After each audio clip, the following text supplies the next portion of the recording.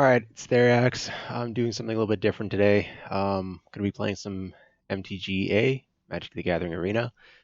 Reinstalled the client for the first time in several years. About a month back, I reinstalled, I guess. Yeah, and I want to be doing some Core Set 2020 drafts, so get in on that.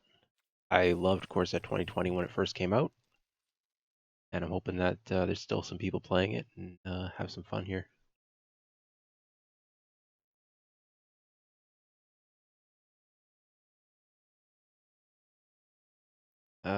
Yeah, it looks like it's not queuing up the fastest. Not terribly surprising. It's been, of course, that 2020 has been available for about 3-4 days at this point for people to draft it.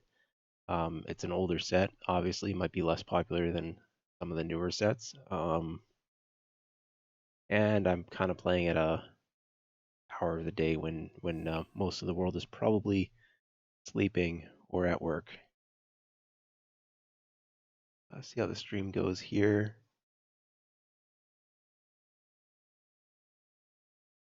Might have some stream issues. If there are issues, let me know. I'll try to fix them. Oh boy, somebody backed out of a draft seat. I just need another 6 players.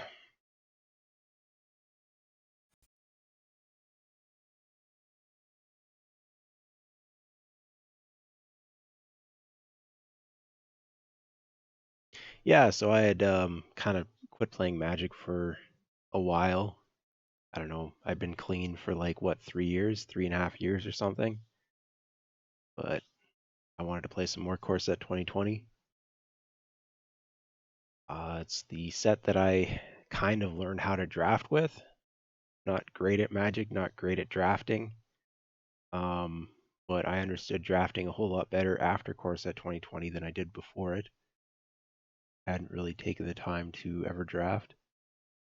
I did pre-release stuff with Sealed Deck IRL, but I hadn't done online Magic and hadn't been in a group of friends drafting or anything like that. Didn't have a game store nearby. Very little draft experience prior to MTG and Core Set 2020. Hopefully the seats fill. If not, I'm willing to wait some number of minutes. There we go, up to 5. We're over halfway there.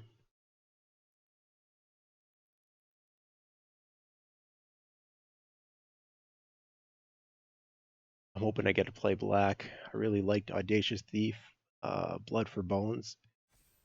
Really liked playing that as well. Remember right, Blue-White Flyers is a very strong deck. Green was pretty good as well. And there's some absolutely broken mythics and even some rares that are probably a little bit too strong. So let's see what we open. 2 more to go.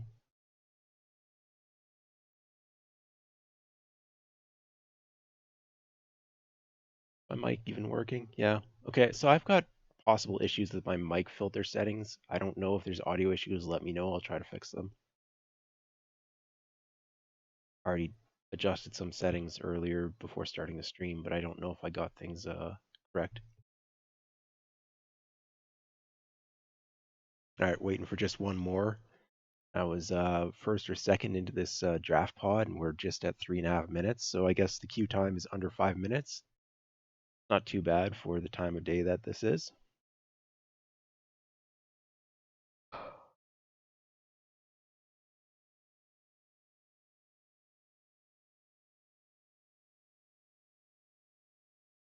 Oh, there we go.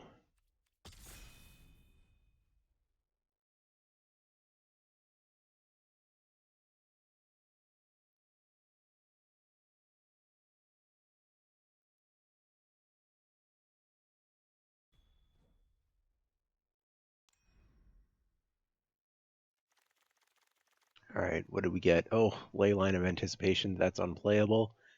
Chandra's quite good, and Tomebound Lich is also quite good as well.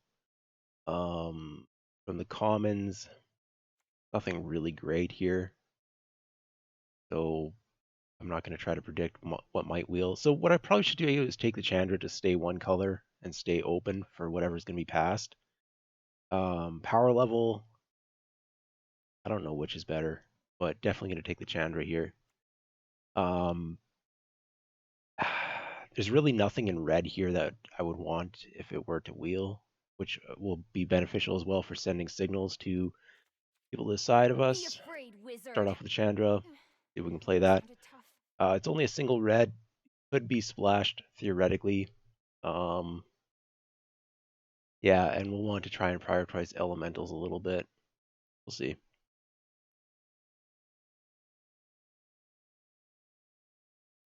You know, always want to start off with like some broken bomb mythic or something, but it's fine. This another unplayable rare. Gauntlet's fine. Not great for either of those. Yeah, all three of these uncommons are rather not great. Whoever opened this pack actually took a common. Um, Sanitarian Skeleton is probably the best common in this pack. Doesn't really go well with Chandra though. Again, I kind of want to be pushing into elementals or something. Reduced Ash is fine. Expensive removal, not very efficient. Can't kill everything, but it's splashable. Which I mean, if I'm looking to splash my first and second picks, that's not great. But like, what else is in this pack? Honestly, Gauntlets of Light works okay if you get that 1/3 lifelink or the 1/3 flyer for white, but it's not something I want to be second picking. Yeah, skeleton or reduced dash. That's really the only options here. I'm going to take the reduced dash to stay on color. God's Willing's pretty good. I don't remember red white being a thing. Rabid Bite's pretty good. Again, okay, so there aren't elementals in white, but there are elementals in green. People really like Ryan Bourne Cutthroat. I didn't really get it. Ember Holler's probably the best card here, other than maybe God's Willing. I should probably take that over Rabid Bite. Yeah, the other common I'd be looking at maybe be Soul Salvage, but kind of just want one, and I'm not at all suspecting I'm in black at all. The Rabid Bite stays with the elementals. Potential plan here, but Ember Holder is probably more higher power level and is on color. Unplayable rare. Uncaged Fury's okay. Skeleton's probably better. Rabbit Bite's probably better, but here we go. I'm going to take the Ember Cat. Uncaged Fury, it's a nice surprise threat. The double strike can really get someone if on an unblocked creature. Decent combat trick, but creatures over combat tricks. Elemental powers up my other elementals, powers up Chandra. Obviously, that's the pick here. Audacious Thief, love that card. I don't know if this is the deck for it. Raise the Alarms. I'm not going to go into white here. And if I was doing white, I'd go for flyers. Um, I like the Pirate. I mean, I like all these black commons. They're all quite good. That means black might be open. And what else would I be picking? Like a Raider's okay, but nothing special, nothing I really want to get into. Rift is, I mean, you can play it as a finisher, but it's not good. Definitely something to pick up on a wheel. Um, I'm gonna pick up the Audacious Thief. I've been seeing a fair bit of black here. I think black might be open, and I love Audacious Thief. Another Ember Hauler. I believe that's the pick here. There's some playable cards: the Spider, the Octoprophet, Agonizing Siphons. Okay, Inspired Charge, but we're not going white. We're not taking a double white card, obviously. So Ember Hauler's on color and a very strong card. Line's unplayable. If somebody wanted gems, they could pick it at this point. But Reduced Ash, I wouldn't want to play three of them. I think I'm fine playing two. I'm just not seeing cards that I want right now. What does this do again? That was put there this turn. So yeah, I don't know. It just seems kind of fancy. Doesn't seem like it'll work out the way that you want it to the majority of the time. Just take a solid removal spell over some weird unknown card. Um, Okay, a 2-drop. I already had got some 2-drops. This one's kind of terrible anyhow. Prismite, sorry, the same thing, kind of manifold keys. Um, yeah, not what I'm looking for. Blade Brand works pretty good with Audacious Thief, actually. So maybe we can make a red-black Audacious Thief kind of deck. This is the opening pack that I had. The rare is still there. The hammer is basically unplayable in this set. So basically, Blade Brand or Ferocious Pup. Inspired Charge is very good. Somebody's going to be happy to get that if they got the Blue-White Flowers deck going on. But we'll take another Blade Brand. Don't know if I'd play it, but Dragon's unplayable. Gauntlets is actually decent. Will I play a Barony Vampire? I mean, if my deck is really failing, maybe, but the power level's relatively low on it. I think I'm gonna take the Gauntlet here just in case, like, somehow that works out and we get into white or something. Act of Treason's good if you have sacrifice effects. We currently have none, but out of all the cards in here, okay, white seems to be kind of open too, but I'm not going to be, it's not like I'm going to be switching off my black. Uncaged Fury came around. I'll take that. Yeah, Reckless Airstrike is actually a good sideboard card, but we're playing best of ones, I'm pretty sure. Actually, I didn't check that, but I'm pretty sure it's best of ones. Wow, okay, so Radar Wield, I guess we'll take that. Yeah, red's reasonably open. Black seemed to maybe get locked down there on the nothing wheeled. Even that pack that had 3 good black cards in it, I don't think that wheeled. So we're solid into red. Don't have a second color right now. Okay, that is a bomb. It's also triple white. I don't think I can take it. God's Willing is good. Cloudkin Seer. If I had any idea that blue was open, that would be the pick. But I can't. Again, I would like to be playing red, blue, red, green, something like that, so I could do more elemental stuff. But I have no elementals at all. Somebody might be drafting elementals. I think the pick here is still going to be the Ember Cat for me. Or I could take this Trailblazer. I don't think it's actually that good. But I don't have any elementals, so what is the pick here? My goodness, I'm running out of time. Well, I think I was going to switch there, but didn't get it. Okay. So what am I taking out of this pack? I guess Spectral Sailor. Because, okay, Blood Splinter is okay, but I don't have any of the skeleton for that. Elemental creatures get trample. See, this is the 3-drop I want to be playing, not the Kelvin Raiders. And I did pick up that Trailblazer. So green is a plan now. The blue's better in here, but the blues that is in here doesn't really work with what I've got. I have no idea what I'm drafting right now. Pattern Matcher is a good card, but we're not. Take the Pattern Matcher, stay open, or shift into green with a solid green 4-drop. That is into that elementals thing that I'm trying to do. Only got the one Ember Cat, but yeah, we'll take the Thicket. Crasher. I love Season of Growth. I don't have anything well, Blade Brands, but yeah, we're not switching to black green. We're not splashing that. Here we go. Leafkin Druid, possibly the best green common. Well, actually, Rabbit Bite's probably better. It's an elemental. It powers up, ramps my stuff. I don't really have anything to ramp into right now, but I'm gonna go with a red-green elementals deck here. I'm gonna bet that it can come through. Pattern Matcher again would be another possibility here. I think the Leafkin Druid is better right now because I don't really have doubles, and yeah, black just isn't showing up. So another reduced ash. We're not going to take a third. Angel's pretty good.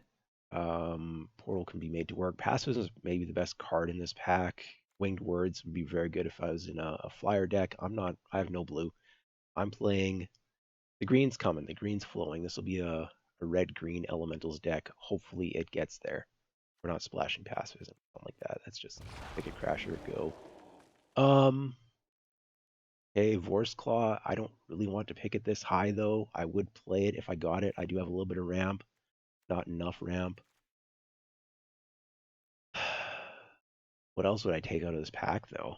Like, let's be real. Overcome? Maybe. But I'd rather have an Overcome or a Vorst Claw. Now, if I had more ramp, I'd pick the Vorst Claw over the Overcome. Could get a Destructive Digger, I suppose. I mean, I'm not really committed to green. I don't really have any 3-drops right now. Goodness, this is terrible. I'm not sure that was a correct pick, but like, what would have been? Also Marassa is good. The 6 life kind of keeps us going, gives us more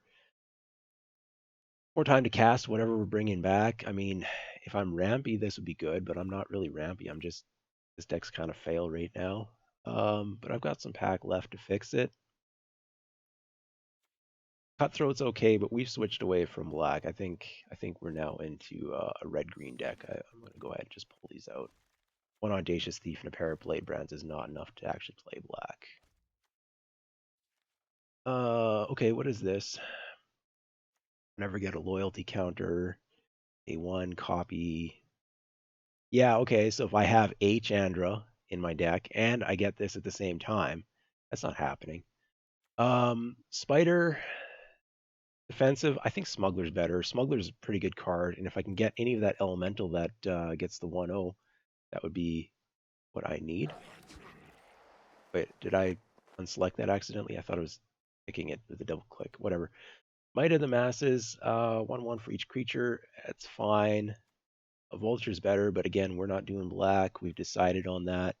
Do I need 2 drops to the extent where I'd take the Prismite, sorry. 3, 4, 5. No, we don't need it. Act of Treason's not going to be played. Destructive Digger's Bill. I don't really want it. But yeah, we got a Palm Spell.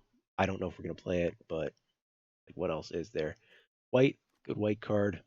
Not playing that. Fry. If we're playing best of ones, then that's not playable. But I don't know for best of ones. The other pick would be Soul Salvage, which could be splashed if I had source tutoring. What's it called? Not Temporal Expanse, Evolving Wilds. That's what it's called. Case possible sideboard card and Plummet, I guess, because I'm not playing nothing else here. Could take the land in case I get a white splash or something going on. Weak 4-drop flyer. Don't need it. Don't need it. Again, I don't think we're playing best of 3, but if we are, then I got some sideboard cards now. How is Pacifism one of the 4 cards left in this? Okay, I said we weren't splashing white, but I'm taking the Pacifism because what's going on here? Yeah, Tech Edge, I mean, maybe we'll play that, but I doubt it. Okay, my deck is lacking playables. Another rare that's basically unplayable. Well, okay, it's not unplayable, but it's not good. Decidedly not good. A Spectral Sailor would be awesome, but I've already given up the whole playing blue idea. There's nothing in this pack, though. Okay, gotta reread this. What does it do? 3 mana of any one color? It's not even good. I don't have a way to untap land. I don't remember there being ways. Like, okay, so there's nothing. Spectral Sailor would be the pick in this pack, but I'm not splashing a Spectral Sailor. There's nothing else. I'm taking the Lotus Field. It's going in the sideboard. It's gems. Basically, it's just gems. Ember Hauler, that'd be a 3rd Ember Hauler. Yeah, my 2-drops are pretty packed up right now. So I've got lots of 2-drops that are aggro-y, but then what? Yikes. Frost Lynx would be great. We didn't get there on the elemental plan. This deck is not going to be. I think I missed. I should have been taking blue. But 3rd Ember Hauler, we'll take that. It'll be fine. Field of the Dead, very good card. Got banned in standard. Not something I'm looking to play here. Lavakin Brawler, my first Lavakin Brawler. Definitely taking that here over the Goblin Smuggler would be the next pick. And Thornwood Falls, but I don't have any blue that I want to bring in. I've been skipping on that. This is a pretty clear pick, I think.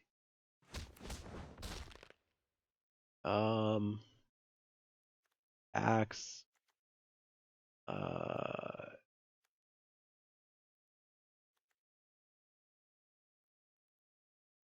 It's between Marauder's Axe or Fire Elemental. I don't have anything right now that's cost more than 4. I should have taken the 7/7 big dumb guy. Maybe I can pick one of those up yet. I think I'm taking the Fire Elemental. I don't really have the Ember Cats. I only have the one. I think I missed out on one earlier. 2 creature cards with different names. Reveal them, put them into your hand, and shuffle. It's not good, but what else is there in here? Like, Infuriate is not something I want to be playing. I'm not nearly aggressive enough for that. My curve is not where it should be. Shared Summons is probably the best card available for me, and yeah, we'll probably play that.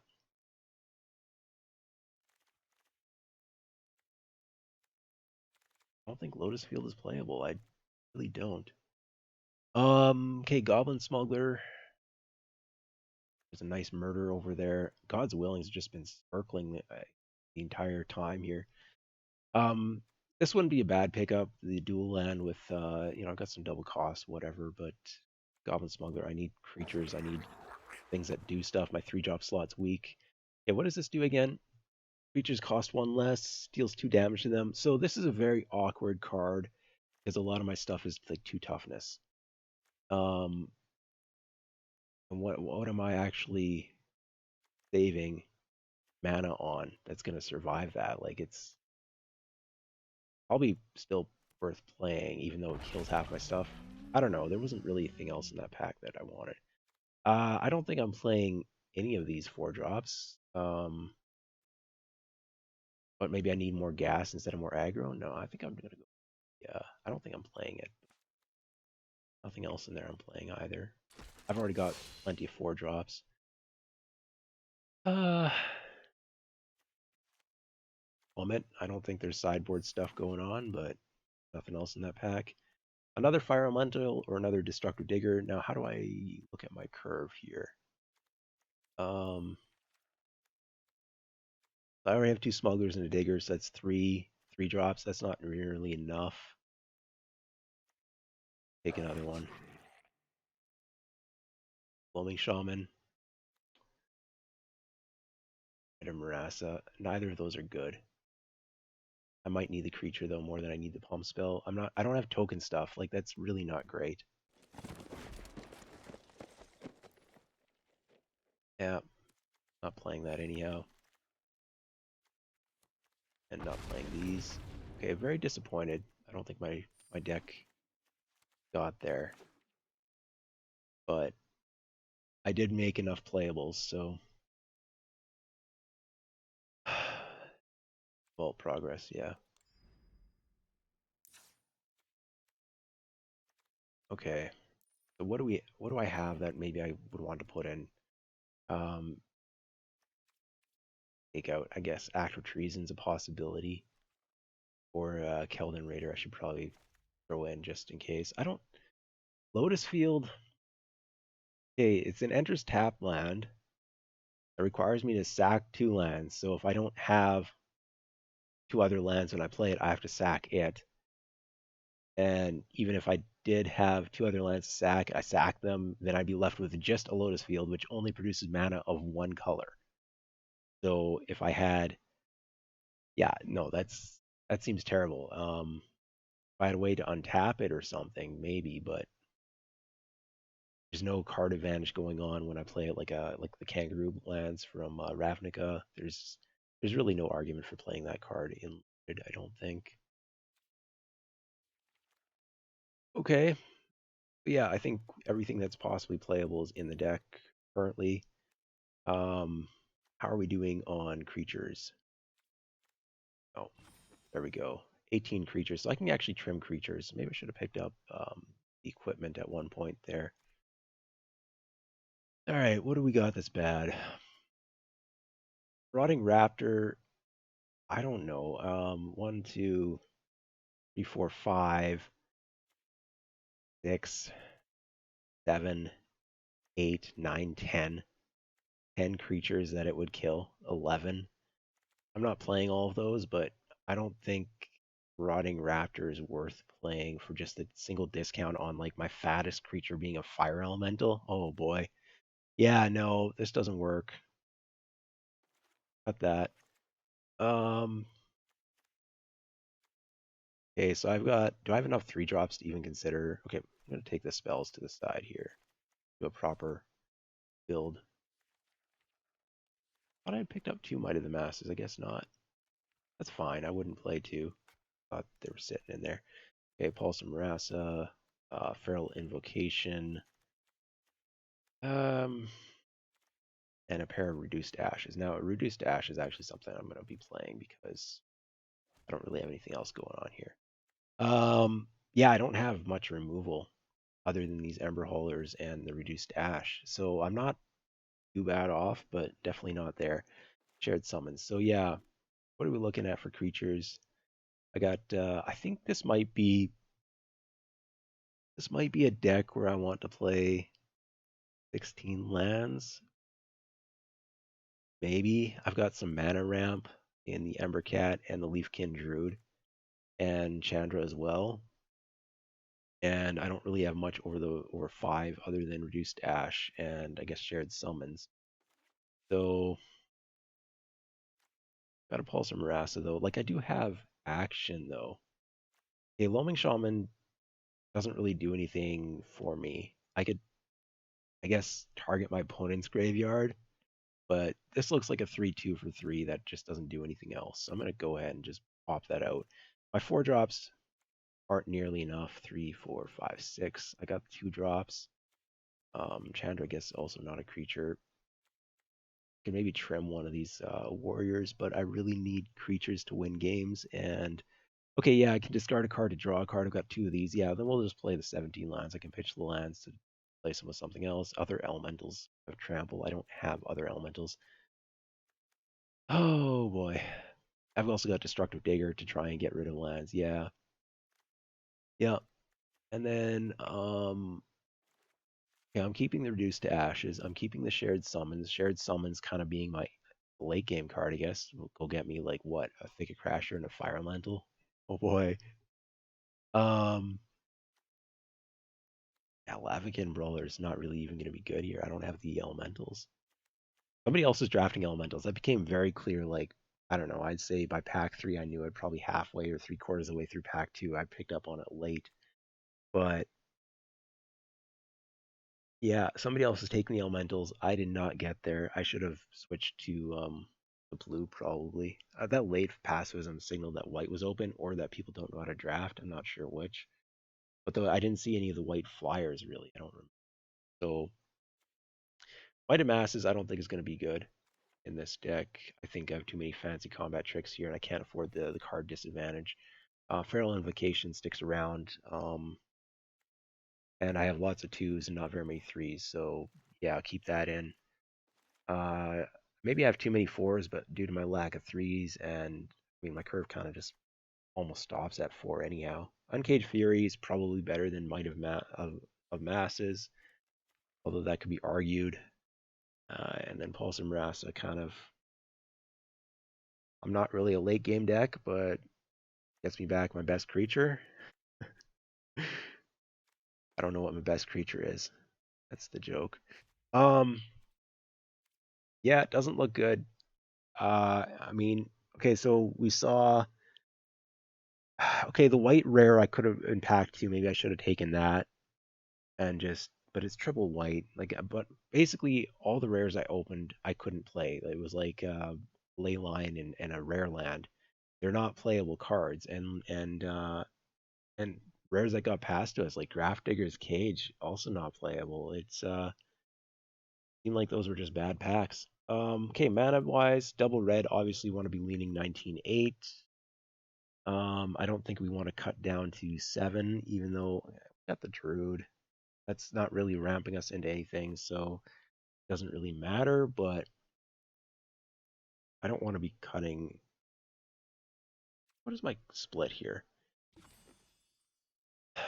17 red, 7 green. I mean, I guess I could cut down 1 forest, run 1 more mountain, so I get the Ember Holders on turn 2 more frequently. Parallel Invocation is not really a 3-drop. So I don't necessarily need the green early. Golden Raider, double red. Let's just play it as is. I don't really know how to play it. I don't know how to draft anyhow. Let's be real. All right, there we go. It's a bad deck, and we'll see if we can, get our 3 wins or something. I'm hoping.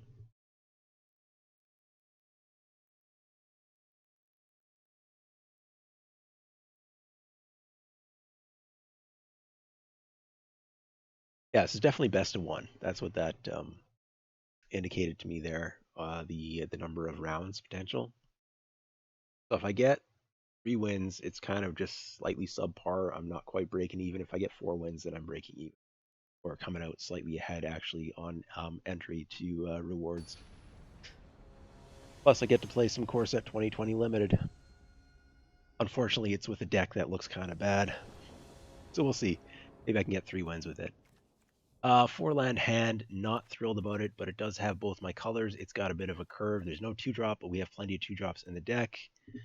Opponent's going first. I don't think I'm going to get overrun. Hopefully not. Maybe I can draw a 2-drop with my extra draw steps here. If not, then my first play is going to be a Goblin Smuggler, which is, I definitely would be on the back end at that point. There we go. We hit a 2-drop. Let's go. Okay, so pair of 1/1s, but I can block one of them. It's not at all concerning. So white's one of their main colors, and then they have a blue splash. They're white-red with a blue splash. Maybe that's what I'm thinking here. They picked up 2 of the soldiers, so actually they don't have more than that, I don't think, because otherwise they would have... They're not going over hand limits. They would have gotten more if they had more. Alright, let's just stick on plan here. I think I'm going to pitch a land, because I don't need to get that... Yeah, I could definitely have an extra land here, so I'm going to discard a land to draw a card. Trying to use up all my mana here. Yeah, drew another mountain. Nice. Ember Hauler is not something I'd really be looking to kill off. Yeah, there they've got a Chandler's Outrage. So yeah, they're definitely red as one of their main colors. 5 mana. I guess a Fire Elemental. I could drop 2 different creatures and I'd be able to block more. And can't sacrifice this though, because I would be... Yeah, let's just put a fatty Boom Boom down, see if they have another removal spell. Unfortunately, it's only got 4 toughness, so it would die to another Chandra's Outrage or something like that. If they hit a Pacifism on me here and just get in for a ton of damage or something like that. Oh, Packmaster. Oh, okay. So I'm definitely on the back foot. I can't do shared summons here when I've still got creature castable. I don't have an attack. I'm not trading a Firemental for a pair of like Battalion Foot Soldiers, so just gonna turn here. Maybe I could have attacked because I had the Ember Hauler on the to prevent the double block. Yeah. Yeah, second Chandra's Outrage. Looks like their deck isn't very good in terms of the creatures, but they have 2 Chandra's Outrage early, so they're not looking too bad off either. No, I want to undo that. Trying to block. Sorry. I guess I'm just trying to trade off my dudes, but like, that's so bad. I can't even like stack this, deal damage to something in addition, like block here. This is just trade off all my dudes, and they're left with a pair of 1/1s, kind of.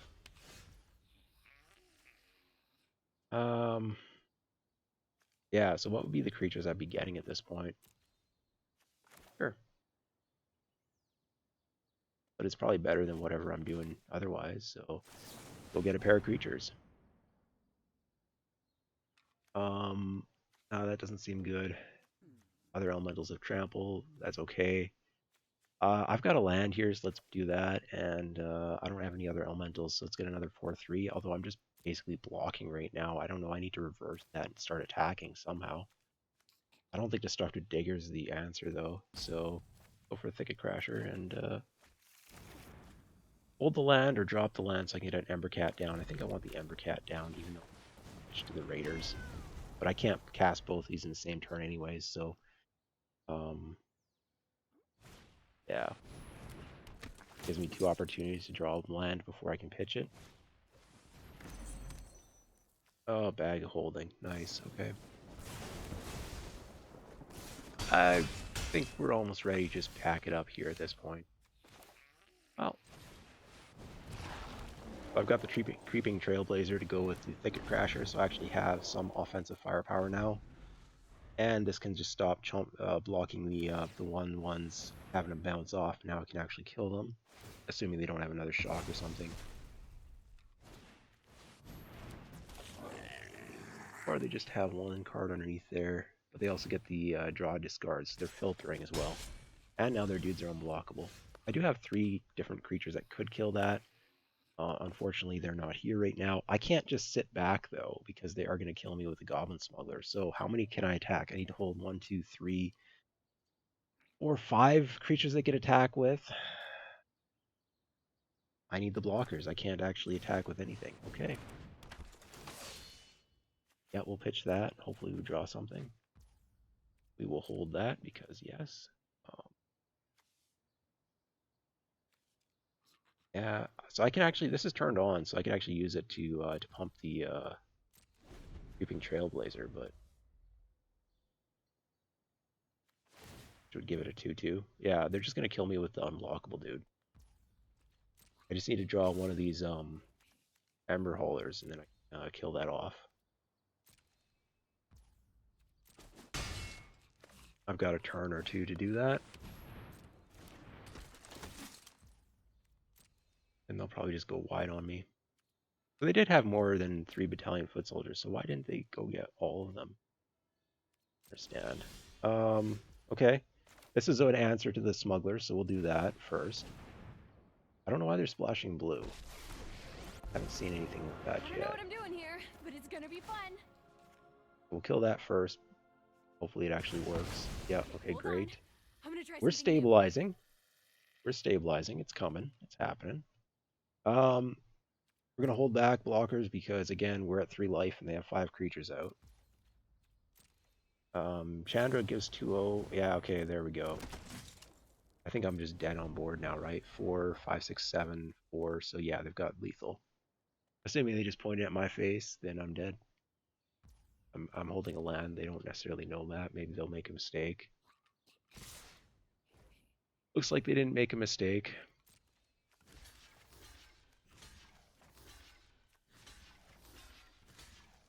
I think I've got a thing going on, one of those daily quests or whatever, that's going to give me triggers off my opponent's creatures dying or something. So there we go. I got like +3 on that. Alright, I was on the back foot the whole time. Deck's not good. I didn't get an aggro draw. It was a questionable keep, the 7, but I think probably was better than so the one potential mistake there is not attacking with the 5/4 when they had a bunch of 2/2s out when I had the Ember Hauler out and mana to activate it. Because they would have had to triple block in order for my Ember Hauler to not just kill one of their dudes and prevent the 5/4 from being traded off with the 2/2s. So that's probably a mistake there. Other than that, the keep was questionable, but I don't know. If I rewatch the replay, I'm not sure I'm going to see anything that going to stand out as being something that could have changed the outcome of that match. All right, so we're 0-1. Hopefully it turns around.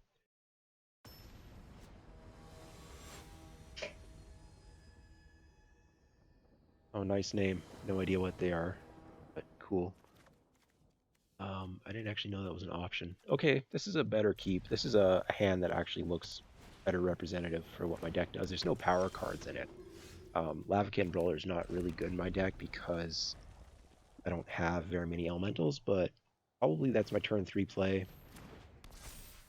It counts itself, so it's going to be a 4/4 when it attacks. Yeah, okay, so they've got a 2/4 going to town. That is, I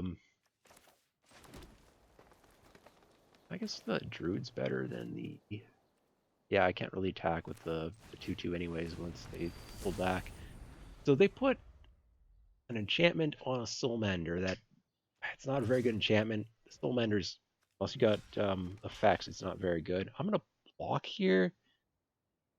I don't think combat tricks for 1 in white. I don't remember there being any in the set other than protection. So looks like they're stuck on 1 land. Did they forget to play one, or did they not draw one? I don't know.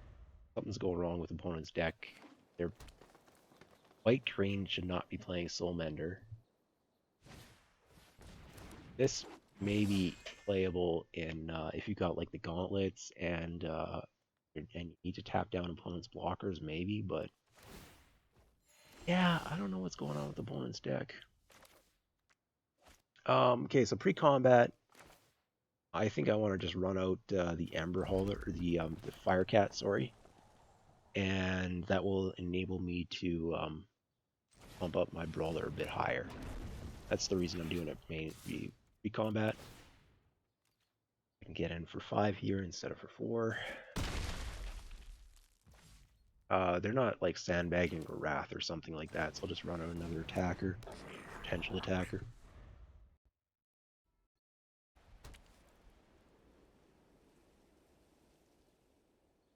I think they just forgot to play a land on their second turn. I don't know. They haven't cast anything that costs more than 1 mana yet. There we go. Okay, some generic 3/3. Actually might be good against us. Ish. Like, it might... Oh, sorry. What? It's not good against us, but it might slow down our attack. That's a 3 mana activated ability. I do want to be using it, but I don't want to use it now. Like pre-combat is what I'm saying. I want to run this out so that I can prevent the double block. That's what I'm trying to do here, or punish the double block. I don't think I really have a good attack with the Brawler, though. Maybe that was a mistake. Do I have a good attack? The Digger can't go because of Soul Mender. The Brawler would trade off with Corsair and Soul Mender, which it was fine if they're not having if they don't have a big creature coming down after that. That'll shut down the rest of my guys because that would unlock an attack. I can do an additional 2 damage there. I could actually clear it, right? So this is 5, then 2 from that, 7. So that'd clear out a Soul Mender and Corsair. This is probably the best I can do. Like I could sandbag. I don't have a. They probably have a better late game than me because I know that I don't have anything um, more expensive than 5. I don't really have much of a late game. I don't want to lose my Brawler because that's my only big creature on my current board. But yeah, exactly. This right here is fine by me. I think. I think it's okay. So we're trading off 2 pieces of cardboard for 3 pieces of cardboard, sort of. But like it's not like my dudes are able to do anything unless I clear that out. So I think it's still correct. I mean, this isn't really a good board state for me, but okay. So if I play a land, then I can sack a land, which is actually pretty great because I need to wait. No, I didn't need to play it. Ah, that's a mistake. Playing a land. Yes and no. I'm already holding so many lands. I can't like pitch them all to the Keldon Raiders because I only have 2 of them. I guess it isn't a mistake. And I've got that shared summons, which does like to have a lot of mana, but yeah, I thought I needed to play a land in order to be able to activate the Destructive Digger, and that's the case. Another Battalion Foot Soldier deck. Like, how many is he gonna pull up? None. Possible they don't have more than one, but they shouldn't be playing that then. My opponent's deck might be worse than mine based off of what I'm seeing so far. Like, the cards that they're playing are particularly good. Says the guy who like doesn't. Do I even want to? I want to activate the Destructive Digger, don't I? Yeah. So maybe I don't even want to attack here into the Foot Soldier. I mean, yes, but no, because I think they might have enchantments and junk, but I could also use it to play whatever I draw. So I think I should have done this pre-combat. I should have done that first main phase in order to be able to cast its second main phase, but actually won't have. I don't know.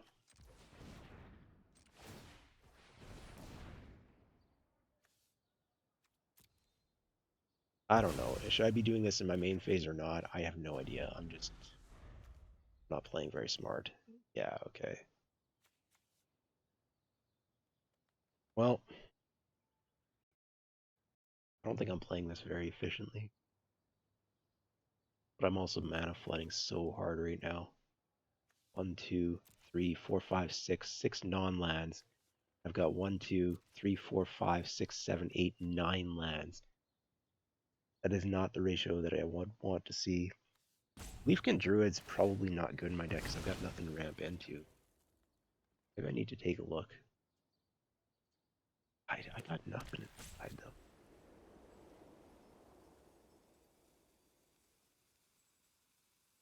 My next best card would be a Pulsar Marasa. Maybe I need that. My creatures are so small and bad that maybe I need more combat tricks.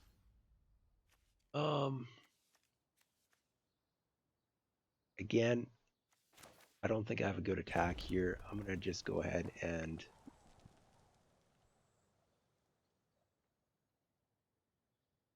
sack a land to draw a card.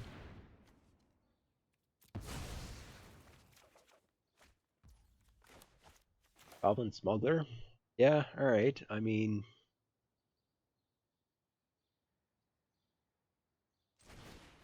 I could start racing them, I guess. I mean, they'll get a really good attack back. I don't think I want to actually use this right now. Absolutely ridiculous right now.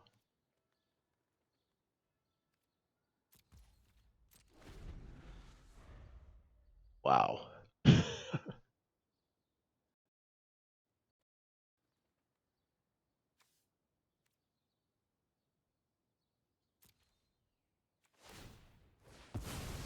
Yeah, this guy's about to get bigger. Maybe I should have attacked earlier.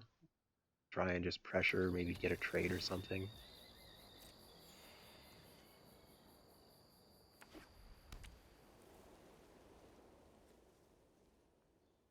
This guy's about to grow, so I need to be getting in for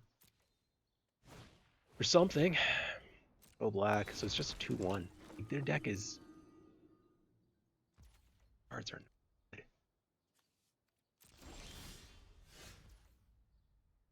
Same with everything on my side of the table, so I don't know, joke's on me, I guess. Run another land out. The reason I'm playing again so that I can do something combat oriented here. Then the Goblin Smuggler or not, I mean, Lavakin Brawler's dead, so why not just send the Smuggler? There's nothing he's going to be smuggling in that matters.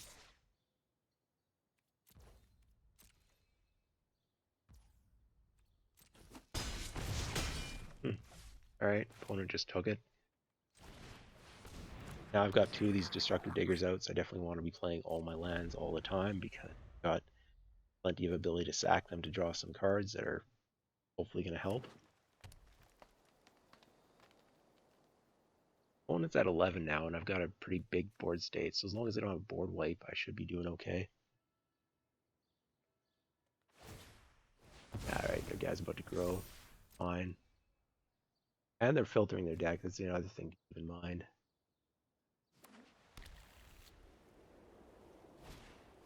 Okay, well that's actually a good card. Now the pressure's on. Oh, I should have done this in response to kill that. I was sleeping at the wheel, straight up. Missed it. That would have been a really good thing to do. Yeah. Wow.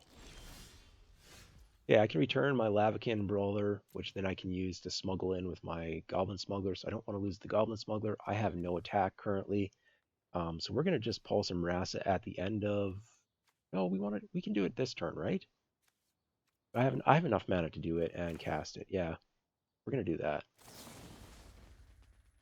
So Lavakin Brawler to my hand. If I'd stacked the Umber Hauler to kill that Elvish Reclaimer, I'd actually be feeling pretty good right now. I didn't need to play that land for the casting, but actually I want to play it to keep Ember Hauler up, plus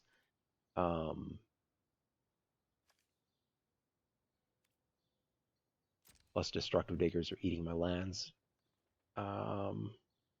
That tapped incorrectly. This can only be on an Elemental, whereas this, if I kept this up, I would have been able to activate a Destructive Digger, so I need to pay attention to that more. Not allow the auto tapper to do auto tapper stuff. No attacks here. and the turn. So okay, that's two mistakes now. I had the failure to sack the Emerald Hauler to kill the Elvish Reclaimer before it grew or in response to growing, and right now I could be sacking a land to Destructive Digger, only to one of them, if I had tapped the Ember Cat instead of the Leafkin Druid. Or maybe not because this was already adding double, so maybe not. No, I was kind of short. Yeah, okay. They're playing a Leyline of Sanctity. My opponent doesn't know how to draft. It shouldn't be in your main. This shouldn't be either, but this does nothing, basically. It's a 4-mana do-nothing aura. Or not an aura, just a global enchantment. Um, can't activate this. The Ember Hauler killing something is basically irrelevant. Right now we're into smuggling territory. And until they can shut that down, we're just going to keep doing it. Yeah. Can't be blocked. It's getting some pump here. 5 damage. Nice. I could have drawn pre-combat here or something in order to see if I drew another elemental or something like that. But I'm just going to pass here. Um, that's really something I should have thought of, but I mean, the odds of drawing another elemental aren't exactly great. My deck doesn't have a ton. I'm kind of worried about some sort of like overrun ability or something. You know? So having more blockers would be great. Okay, so they're gonna tap him down. This is when I activate him because he's not able to block then anyways. So we might as well just go ahead and tap. My opponent isn't holding any cards in hand, so they don't have a pump spell, so I don't have to worry about that. I can chump this guy for days. There's no trample. Um, the only way I could lose is if like they had the overrun replacement, whatever it's called.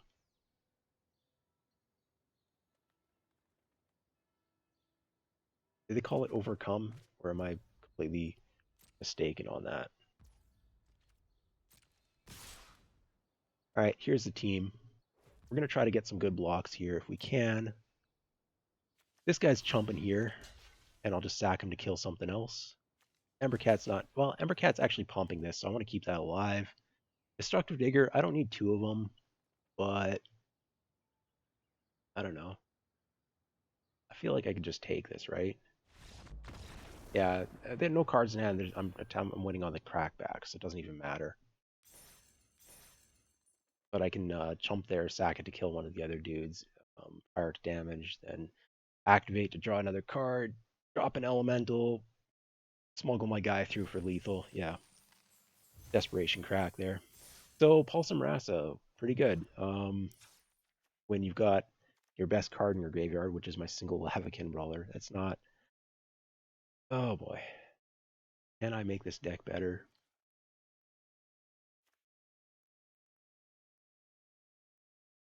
Fry's good, but there's only about a 30-40% chance of it being turned on. Most decks being 2 colors and all that. I could pitch it to a Keldon Raider, but it's something I should think about putting in. I've got 2 reduced ash though, so I can already kill things that have 5 toughness. I'm not seeing flying decks right now or artifacts I care about. Act of Treason's like not where I want it to be. Leafkin Druid is pumping up my Lavakin Brawler. It also theoretically allows me to ramp into an aggro draw a little bit harder, but my aggro is just kind of weak. Feral Invocation, I'm sticking with that over Might of Masses. Sorry, I named that earlier, but yeah. Don't you wish dragons were awesome things that you wanted to play? Oh well. I mean, Tech Rift is maybe something I should consider as a win con actually. If I can get those stalled board states like that last game, then Tech Edge makes them all my creatures unblockable. Is that better than like a Feral Invocation? I don't think so. I don't think that board state's going to be terribly common. All right, we're 1-1. So keep it going.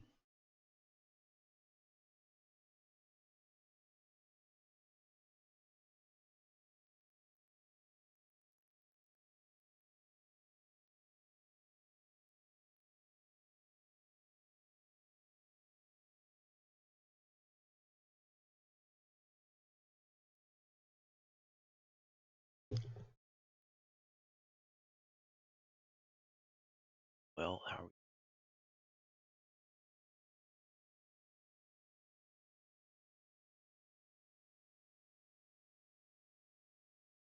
Twitch likes to tell me that I've got an average bit rate too high and that my stream is unstable, but it doesn't actually ever appear to be unstable. My bit rate's set to guidelines, I thought. Pretty sure. This hand is awesome.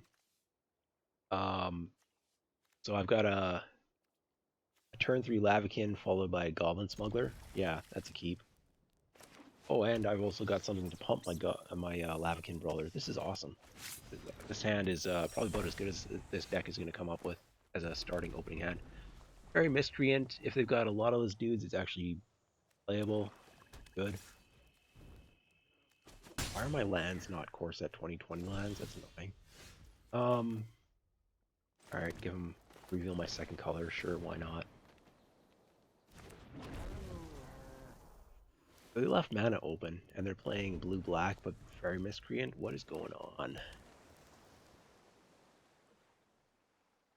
Yeah, they're looking at it. They got removal? Got something. Counterspell.deck? I don't really want to be casting Lavakin Brawler on this kind of a board right now. I think I'm just going to attack and play the Destructive Vigor to bait a Counterspell, maybe.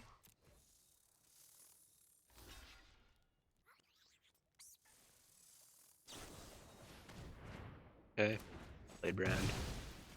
They used it on my ramp guy instead of on my fatty boom boom. I'm fine with that. I'm just going to use up my most mana here, play something with higher power. Smuggler is a worse attacker than the Destructive Vigor, and I care more about the Smuggler than the Destructive Vigor in terms of like going to the late game. I'd rather trade this off if they're playing. Okay, Mill Strat.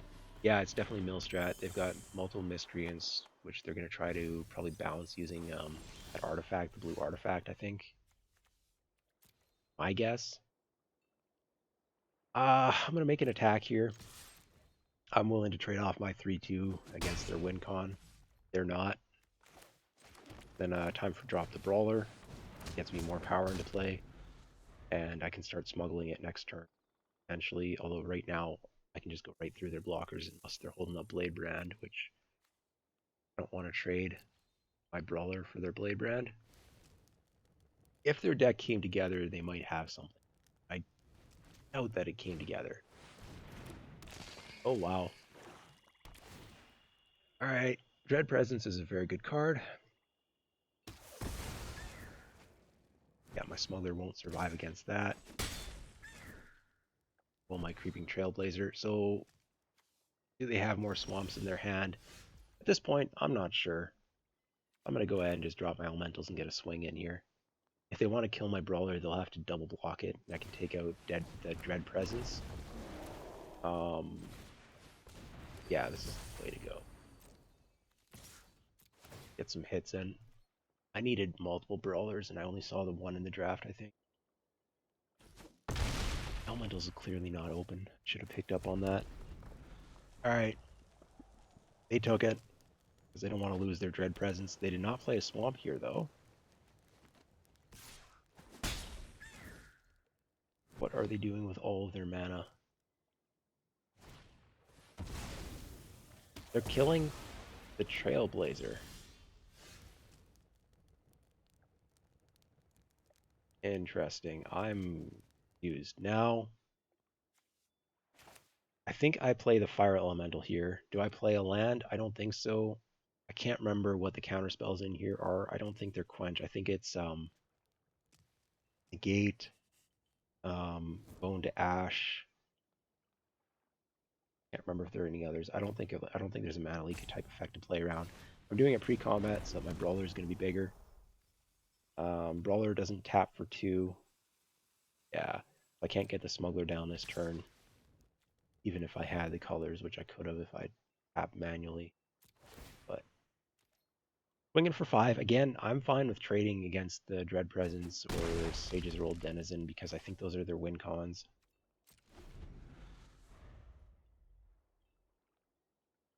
I'm actually looking okay right now. I'm sure they have something though. Okay, Soul Salvage. They tapped potentially to get back. Yeah, okay, so they've only got blue creatures to bring back. They're drawing a card, milling me for a bunch. Yep, that's cool. I still have way too many cards left in my library for that to really matter. If they had a second Sage's Roll Denizen right now, then I'd be a little bit more concerned. But right now, I think, yeah,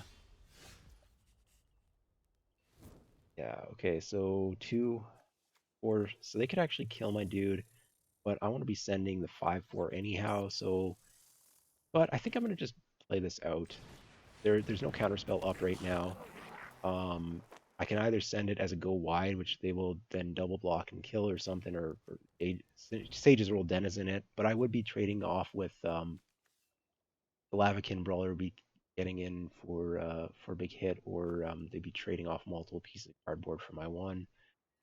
But I think it's better to just smuggle here, even though I'm sending the Fire Elemental. Yeah, I think I'm just gonna smuggle. I don't even know if I'm gonna send the Fire Elemental then, because the Fire Elemental attacking without no, it's still a good attack. Like, okay, so their best block would be like the Sage's Row Denizen plus the 2 Fairy Miscreants, or Dread Presence plus Sage's Roll Denizen, and then I leave one of them alive. And I'm fine with that trade, honestly.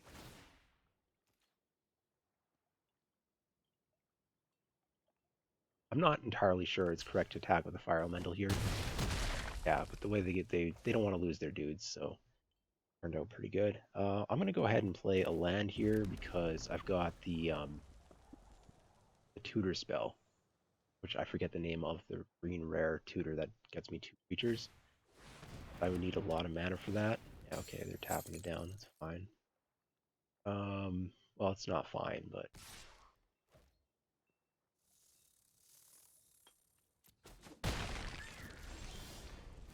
come on. There are cards in my deck beside lands. I honestly, I don't get it. Okay, they're just gonna chump here. That's fine. I can't really do anything. The Goblin Smuggler will get killed by the Sage's Roll Denizen, so nothing changes there. I wonder if they're gonna actually have another Soul Salvage to bring back the Fairy Miscreants, because you can actually play. You could probably get a whole bunch of Soul Salvages in most drafts. Most decks only want one, and the Sage's Roll Denizen probably not terribly hard to get a bunch either. Yeah, another Swamp, so 2 more life for them, and they're gonna kill my dude. Yeah, fair. That that hurts, but my Lavakin Brawler is already out of the equation, so better. Another chump blocker. Yeah, it's probably not going to do anything more than that. But I need to draw some things that aren't lands now. Like, this is not looking so good right now. I'll take the hit. I'm not really worried about my life total. Okay, so I don't actually know how many of the milled cards were 1, 2, 3, 4, 5. I think these 2 were milled, definitely. I think those lands were milled too, though. So I don't know. Play land, don't play land. That's kind of the question. Doesn't matter. We're gonna attack first here. They could double block. I don't think they're going to. Wow, they actually are. All right. So if I ever drew something, I would now have a way to attack.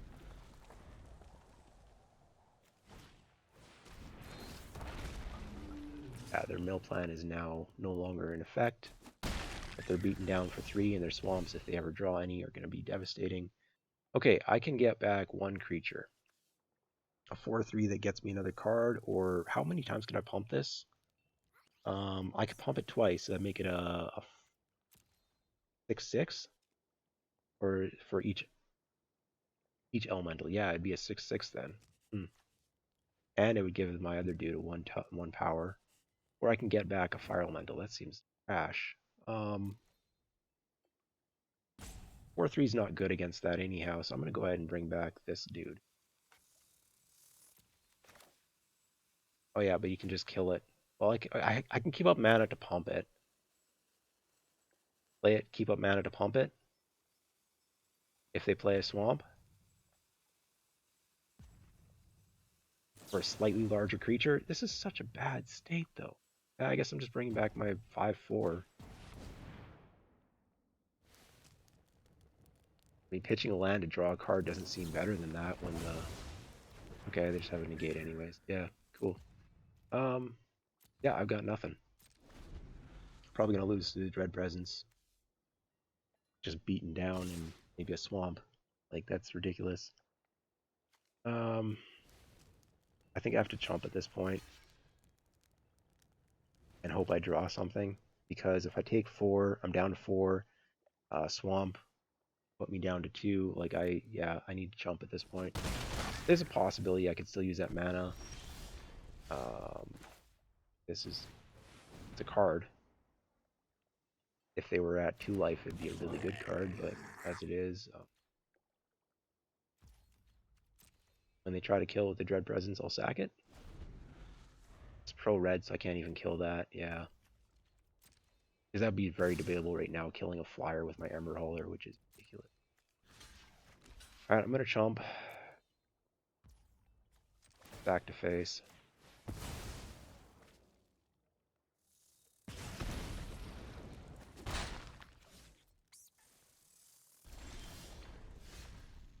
That's a creature, but they probably have a removal spell right now or something. Like, they've got 2 cards in hand. Neither of them are swamps, is what I'm thinking. What do they have is the question. If they have a swamp, their attack would be lethal. Okay. I don't even have that choice of blocking. Yeah, I'm gonna lose. I'm losing to Dread Presence Beatdown. Okay, I can go get 2 creatures with different names. Actually, different names. I can't get a pair of Ember Haulers. Well, nuts. I need 2 blockers here, so Ember Hauler plus Goblin Smuggler. If I had the mana. I don't have the mana. I think I'm just dead, but... Yeah, I didn't have anything else that cost 2 mana that I could get. Yeah.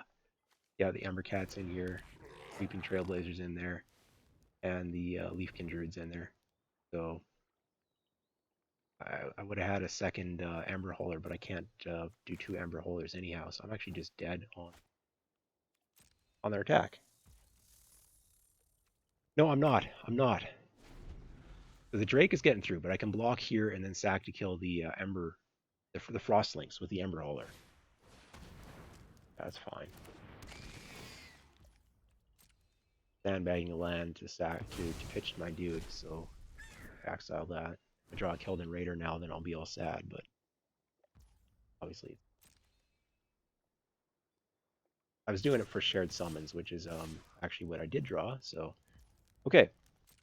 Good news is I'm not dead unless they have a swamp, which is the same state I was at before this attack, so. And I have a 4/3 trample that's about to untap, which actually represents lethal because they only have the 1/1 back to block. So if they have nothing,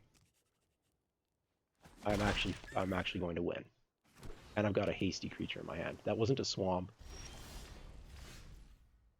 Alright. Feral Invocation's actually good here as well. Turns my Goblin Smuggler into lethal attacker. They need now 2 things to deal with this.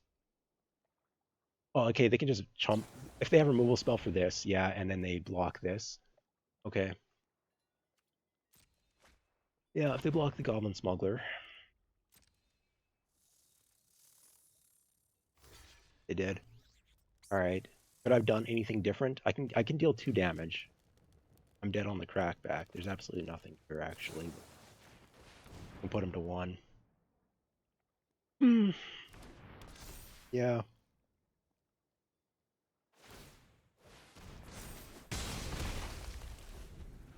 Oh, that was tight.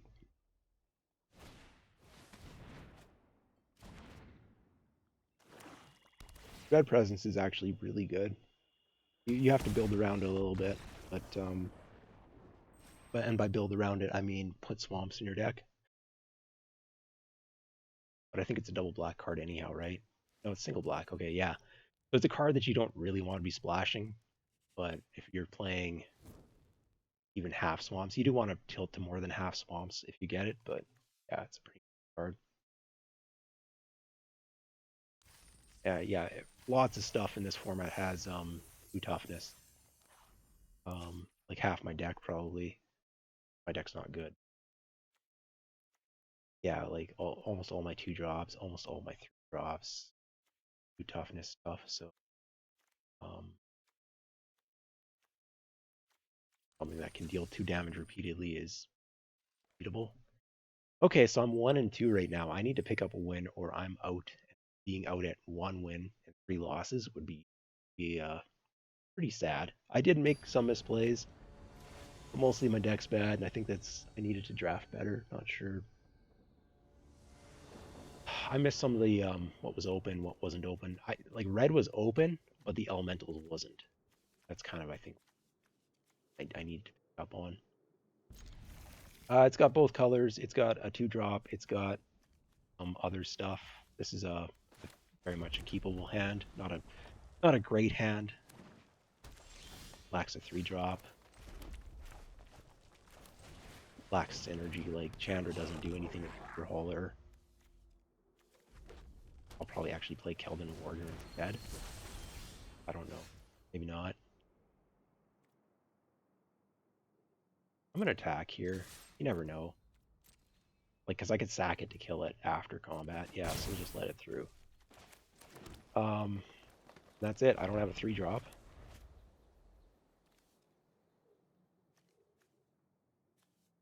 I think I want to play the Thicket Crasher before the Chandra. I want to be able to attack with it earlier. Like I'm a bad mid-range aggro deck, but I am an aggro deck. I need to prevent this from getting to the late game where they have better cards than me. Okay, yeah. I love Season of Growth. I'm gonna have to trade for that. The Ember Holder. Do I want to do it right away, or do I want to wait?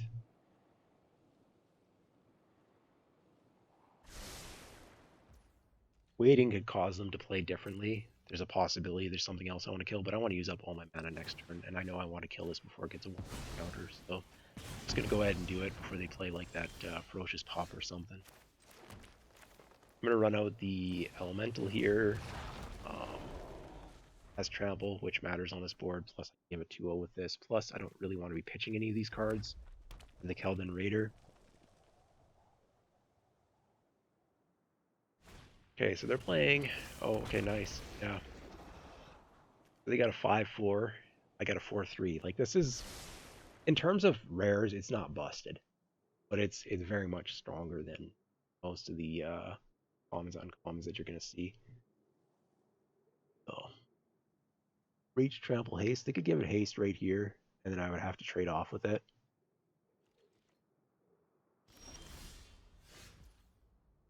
Have to, want to. I'm not sure which.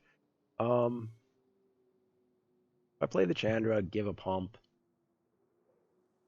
swing for 6, they don't block, they crack back at Chandra, Chandra's still alive, that actually seems okay. The other option is to play the Lavakin Brawler, pass the turn, next turn get a bigger hit with both of them plus the Chandra. I don't think they're going to block, but I do want to have more creatures before I put that Chandra out, I think. So I'm going to make the attack here. They're not going to block.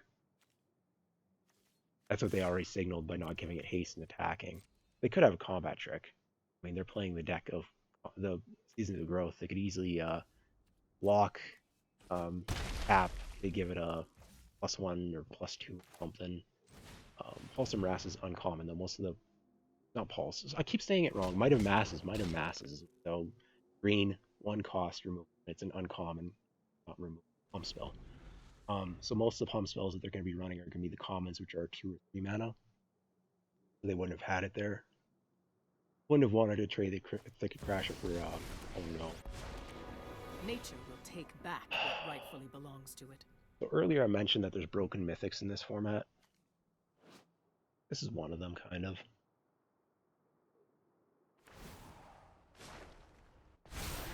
I'd get out Surprised of the I didn't way use if it as I a were removal you. spell.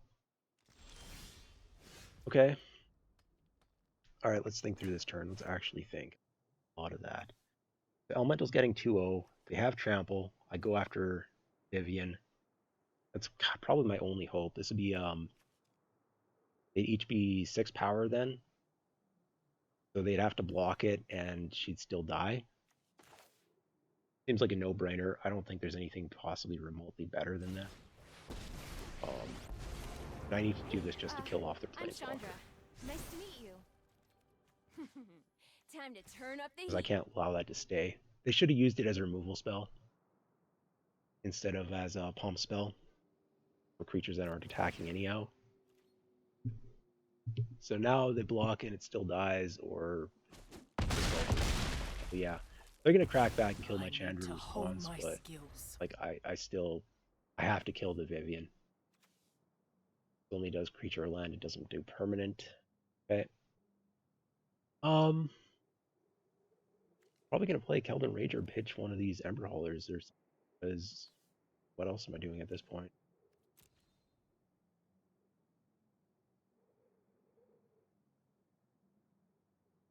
I'm just assuming Chandra's dead.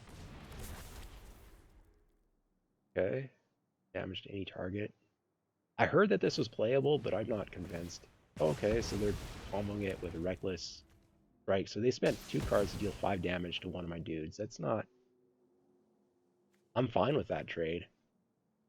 I really wanted to keep this, but like they just spent 2 cards for that. I guess it gives... No, that's such a bad combo. The Reckless Airstrike is like borderline playable, so this makes it better. But you're putting a mostly bad card in your I deck in can't order to stay, play but trust that I another haven't given up on you. bad card or bad card. I don't get it. Um, get my elemental back. That doesn't sound good. I need to be casting actual stuff from my hand right now. Yeah, make the attack first. I think I'm not going to be doing it blocking. Just a 2/4 when it's blocking. It's bad in that regard. I don't think I can race them, but ah shoot. Right, they gave it an extra toughness. Yeah, I can finish it off with an Ember Hauler, but I don't do that. Do I? They're kind of starved on mana, but I think I need to get the Keldon Raider out. Just so I have. Yeah, this is the pivotal decision moment of the game.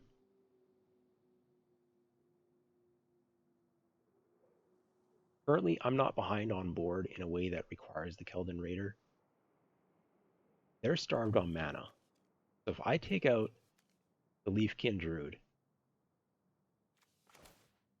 that might be better than getting some random 4/3 on the table and drawing a card.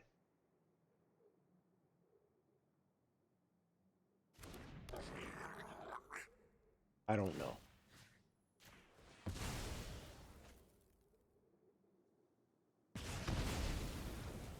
I don't know. I'm going to keep holding this land even though I'm a little bit mana choked at the moment, because I want to pitch the Keldon Raider. Although, yeah.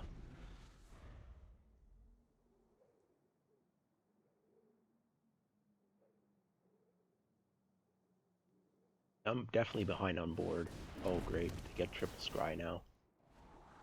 Yeah, they'll find their lands. Not a question anymore.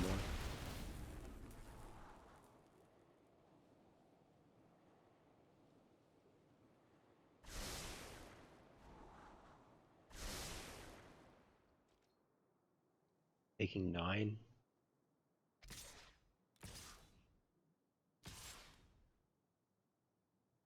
Not holding. They're holding the Ceratops back? Are you kidding me? Why? I've got a single Lavakin Brawler. Yeah, they're at 14, but even if I drop down one of these Scampering Scorchers, I'd only be able to tap for like 7. And that would use up all my mana, so he's like, Home Spell come behind her. Alright, pitch the Forest.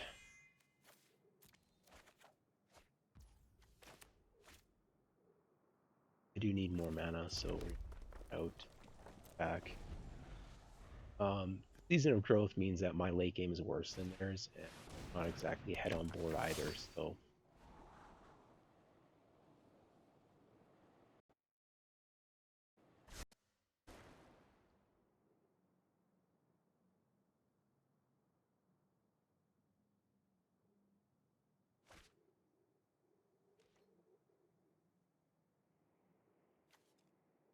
Pulse Marassa bringing back like a Crasher, I guess. Cool. My Lavakin Brawlers never get big though. Just a wall is ridiculous.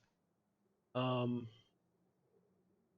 attack with the Lavakin Brawler, they're just gonna trade it off with the Raider. Again, my late game is not better than theirs, but I've got nothing better here to do than just run out Destructive Digger and Ember Holder. If you want to play the land, then I can activate. I do decide to do something in response, and I do need more lands. The Destructive Digger stuff to start happening. So I can't hold the land for the Keldon Raider if I'm going to be throwing them away to the Diggers. Yeah, okay, so they get 2 triggers on their Scry.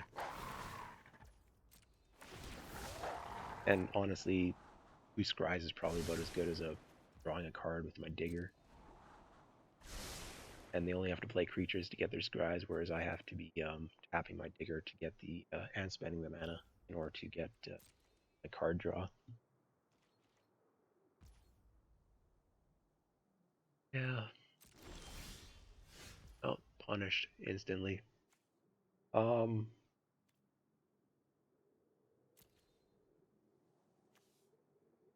gonna pass turn here, holding the Raider in my hand. This is the kind of deck that actually could run the Overcome 2/2 trample, whatever it is.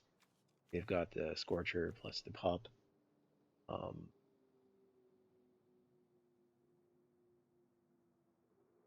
Again, my late game's not better than there. I do need to be adding to my board, but I think I'm just gonna hold my mana, activate the Digger. I'll just do that now, though, right? Like, yes. Probably done it. Not that I think anything might unlock an attack, but yeah.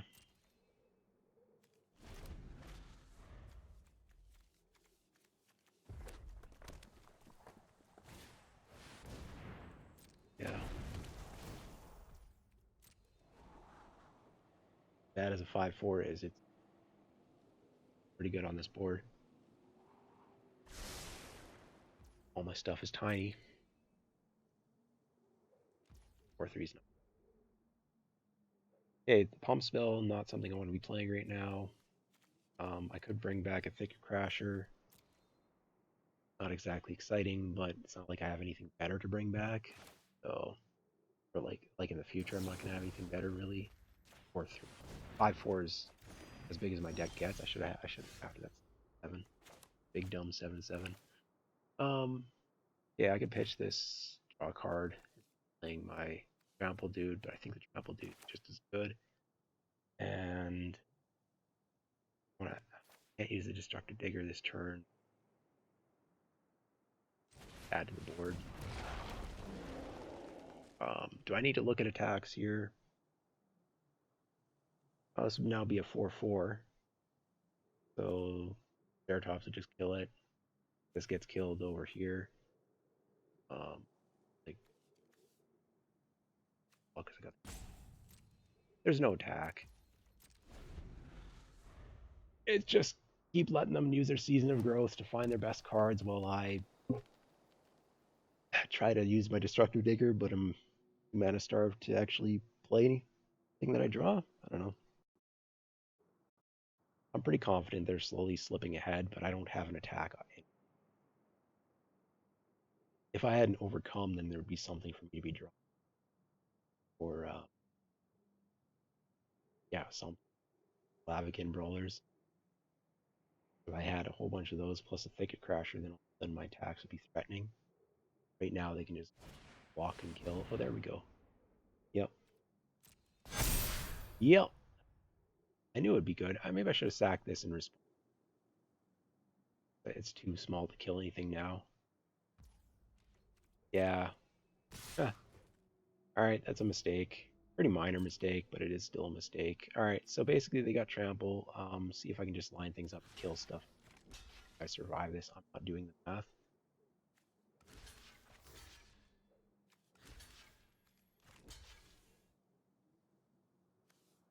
power 3. Kill something while I'm at it. Still taking lethal, right?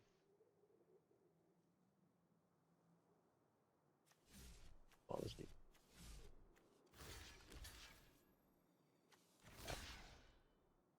Pretty sure I'm still taking lethal, but I'll just pretend.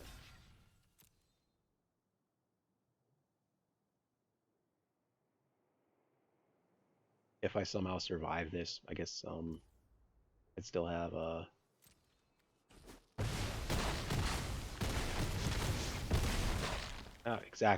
exactly. So I could have stayed alive. I put the brawler in front of something else instead of the 3 power thing. I could have actually survived here, and I would have been at 1 life, and they would have still had this board. So I could have played. Yeah, blocking didn't matter. It is technically a minor mistake on the block. I guess if I had Wrath of God in my deck, but okay. So this deck failed. Um, Not terribly surprising. What's the date?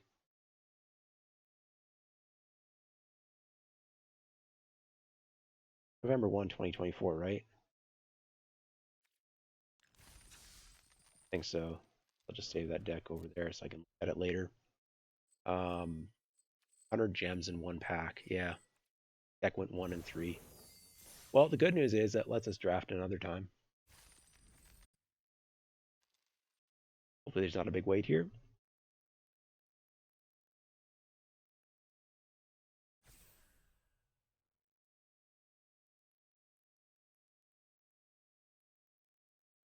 I don't know. I thought the deck could do a little bit better. I did misplay it a little bit. I did mana flood a little bit the one game. One game was close. I got my opponent to 1 life. Like that matters, life or 20 life, it's the same difference, but close game. But my deck wasn't very good. Hopefully this one's going to be better. Hopefully I actually have a playable rare.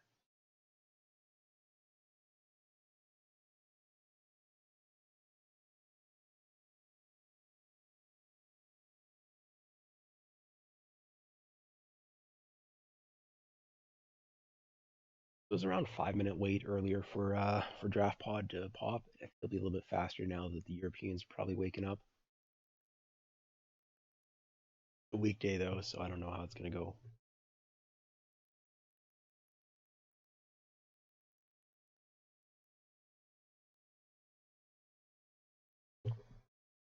Biggest issue on filling these pods is probably 5-year-old set. Not be a lot of people playing it over offerings.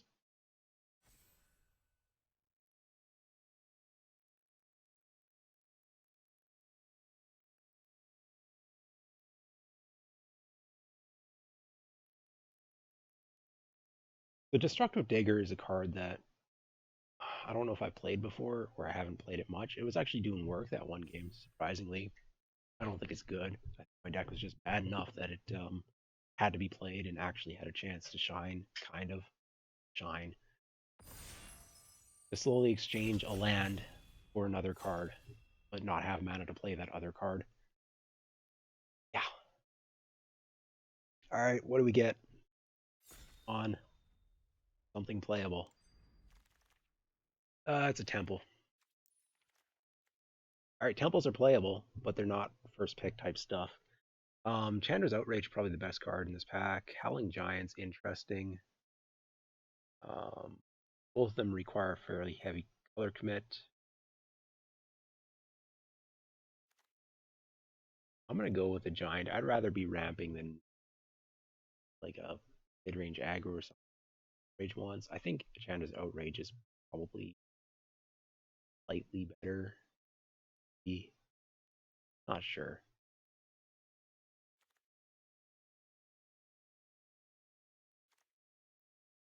Let's go with the Giant. All right, what do we get? Um, Cloudfin Seer, or sorry, Cloudkin Seer. So they took an uncommon over a temple. Neither of these playable uncommons. So basically, we're just looking at common sleep paralysis and Cloudkin Seer. Sleep paralysis probably won't wheel. Staying on color, Wolfkin Bond, not worth a downgrade there. So yeah, we're definitely going Cloudkins here. Possibly the best common of this. Audacious Thief. Well, murder. Yeah. Divine Reclamation. Uh, it looks good. I want to try it someday, but I don't know if it's actually playable. Murder's the best card here, but then we're to 3 colors, and we're definitely not colors. This would put us into possibly a blue-white flyers, or we could pick with blue-green, still something or other. Murder's maybe it's definitely the most powerful card, but then we're stranding something. I don't think I want to. I think Murder's better, significantly better enough than like Unsummon Metropolis Spite or Caster Spider in order for me to take a Murder here over staying in color. And yeah, Might of Mass is variably good. Murder's just better. We're gonna take see what we get. Air Elemental. Okay, so there's some good white cards here. Griffin Protector, Inspired Charge, Mammoth Spider. We're gonna take the Air Elemental. If we're going, it's an Elemental. We could be going into Elemental something or other. It's a good flyer. If we go white, blue flyers, I think it's better than Griffin Protector or Inspired Charge there. Um, yeah, I think it's Air Elemental. Pick. Flame Sweep's pretty good. Winged Words is maybe. Yeah, I think we're blue. I think we know we're blue, but we don't know black, any other color. Lavakin Brawler, 5th pick, could mean that Elementals is open. We could hope for a 3-color Elementals deck. That is so unlikely, though. I'm not going to try it. Vampire of the Dire Moon actually is better than Winged Words, and we have a Murder. So let's actually take the Vampire of the Dire Moon and see if we end up going like. I was looking too hard at the blue. I think I would take the Vampire over the Winged Words. I don't see. Yeah. Okay, Frostlinks, Bone Splinters plus Skeleton are definitely both options here. I could take a Skeleton. I could see myself taking. I think Frostlinks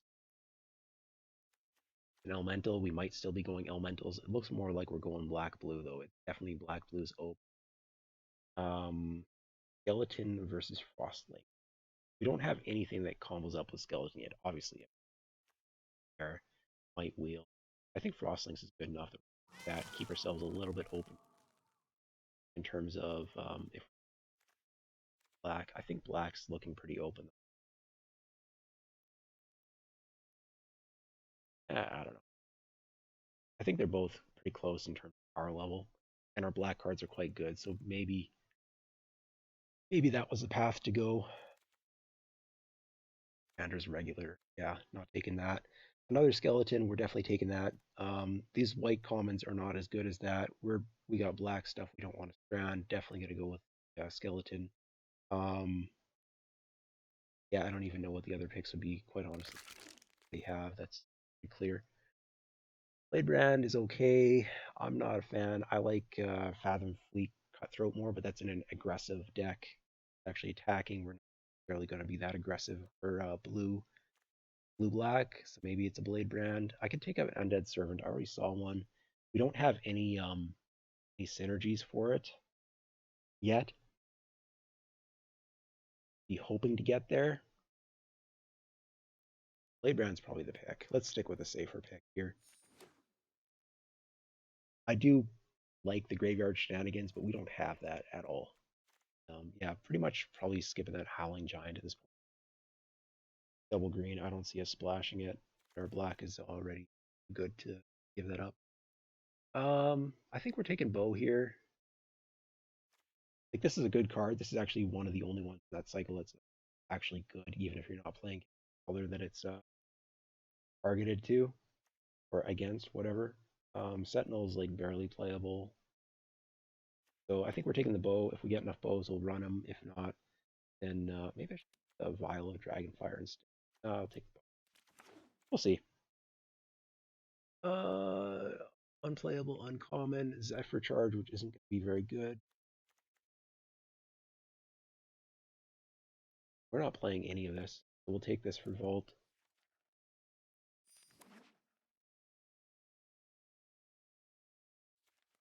Yeah, what exactly does this do again? I just remember it's unplayable. Non-creature, non-land. So it doesn't even hit the cards, like, the creatures in their hand.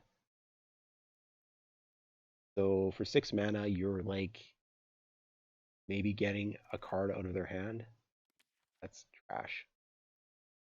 Nothing in here is playable. We're not main decking a Duress. We'll actually take the land here. I could take the Netcaster Spider, but we're going to take the land. I really don't see us splashing, but you never know. Feral Abomination versus Fortress Crab. Maybe I need a Fortress Crab to survive to late game or something. Yeah. Um, Light Beetle's not very good. We'll take the Fathom Fleet Cutthroat. Skeleton Wield. Are we drafting against humans or bots? Like, get that. Okay. I've got two skeletons. I'm pretty happy about that. That is a very nice card. It's not nice enough to go into. Um, yeah. Okay, the saddle's great. Again, we're sticking with black though. We're sticking with black. This is number of creatures you control. Okay, so this is actually an okay card. I thought it was the other one that got 1/1 counters or something when stuff died or whatever damage. This is okay. Number of creatures I control is definitely better in other decks. It's probably still better than like Octo Profit or something. So we'll take it. Not thrilled about it. Again, this draft kind of feels like maybe it's going sideways on. Well, the rare dual land will enable a splash. Howling Giants doubled color though, so that's not really a likely splash. Dust isn't something we're really looking for. I saw two Undead Servants the previous, but I didn't take them. There's no way that's going to wheel. Somebody's drafting it. Um,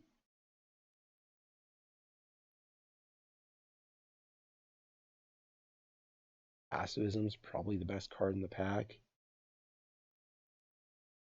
Flashing for a Howling Giant, really good.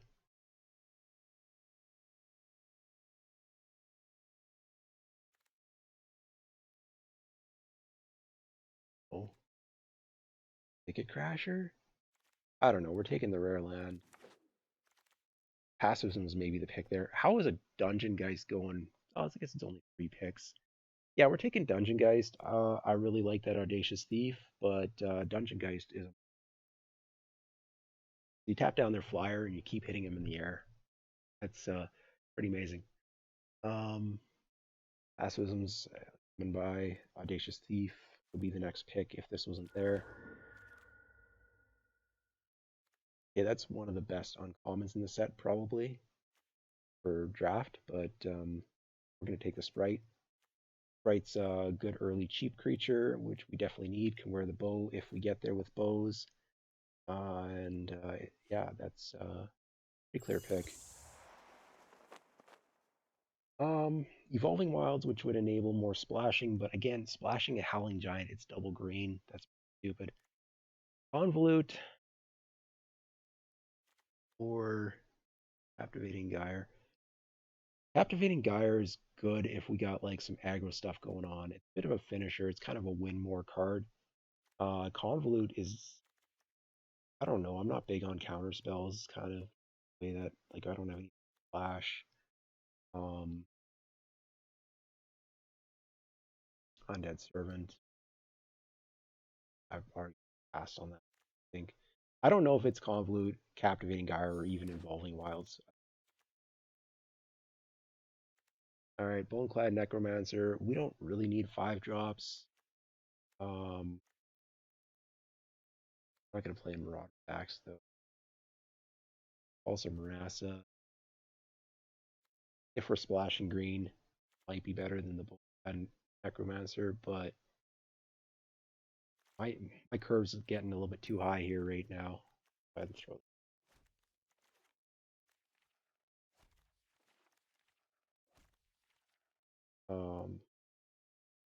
We'll take the Necromancer.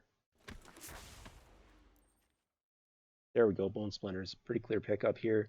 Portal Sanctuary is good if you have plenty of ways to abuse it. We've got currently a single Cloudkin Seer and a single Frost Lynx. If we had more of those, plus a Dungeon Geist again, be the Fathom Fleet. But Bone Splinters with double Sanitarium Skeletons, like, huh. And for splashing green, like, what else is in here? A Frilled Servant. I'm not gonna play that. I've already got like top end. Not playing this. I've already got that Boneclad Necromancer sketch. I'm gonna take this. I don't think I'm playing it, but Octoprofit, Convolute, and Fathom Fleet Cutthroat. Fathom Fleet Cutthroat's good if you got lots of Audacious Thieves. We do not have that. We're gonna be more of a grindy control deck. I think we're gonna be doing a fair bit of blocking. Octoprofit's fine in that regard. I don't even know if this is a playable card. Card cover's just okay. So I have to use it once in order to discard a card, plus I have a useless enchantment, and then I get to draw a card. Like, that's so bad. It's so bad. But Zephyr Charge isn't any better. So that's just an unplayable card. Negate, or do we take the Vial in hopes of like maybe opening up one of the bow searchy dude, whatever his name is. I don't know if we're gonna play a Negate. I'm gonna take the Vial. Mind Rot's probably better than Duress. I hope not to play it. Convolute. I don't know, maybe we play it. When I see other people drafting, they just seem to get all the right cards, but here I am, and my deck is rather sketchy. Okay, on the plus side, we got a Bone Splinter, 2 Sanitary Skeleton, Vampire, one of these Seers, and a Murder, plus the Dungeon Geist. The deck's coming together. Let's just put the questionable stuff aside. Focus on the positives here. Here, this is the one I thought it was. Whenever you lose life, put a 1/1 counter on it. This guy's okay, not great. I thought that's what the Gruesome Scourger was. Scourger's the better two. My deck does not make good use of it. Bag of Holding. It's slow card advantage. If I can play slow card advantage, then discard Exile. Yeah, I think it's still pick here because of what else are we looking at? I guess the Vengeful Warlord would be the next pick. So yeah, definitely Bag of Holding. Oh, this is Masterful Replication, Bone to Ash, Blood Burglar, Blade Brand, and a Cloudkin Seer. I think I'm gonna go with the Cloudkin Seer actually, but I'm definitely gonna think about it. A pair of 3/3s for 6 is like not that great, and it doesn't do anything else because we're not likely to have other artifacts. I don't think I'm playing the bows. 6 is a lot of mana. My curve is already pretty high. I need to actually get there, and definitely gonna go with the flyer. Skeletons number 3 or target activate ability, triggered ability, or spell. Does this even do anything? Not really. Winged Words versus Sanitarium Skeleton right now. I've got a couple flyers, not a bunch. Skelly Boy number 3 is a little bit questionable.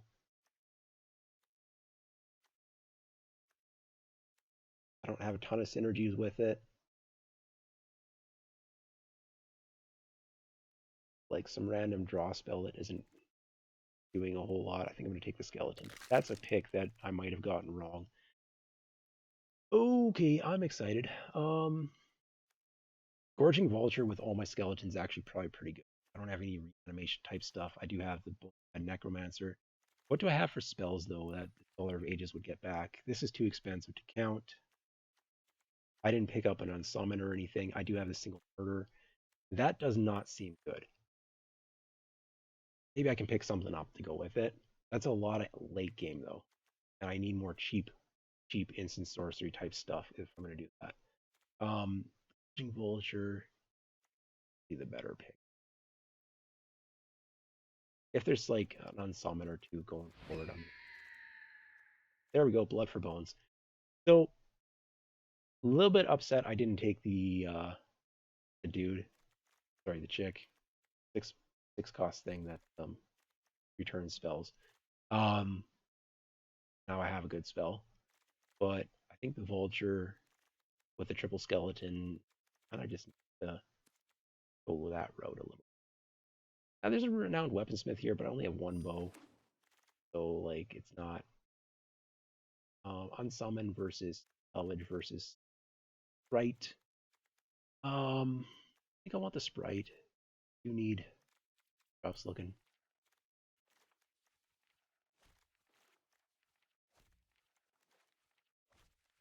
Yeah, I need the two drops.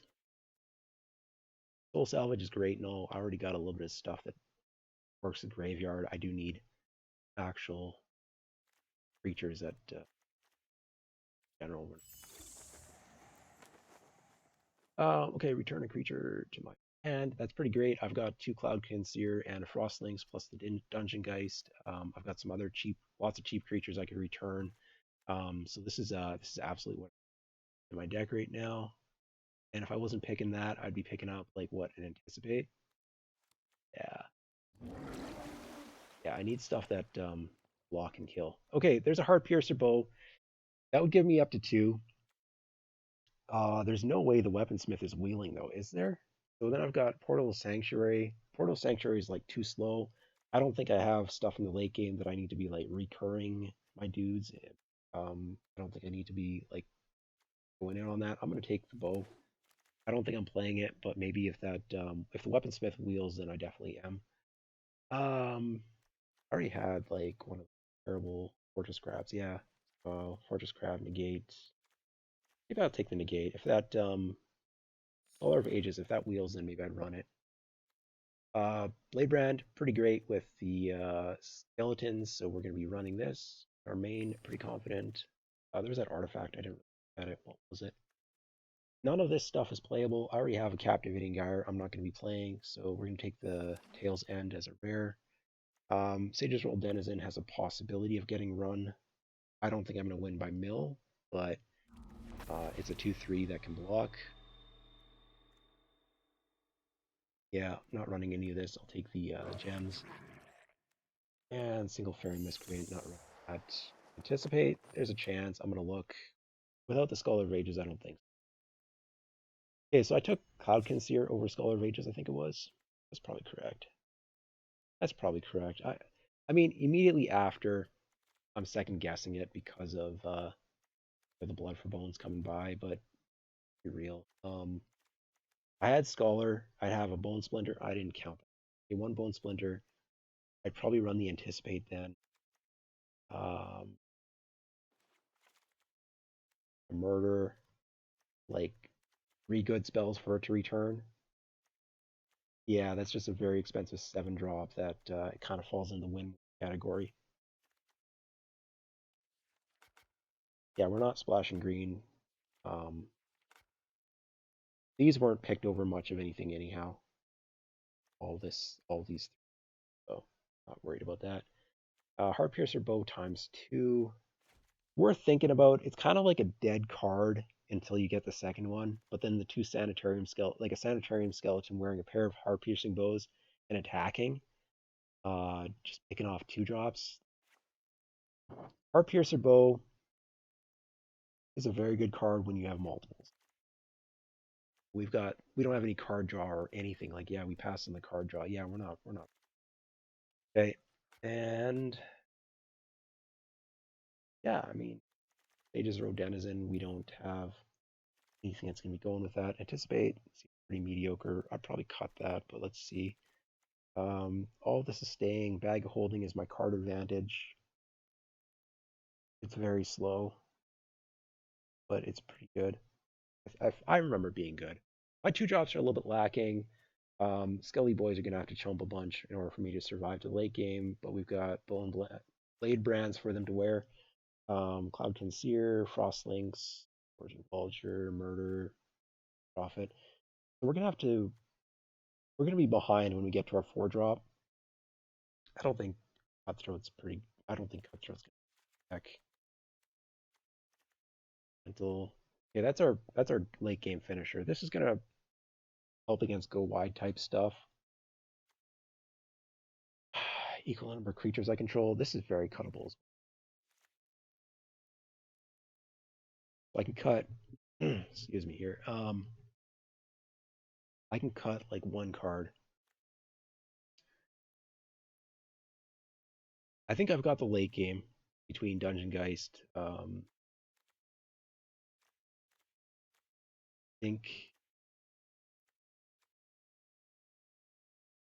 I think I just need to keep my curve down. Fathom Freak Fleet Cutthroat kind of does that. Plus, it works with the Wave Crasher. Kind of, not really, but I just need like some Hill Giants to stay alive. Probably that sounds sad, but it's probably probably fairly true. Anticipate plus the Blade Brands, then I can kind of deter an attack and cycle it or something like that. It's probably worth it. I just need to get to my later stuff. I think I don't. So it's gonna do like 3 or 4 damage when it enters. It's not particularly strong. I don't have any go wide going on here. I think I want the anticipate. I think I want the anticipate. So basically, Octoprofit, Path of Fleet Cutthroat, or Gruesome Scourger, and um,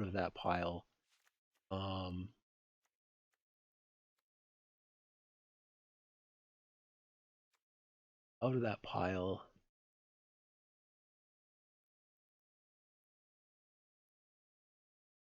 so this only works when you're attacking. Attacking a ton. Like I don't have enough flyers to like throw them away um into like spiders or whatever. I don't know, my power level's not that high, but I think the Cutthroat's still gonna make it. I can Blood for Bones it after combat. Wave Crashing it. My opponent knows it's in my hand then, because there's no way like I've got 8 mana. I'm gonna Wave Crasher, pick this up, play it down, kill something I already attacked or something like that. That just doesn't seem likely. But um, Gruesome Scourger doesn't seem. This is supposed to be a finisher for an aggro deck. We're not an aggro deck. We're a control deck. So pretty confident this is correct. My deck looks funny. I don't know if it's good or not. I think it's better than my last one. I've got a fair bit of removal. Bone Splinters, Vampire of the Dire Moon's kind of removal. They're Blade Brands, which are conditional removal. Um, Murder, just a single copy, but it's good. Path of Fleet Cutthroats, questionable. Dungeon Geist, kind of sort of ish removal. Um, I think I'm an okay like control deck of sorts. I'm gonna have to win on flying. The air elemental is probably my win on, and the dungeon dice like probably my two cards that. But I can also kind of just grind and bag holding. Yeah. All right. Think I still want to keep it at 17 lands. I don't really have ways to. Oh, okay. Bag of holding can get rid of extra lands. I kind of just want to. Yeah. I don't think I want to cut a land here. My curve kind of looks low, but at the same time, like I'm going to be behind when I get to turn 4 and I need to drop a 4 drop to I'm bleeding out or something. I've got enough creatures. I think we're just 10, 12.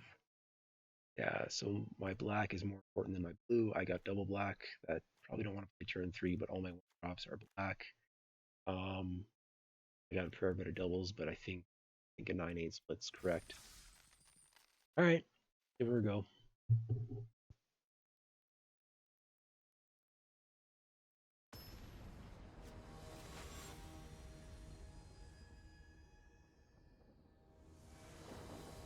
All right. Oh yeah, it's first day of the new season or something. I get any games in the new season and get my rewards there. Blade Brand plus Vampire the Dire Moon. That is not some combo.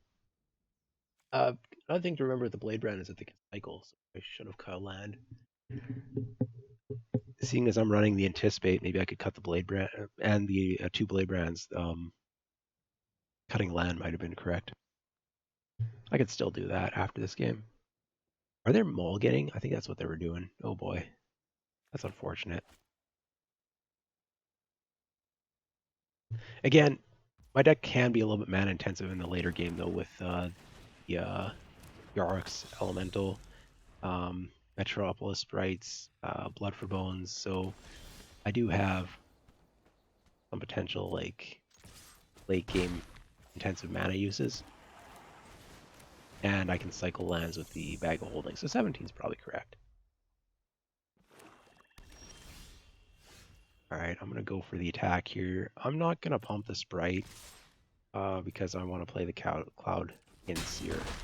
Get more attackers out. Pumping the Sprite's kind of more of a situation where I want to be like trying to trade it off or something as opposed to pounding in more damage. My opponent's not doing anything though. That's weird. Here I think I want to actually play it because I've got nothing else going on. I'm gonna pump it, drop another land. I think just end the turn here. We might cycle a Blade Brand, we might not. I don't think I want to cycle it, but yeah, okay, so it's got Pro Blue, but it doesn't have reach currently. And I'm gonna keep the Blade Brand in order to allow it to trade off if it comes down to that. We're just gonna go ahead and attack here. I am life linking off that dude, plus like if they want to trade, they're shifting Ceratops for the Vampire of the Dire Moon. I don't feel the need to like sit back. I think I'm the aggro here. Go ahead and throw the Air Elemental down. They're not sandbagging on a Wrath type effect, I don't think. They're not. They'd have to be playing white for that, I believe, in this set. And all the other type of Wraths, like their red board sweeps or whatever, they would leave my flyers alone. And Air Elemental would survive it, so doesn't have. Yeah, okay, it's gonna get. They don't have reach here. They didn't hold it back to give it reach. What are they doing? All right, going for the attack. I've got lethal in the air. Doesn't even matter if they block, because I can pump. Yeah. So they didn't play anything until turn 4, right? And I like had a decent aggro draw, and I was on the play. And they never blocked with the Ceratops because they don't want to die to Death Touch, and like they could have held a mana to give it reach, which would have killed the Seer, and they'd still be alive. I mean, they wouldn't get their Vengeful Blood Chief out, but like you gotta have something cheaper than just 5 drops and 4 drops in your deck, right? Or do they just not draw them? Like, come on, what's going on over there? They did mulligan though, so I don't know. I feel like their deck maybe had too high of a curve. Definitely some powerful cards there, but yeah, so we're 1-0. See how that goes. Which is still complaining about my unstable bitrate. I don't see any issues though when I'm watching the playback.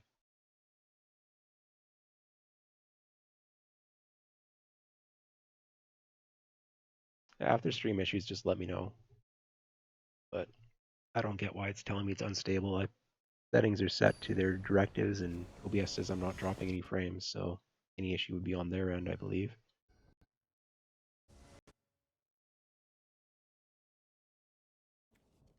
Blood for Bones, a 1-drop, a 3-drop. Yeah, we're keeping this.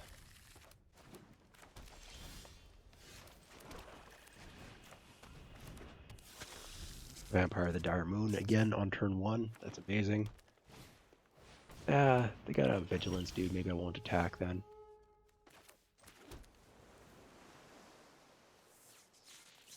No, I don't want to trade it off for that. I'll rather hold it back and block, I guess, at this point. I just don't want to trade it for some 2/2. Some random Grizzly Bear. Which, you know...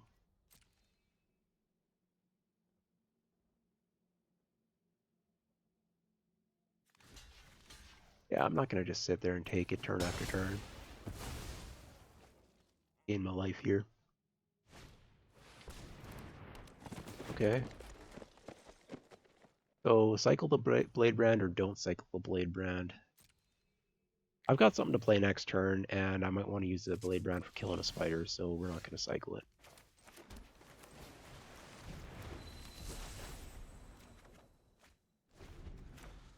So Blood for Bones picking up a vampire in the late game, and I can play it right away, so that's pretty good.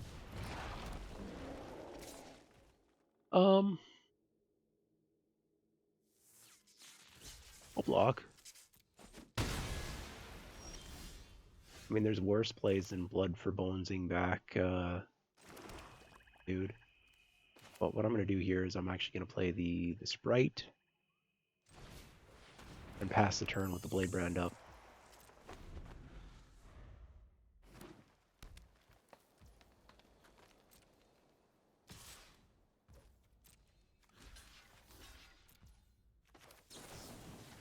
They're mono green so far, so either they're getting mana screwed or they managed to draft something like I don't know. That's kind of like one for one in a fancy way. I don't want a Blood for Bones quite yet, do I? I've got nothing better to do. And the Frostlings I don't want to play on this board state. Do I run the Sprite out? That seemed kind of not great. I'm going to go Seer and Vampire? Or do I wait for something better to Blood for Bones back? I think I wait. I'm going to play this patient. I'm going to be the control deck. Even though it's an empty board right now, I'm going to just run this slow roll it. See if I can maybe get an air elemental back with that or something. Okay. Well, that changes my plan. Does it? Maybe not. Now I've got something to tap down. I'm going to go ahead and tap it down. And we're going to get in for 2.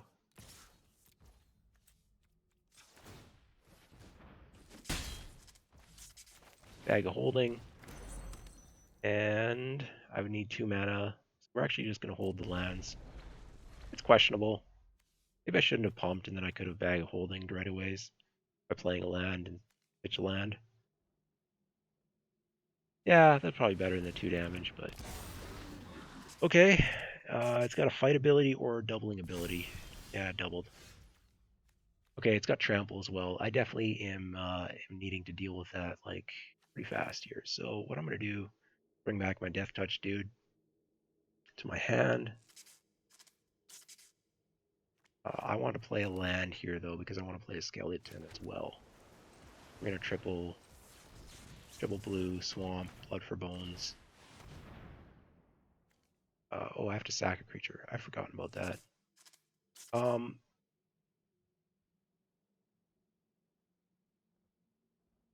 Sack the Frostlings, right? I've got the dude that picks up dudes. Flyers are looking pretty good right now for WinCon, but like that's so far out. Frostling's gonna die chump blocking or something, isn't it? Maybe, maybe not. Sack the flyer. 50-50. Alright, so which one am I... Okay, this one's returning to the battlefield. Then this one's going to my hand. Yeah, okay, there we go. Then I'm running out that. Running out this. I don't get to use the bag of holding, which is maybe a mistake. No attack, and there we go. Okay. Would my board state look better with a flyer instead of a Frostlings? Probably. Probably. And I haven't used the bag of holding yet, which is kind of feeling bad. What the... Alright. Oh boy. They both got trample now. I can't just chump. I have to actually like block for reals. I'm gonna survive this here. No, I don't really want to double.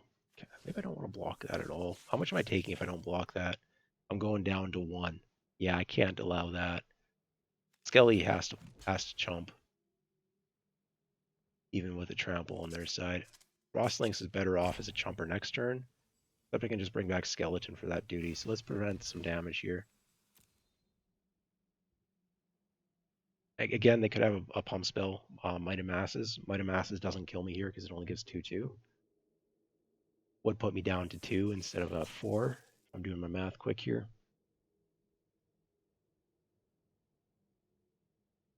Yeah.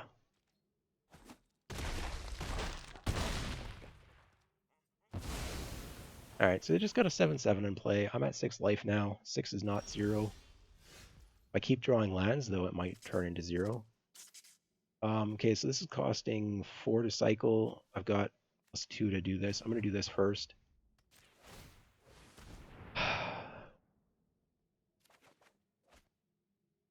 Yeah, I think I put some non-lands in my cart in my deck, but I'm not 100% right now.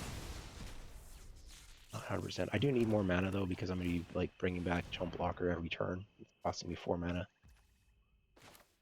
every turn to do this. So plus the Bag of Holding activation, plus maybe I draw something that isn't called land. If I hold back a blocker and not die here, maybe that's a better idea than attacking for a meaningless 2 damage. At some point, I do need to knock my opponent out before they draw something that has trample, or I don't know, make some wolves with it.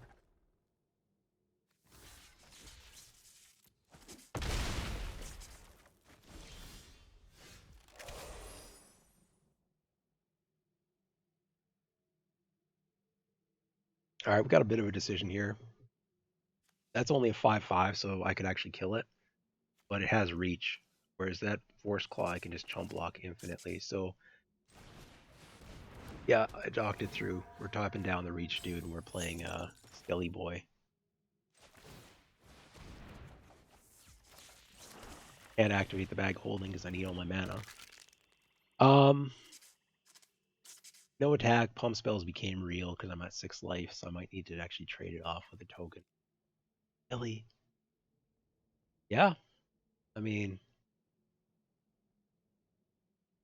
other options block with the Dungeon Geist, getting the Dungeon Geist killed by a pump spell. So I'd rather the Dungeon Geist was the creature attacking and the Cloud Conceer was the creature blocking the token. Even though like the 3/3 would theoretically survive, I just can't let the 5/5 on tap.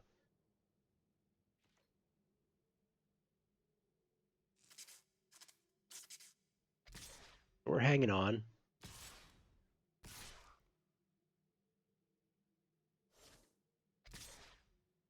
Okay. What does that mean?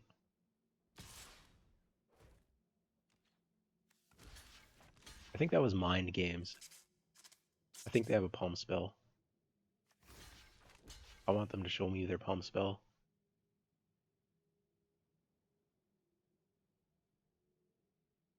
Alright, so what are the different pump spells that are currently in this set? There's the one that gives +2/+2 for each of same name copy in your graveyard. Also gives +3/+3. I would go down to 1 if they had that. There's also Might of Masses, which gives +1 for each creature you control, so I'd go down to 0 from that. So my Dungeon Geist,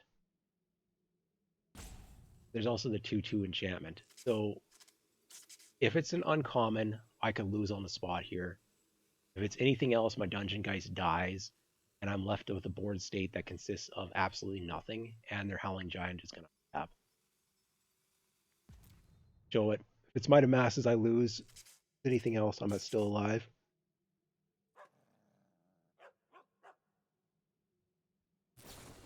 It's Might of Masses.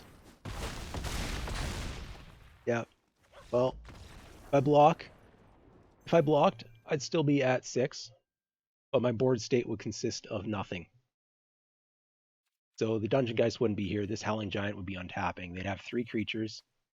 I'd have no creatures. I can bring back the Skeleton, but that costs 4 mana. I have 9 mana available. The Bag of Holding can cycle whatever. Like, depending what's on top of my deck, I'm dead anyways. So, I don't think that was incorrect. Can't play around everything. You're that far behind. So I'm 1-1.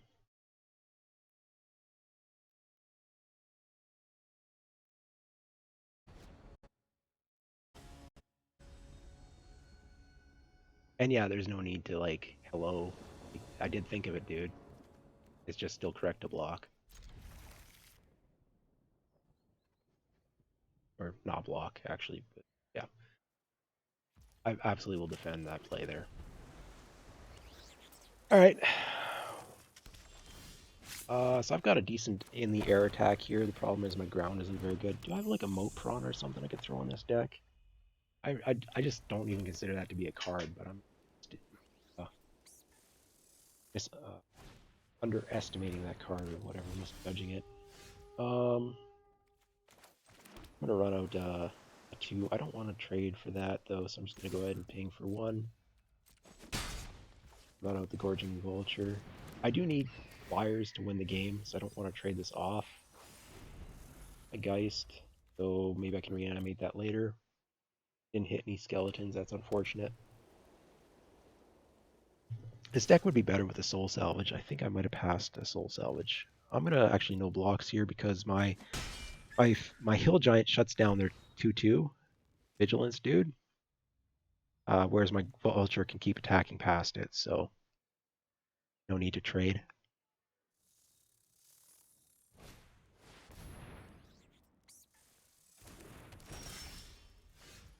I am flooding again.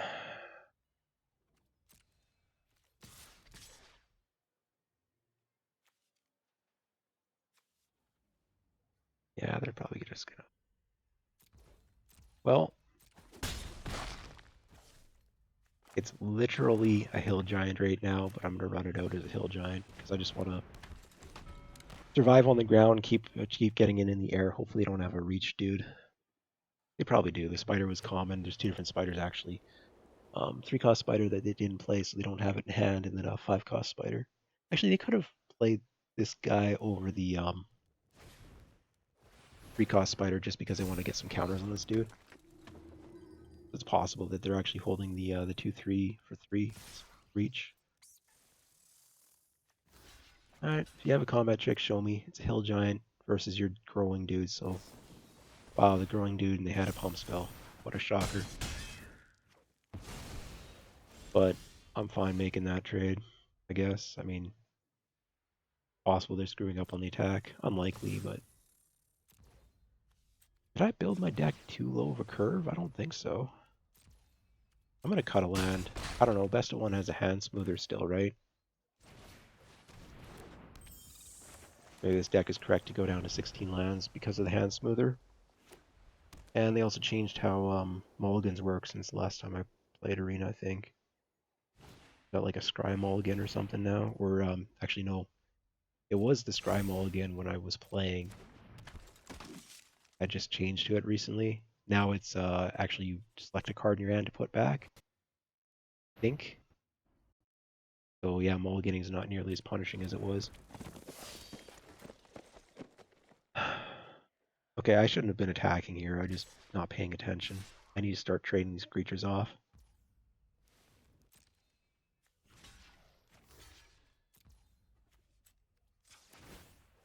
Sad reality. And draw not a land. Well, I did put not lands in my deck. Okay, these got milled, so I've got 1, 2, 3, 4 cards versus 8 lands. Oh my goodness. I'm drawing at a 2-to-1 ratio of land to not land, when the ratio is actually 17 to 23.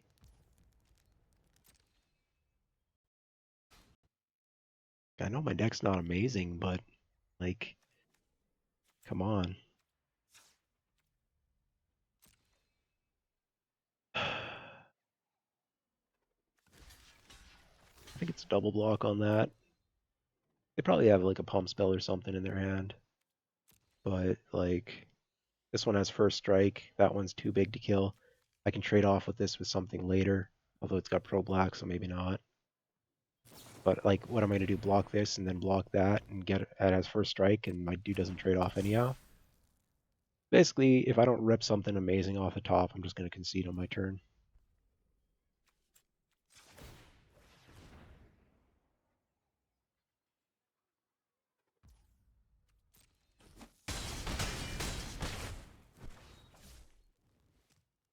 I don't even know what would get me out of this situation. Probably a swamp, though. Seriously, what is that? 6, 7, 8, 9, 9 to 4? It was 4, right?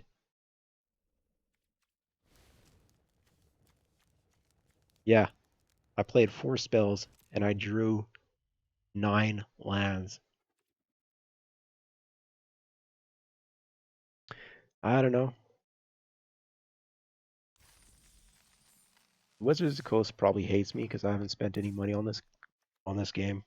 All right, we're gonna cut a land. We're gonna add literally anything that isn't a land.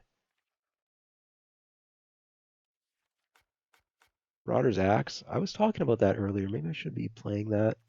The sprites.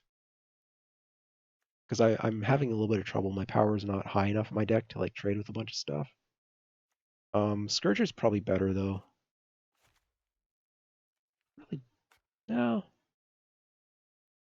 I'm not racing. Say just roll Denizen like okay as a 3-drop that maybe I should be running just to prevent myself from getting run over.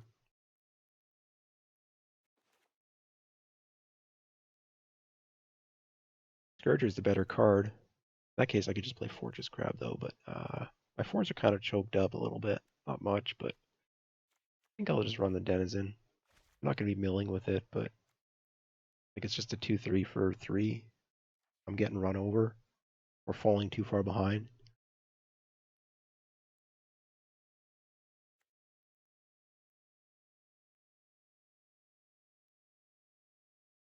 I don't know.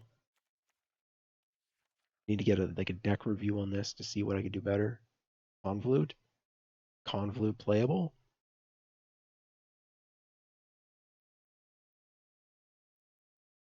More flexible.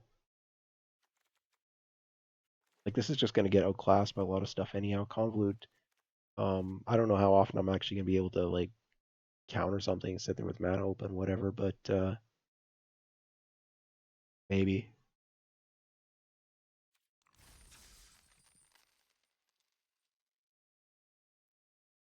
Now I'm going to be mana screwed though, 100% because I cut lands or a land.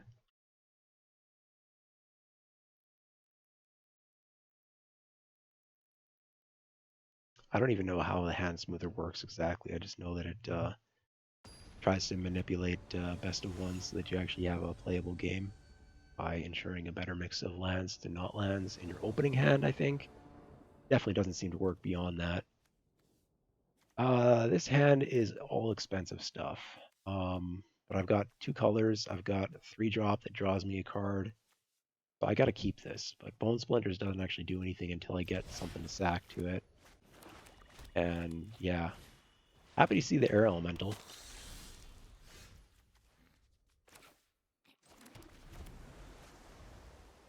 All right. I set my default lands to be something like not ugly. I mean, this is okay, but it just isn't, I don't know, it's not doing it for me. Okay, I'm going to get there in lands, but I'm getting a hard aggro deck against me. Pack Mastiff, they might be playing more than just the one Pack Mastiff. They might not be. I got to take this out. I'm going to have to block it at some point anyways. Might as well just do it now.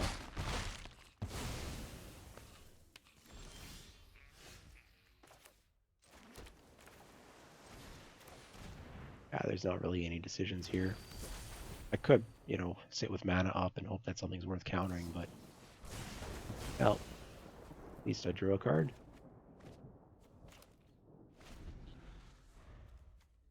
This is what I'm talking about. The Fathom Fleet Cutthroat, it overperforms when you've got like Audacious Thieves. It does not do so well when you're getting beat down by a bunch of like dirtily cheap dudes.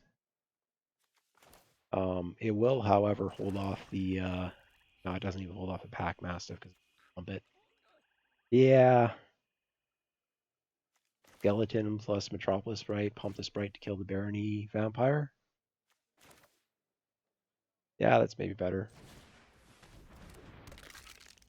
I'm not gonna no, I don't want to tap like that. I'm not gonna use the Bone Splinters here.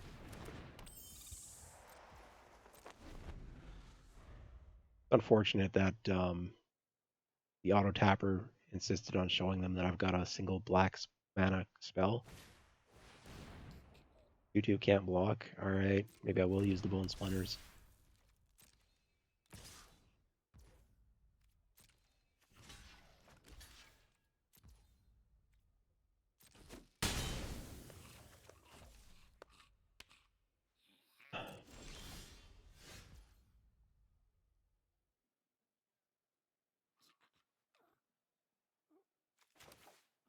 I'm gonna use the bone splinters. Okay, it's 3, 4. So I can definitely bring this back and bone splinters to kill that. Um, or I could sack my sprite, but the sprite was holding back the mastiff. It won't next turn though, because I won't have mana for that. And I could hold up the convolute. Holding up the convolute might be better, but I think that's a little bit too obvious. And I need to tap the double blue here, double black, in order to be able to play both the skeleton and the bone splinters. So thank you, auto tapper. Uh, Kill that, sack this. Yeah. And I'm not blocking this turn, so I might as well attack. They're kind of choked on mana, maybe. Maybe not. They did miss one land drop, but 4 is probably enough for like a black-red aggro. Their power level of their cards has been quite low.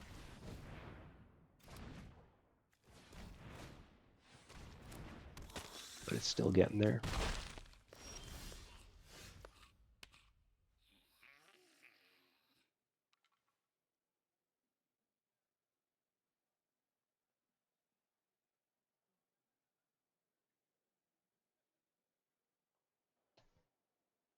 Octoprofit, but that's not mana efficient. They haven't shown removal spells yet, other than shock. Yeah, maybe. So what I'm debating right now is Air Elemental or bringing back like, or playing like the Octoprofit. The Octoprofit shuts down what they're bringing at me, and I don't really care if they have a removal spell for it. But I'm gonna go ahead and no, it's not time to turn to attack, so I'm just gonna go ahead and play the Octoprofit as my blocker. Now they're gonna send this vampire. We know that like 100%. Um, and I don't want to trade the Octoprofit for that, so I'm going to hold back the Sprite instead of attacking and pumping. I could attack, pump, deal 2, but then they're attacking. I don't want to block, and they gain 1. So we're going to do it this way. And then the Sprite's got the mana to pump to trade with the Pack Mastiff. So um,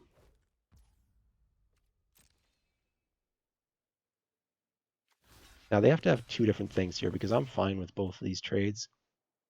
Like if they want a pump spell to kill my Octoprofit or they want a pump spell to save their vampire, I'm fine with that. I could block just the Pack Mastiff. That would prevent their free kill here. Yeah, let's do it that way. And just take the 1. I'm still at a pretty healthy life total.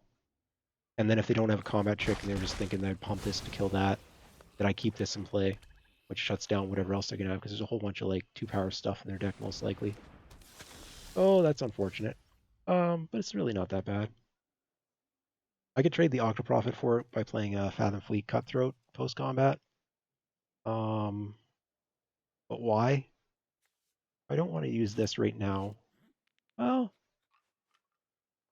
huh.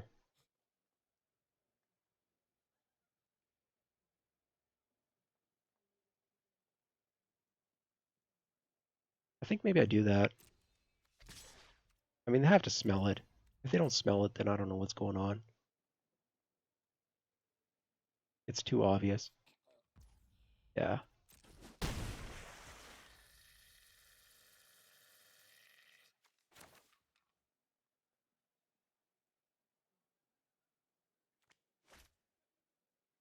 Can I just pass here to hold up the convolute and the skeleton? No. Too far behind on board, particularly after that questionable attack. So I can do Yarick's Wave Crasher to bring this back. It's probably okay. Yeah, I'll bring back the Octoprofit. It's not terrible. The double scry is actually kind of useful. And I can trade this off with like their 4/4. Okay. That's annoying. But my Aramundal actually outclasses that, so see if they have anything. No, they already tapped all their mana. Well, they have the double treasure tokens, but yeah, so that trade's probably about as good as I'm going to get on that front. Now I can drop down Air Elemental to take care of their flyer. Hopefully they're out of gas because if they've got removal, then I'm in bad straits. The other option is to do a double scry and drop the skeleton, then I can trade that off, but I can't. Their flyer gets in for some damage. I'm not at risk of dying yet, so I'm gonna sandbag and see if there's a removal spell. Although they would have played one last turn if they had one. I don't know. I'm doing too much sandbagging here. Blade Brand actually seems okay. It does cycle. I am starved on mana, but I'm looking to just outpower them at this point. I'm trying to just turn the corner here. I'm about to turn the corner. Then it's going to be my gas versus their burnout. So the one problem here is that now Active Treason would be lethal if they had took my Air Elemental plus their Dragon. Okay, that's pro white, right? Yeah, so it doesn't matter. Um, I might have backed myself into a corner with this play last turn or the turn before by not playing the Air Elemental. I lose to Active Treason. Red Black definitely could play Active Treason. I can't play around it. I have to get the flying blocker down. I should have played it last turn. Well, it wouldn't really change anything, would it? Not really. They could have just Active Treason me down to 3, and then, like, I don't know, I guess they would have needed a stack outlet. Now they don't need a stack outlet. Yeah, these blocks are, like, scripted. They've obviously got something that they're going to pump the dragon with. Okay, just trades, that's fine. I can bring that back later, potentially. Surprised they didn't just, like, throw in the Barony Vampire then and then attack it, too. Like, obviously I'm going to block their 3/3 flying with my 4/4 flying, so why not? Okay, they're exiling it. So why not trade the Barony Vampire for the Octo Prophet?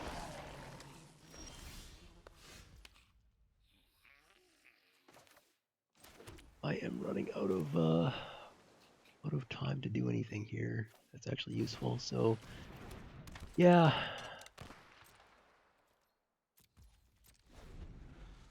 Yeah, that was a really questionable attack. I mean, it's way too telegraphed. My opponent's not stupid, apparently. Which means that I am. Actually, I'm going to block. Now that I go down to 1. I can't go down to 1. I don't have any creatures in play if I do this, though. But yeah. I have to cycle this because I need to draw something that it does something. That does something. That might be enough to get me out of this. I'm dead to a shock, though, at this point. I don't think I have any life gain. Okay, this gives me 2 blockers. That taps down a dude. This might be better.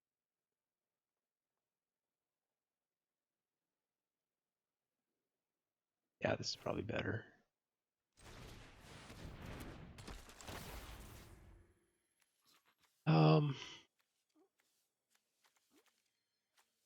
I think I take the flyer. Well, go wide's not good for me either, but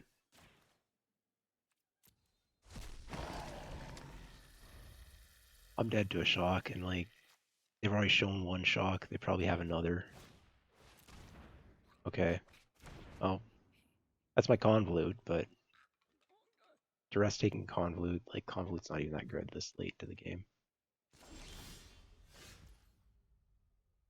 Okay. I need to end this game before I die to a shock. I do think I want to keep an extra blocker around though, just in case they draw like murder or something. I'm gonna tap down the 2/2 because a skeleton can trade with that. Yeah. Okay. That's really a weak tap down, but I just don't want to be. I could have attacked with one of my 3/3s, I guess, because I've already tapped down a dude, but I don't know. Cards have to play around the 1/1 that makes the pair of 1/1s and they all have haste. That would kill me if I don't have excess blockers. Blood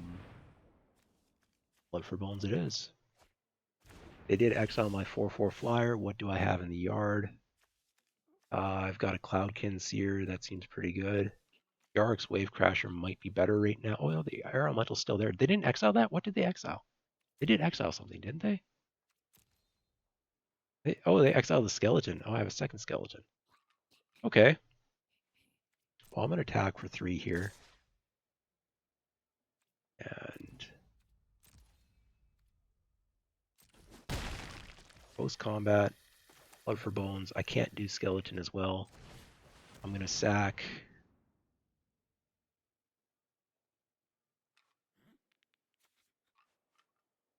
Only token. I should have waited, but I don't think I could sandbag anymore.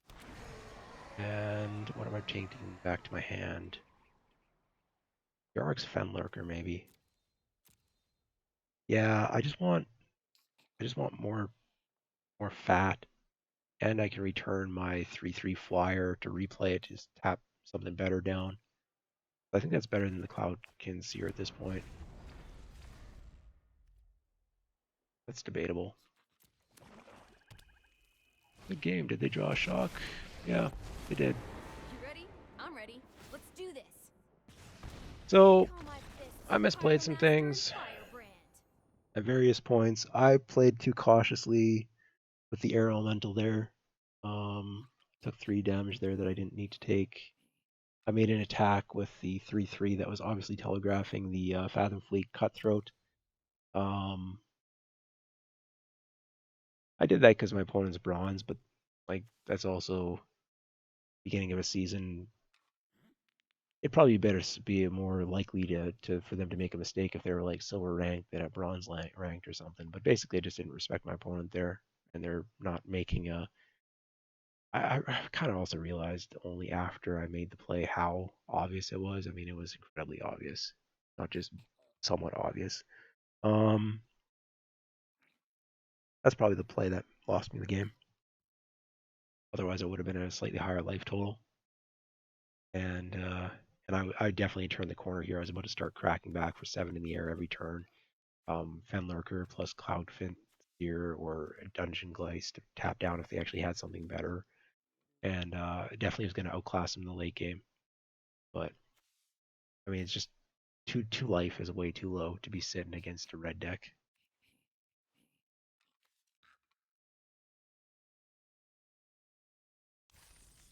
I think this deck is definitely better than the 1 and 3. Um, yeah.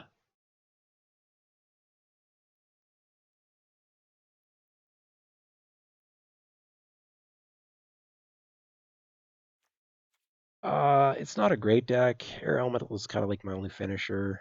Um, Definitely some questionable stuff in here, but like Bag of Holding is a good late game. Air Elemental's good late game. Dungeon Geist good late game. Um, I never drew my murder. Uh, like my early game is not that bad. I didn't think. Yeah, I'm playing some filler. Convolute, Anticipate. Frostlinks isn't great in a defensive deck. My Gorging Vulture. Triple Skeleton is actually pretty decent with that. Like it's a little bit. It's not the best deck ever, but it should have performed better than this. Maybe this is just Rogue Denizen needed to be in here over the Convolute. I don't think so though. I'm just not really sure where I went wrong, both in the draft and in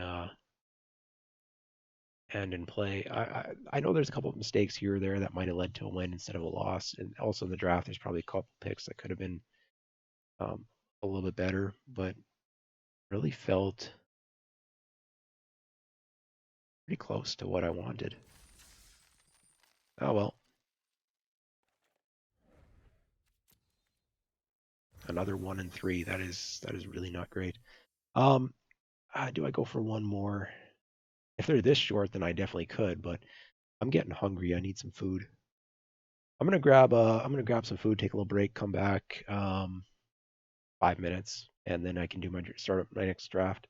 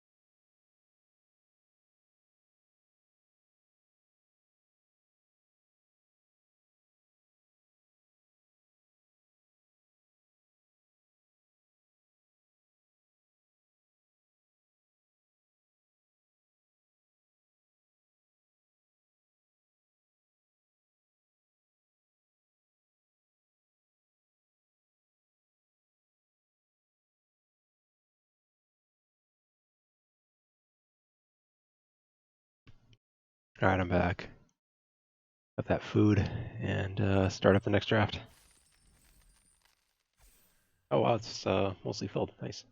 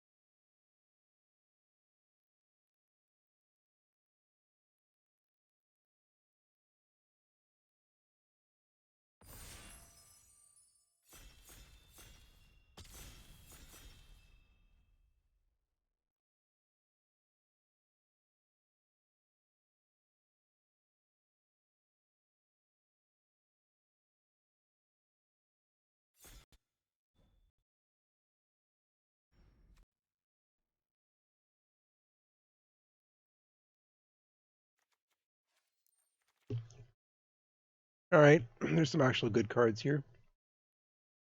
Weaponsmith, Blood for Bone, even Disfigure, Shaman. But there's a giant white angel. This isn't. Oh, it's a difficult card to play, but you ever get it out. I mean, 7/7 flying lifelink. If your opponent doesn't have removal, it's just GG. So I think it's correct. I could argue Blood for Bones, perhaps, but I think that Skyblade is just better. So we'll take that and see where this draft takes us. Okay, what goes good with white? Well, we want flyers and we want white, and there's a Dawning Angel. Not a terribly exciting two drop, or sorry, second pick.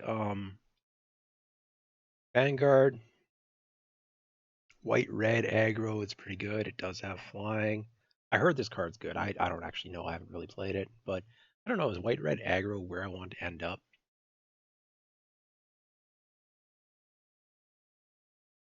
I think just take the Dawning Angel here. Keep opening the option of like a blue white flower deck or a blue black something or other, or sorry, white black like reanimate, white black life gain or something. Yeah, I don't think Dawning Angel's the best card here. I think Skeleton's better. Sky Knight Vanguard is probably better, but I just don't feel it. Shock is arguable. Shock's very arguable here, but I'm gonna take the Angel. Probably an incorrect pick, but I'm trying to force blue white or sorry, force white flyers, I guess. I don't know. Um, that's on color. It's very unexciting.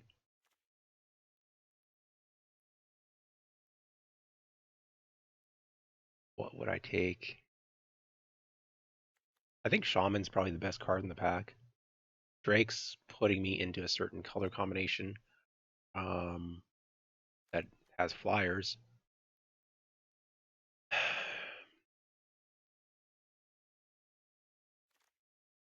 This is basically just a 1/1 flyer for 2. It does have a fancy sack ability. It can occasionally work against a deck like maybe 30-40% of the time. But I think Shaman's just better. So I'll take that. Alright, Sprite. The Smuggler, another Shaman, Silverback Shaman. Yeah, green looks kind of open.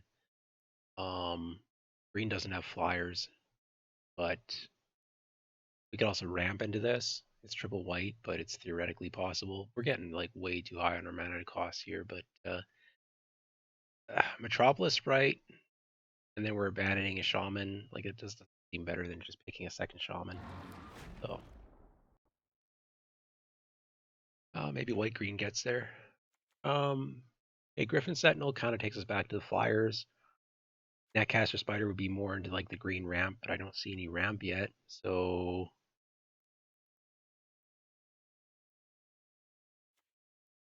tap 4 Flyers. That's crazy. I'm gonna get 4 Flyers ever. Um, I really don't know on this pick. It's probably Spider. Spider's probably the better pick here.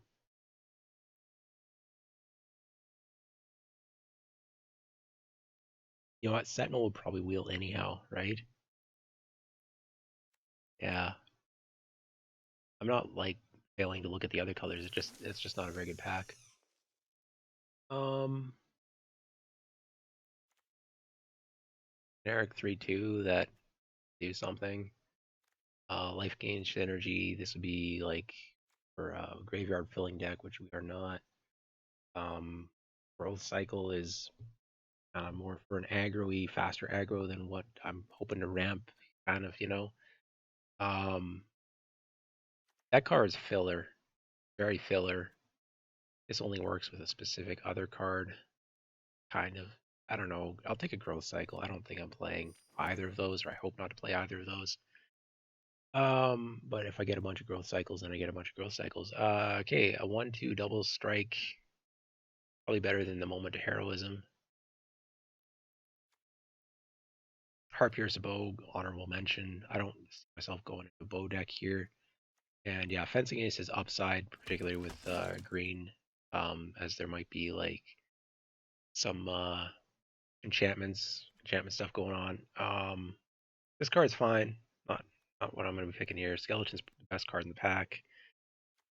Question between Spider and Pup. I'm going to take Pup because my curve has already got 2 of the Shaman, plus the Dawn Angel, plus the Skyblade. Like, come on, I need to get my curve down here. Skeleton's the best card. It's just we're pretty decided against going that route. Disenchant, I wouldn't run in a main. Soulmender, I wouldn't run.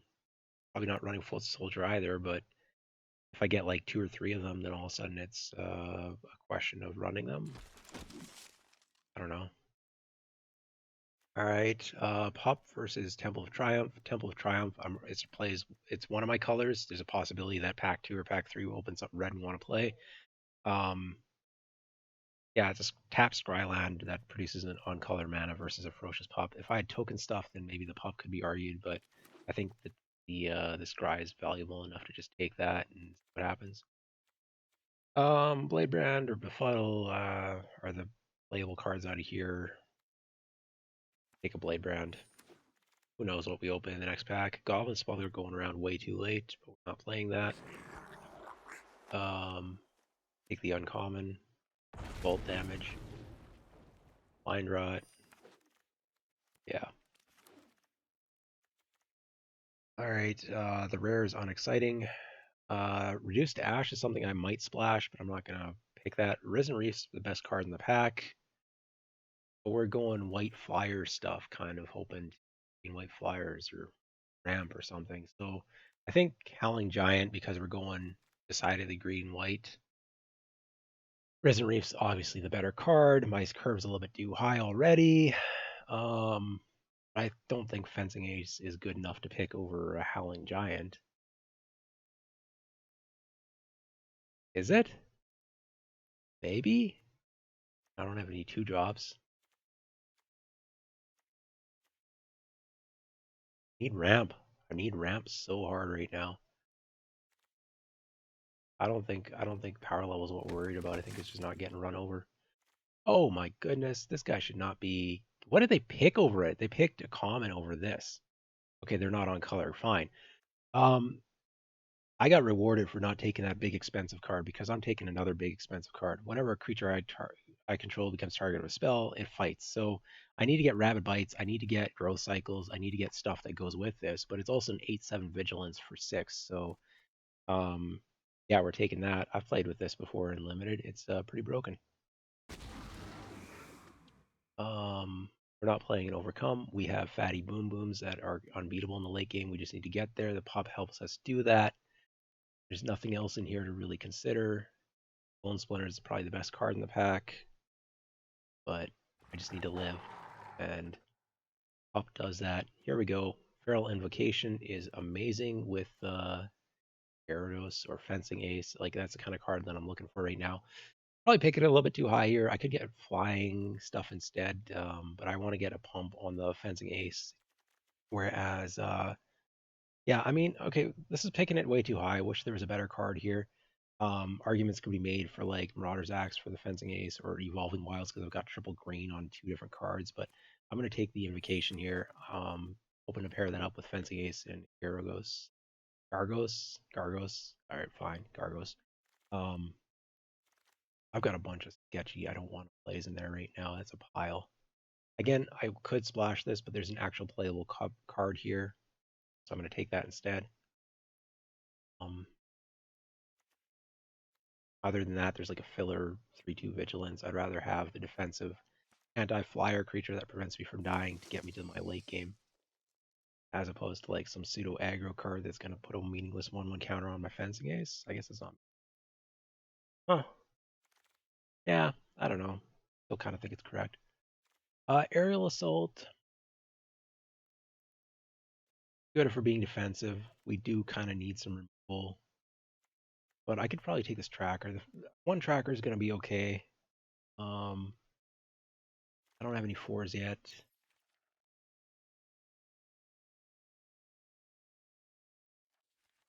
I don't know. I don't really know how to judge aerial assault because I'm hoping to get better removal than that.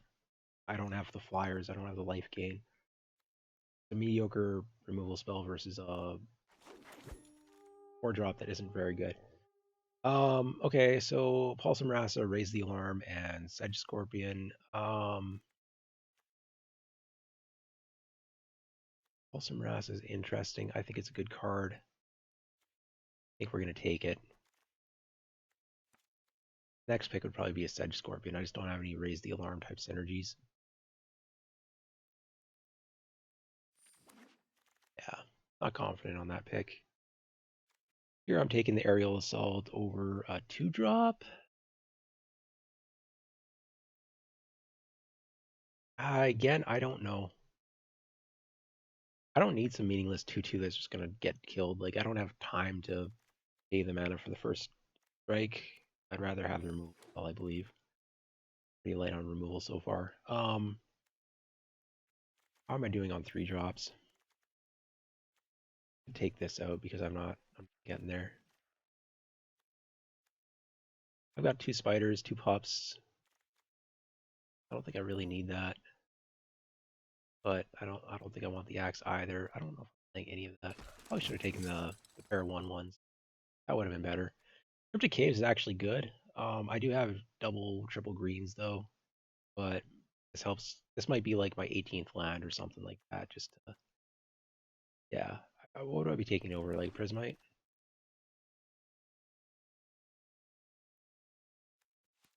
Not playing any of these. I'll take a Marauder's Axe. I don't expect I'm gonna play it, but Plummet's like even worse. Firing Aegis would get played if like I had a Seasons of Growth or something.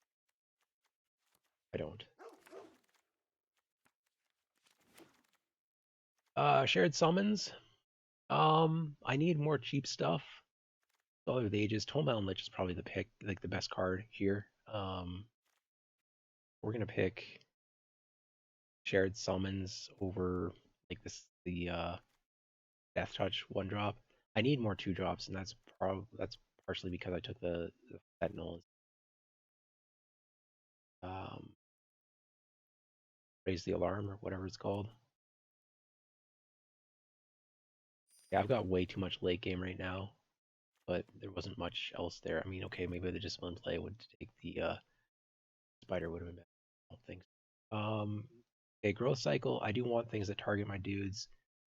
Moment of Heroism's got an argument there, but growth cycle, I've already got one, so getting a second. And I'm taking this over a spider. I've got 2 of the 3-drop spiders. I have some flyers myself. I don't think I'm worried about dying to flying all that much. This is way too early to be picking a growth cycle, though. It'll wheel. Yeah, okay, we can take a Griffin Protector instead. Again, I was low on 4-drops. I need to look at that a bit more. Yeah, sure. Griffin Protector it is. There's a Season of Growth. I wanted a Season of Growth. Oh, come on. Cavalier of Night? What is this? Like 4th pick? 3rd pick. Okay. Cavalier of Night. I can't go. It's triple black. We're not taking it. But this pack is nuts. The reduced ash could be splash. Portal Elemental is great.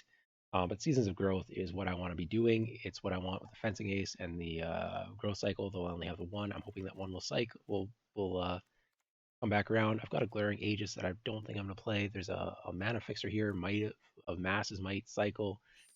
We're taking a Season of Growth, and that's where the 2/1/1s would have been great with that as well. That's on me. That's on me. We might need the 2-drop. I'm taking Feral Invocation though because that plus Fencing Ace plus Season of Growth. I think I'm taking it. I need to fill out my curve here. We got to look at that a little bit more though. I don't want to be playing this. Um, we got the 1 growth cycle. I need things. Pacifism. There we go. Pick 5 pacifism. That is great. That goes excellent with I don't actually have any synergy with it, I don't think. Yeah, that's just great. And I'm taking that over Griffin Protector. I definitely am taking that over Griffin Protector. So, okay, this is the ramp spell. Um, Other cards would be like a 2. I can't run too many of those, even though like I really kind of want to. I've got 2 Feral Invocations. I'm not going to get any of the fight card, am I? I think I need this. I've got triple greens on both of those, and I need a little bit of ramp, I think. Not sure, but I think that's correct. Here we go. Another growth cycle. Now I've got 2. I do want to get up to 3. I think there's one that's going to wheel. Dawning Angel. Not playing Plummet. I don't know if I'm playing the Dawning Angel, but I might. I'm not playing any of these. I'm pretty sure I'm not playing the Branch. Right Wood Tracker, sorry. But I'm not playing the Audacious Thief either. That's a late Audacious Thief. Spider. Again, not playing that. I could take the land here. I think I'm going to take the Spider. I've got way too many 5s, but I do have some choice between 5s then. The other option is the land, and then maybe I can splash something. Land. Probably incorrect, but natural land, not playing that. I already have an axe. Pretty sure we're not playing it, but double fencing ace, then the axe is worth questioning. I really regret not getting the pair of 1/1s off that raise the alarm. What did I pick over that? Whatever I picked over it was almost correct, certainly incorrect. Like I realized that kind of after, just as the pack was passing. My late game's so strong, I might even play the yoked axe. Definitely not playing another 2/4 for 4.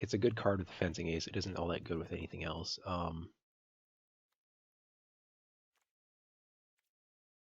Go up a land. I do want to run 18 lands in this deck. I think. Oh, come on, I'll cut that. I'm just trying. Because I've got the Cryptic Caves and I've got Shared Summons, which I probably should have picked something else over that. That's probably where that Rabid Bite was. Yeah, yeah, this deck would be better with a Rabid Bite instead of a Shared Summons. Shared Summons isn't that good. You don't have time to play the creatures often. I'm going to be on the back foot here. But tutoring up this Gargos just seems amazing, except I don't really have a lot of ways to target creatures, which is where Seasons of Growth starts to become debatable. I've got 2 Feral Invocations, and like that's it, right? Yeah, I don't have tokens to trigger it multiple times in a turn other than the Ferocious Pups, which are um, I don't think this deck runs Season of Growth. I love Seasons of Growth. I didn't get there. If if one of the growth cycles had cycled around, which I thought it was going to, then I'd have 3 of them, Seasons of Growth and a pair of Feral Invocations, which I don't really have the creatures for it, but that's where it becomes playable. Seasons of Growth, I would have 5 cards for it. Um, I'm just worried about surviving. I think maybe I bring in the Brightwood Tracker or the Steadfast Sentry. Steadfast Sentry, putting a 1/1 counter on something, and it trades off okay. It's really not what I want this deck to be doing. I didn't think it was going to be what I wanted this deck to be doing. I picked that over something, and I don't remember what. I think I was just trying to stay on color or something stupid. Firing Aegis. Seasons of Growth is cut. This is definitely not coming in. I don't have removal. Paradise, plus I'm playing 19 lands. That seems wrong. Right? Like, come on. Also Marassa, maybe I pick that over something better. The life gain's going to help. But what am I bringing back that I like my early stuff is. Okay, I've got with the Gift of Paradise, I think I cut a land. I think it's correct to play the Gift of Paradise. I think I want to put the tracker in, even though I mentioned that I don't want to be playing like 2 and drawing 2 in a game, but um I just don't have much early game stuff, and I need something. I don't think it's Seasons of Growth.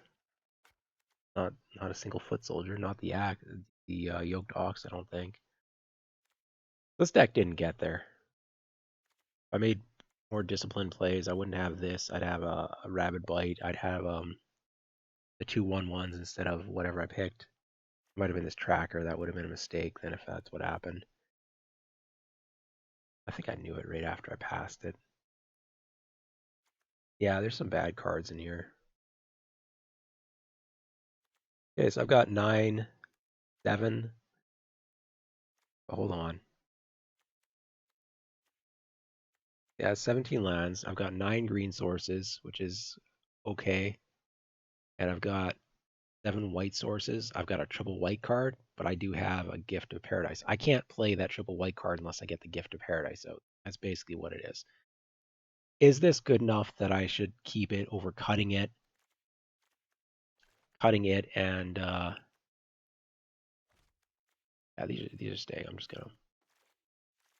So if I cut this, plus I cut the Gift of Paradise, then I can cut a land, and I can bring in 2 growth cycles in a Season of Growth,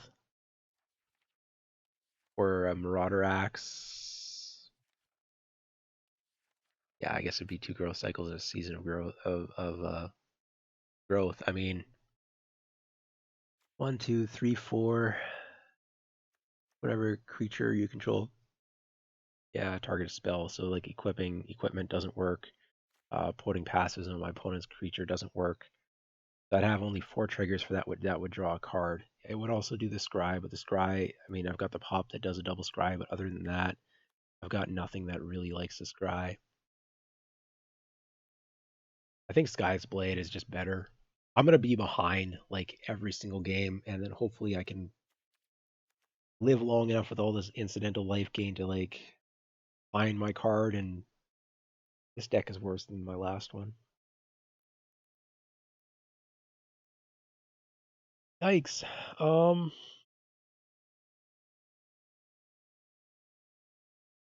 I think 18 lands is correct because of the Cryptic Caves and the Temple, and it's definitely a 9-7 split.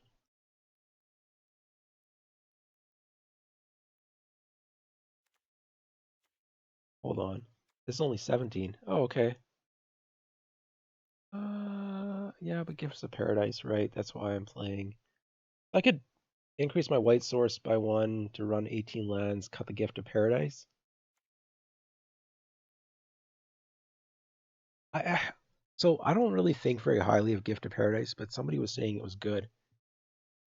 Was that somebody knowledgeable? Do I cut the tracker for another land? No, I don't cut the tracker for another land. I need the cheaper stuff. I could cut the sentry for it for land. It's really not what this deck wants to do. Like it's just gonna trade off with whatever they have. Just to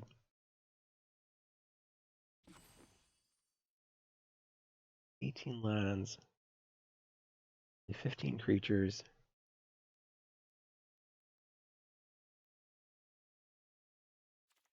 15 creatures isn't too little. And my creatures are good, like two shamans, two dawning angel. I just need to make sure I don't get run over. Fighter's doing the job up. I'm gonna get run over by ground decks, but I don't know. This built wrong? Like it's drafted wrong, but is it built wrong? Gift of Paradise plus to try and just get my big stuff out. Can I play this without Gift of Paradise? That's, I guess, the question I should be asking right now. I'd have 8 white sources. I don't have any way of like hootering them up.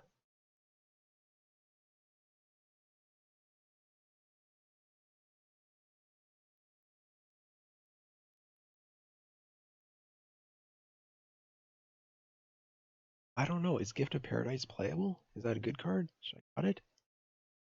Cut it and add what? Yeah, that's I think the question I've asked like 5 times already. Cut, cut a land, add growth cycle, season of growth. I mean, that's really I think what it would be. Marauder's Axe, play a Marauder's Axe over Gift of Paradise. Marauder's Axe pretty good at fencing ace, and I've got like a shortage of 4 drops, so turns all my little dudes into something that actually does something. Yeah, maybe. Got 18 lands, 8 white sources,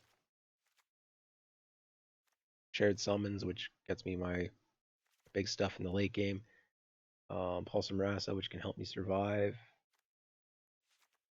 Feral Invocations, which go well with the fencing ace.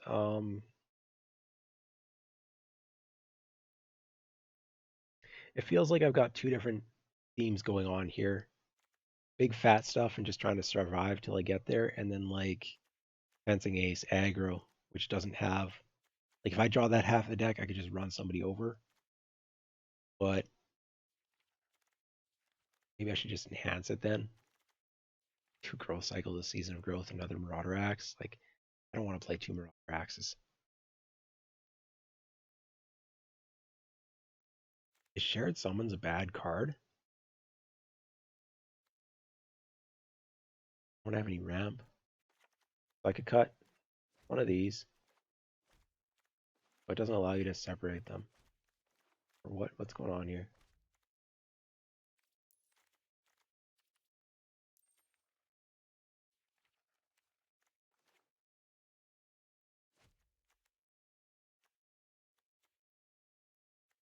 Huh. I don't know what's with the interface. I could cut one of these. 2 growth cycles, season of growth, cut a land.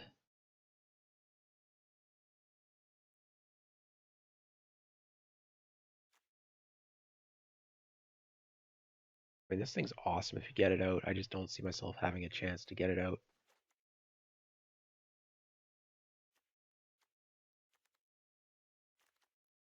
I'll play the Gift of Paradise over the Brightwood Tracker.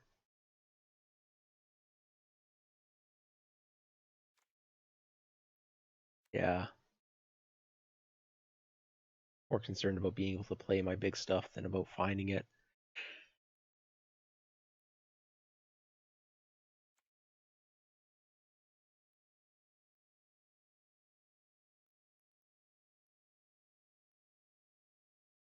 Oh yeah, hand smoother, right? Because we're doing best of ones. Maybe can cut lanes and run it at the tracker. Keeps my creature count up. 17. Not shared summons. I don't need. Okay. I want to change my art on my lands because it's ugly art.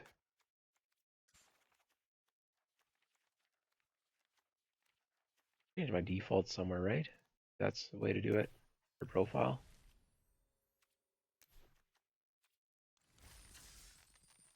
Here, profile. Use no. Where do you set your default land?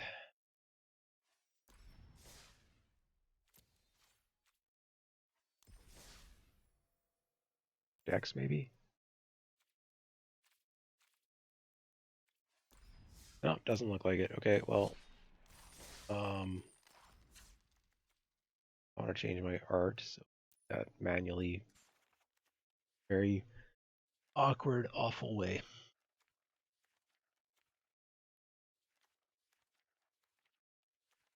M21, where's the M20 land?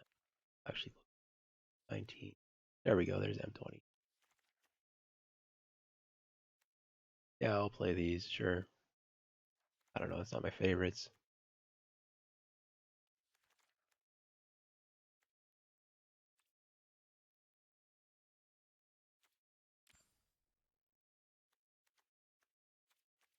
But that just bring it to the front of the list. It didn't actually change the lands in the deck. Oh, come on.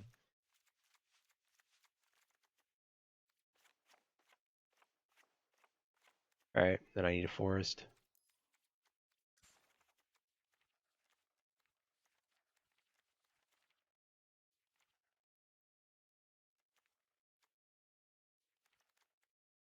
Yeah, these are some of my favorite looking lands from like back in the day. So yeah, definitely gonna go with these.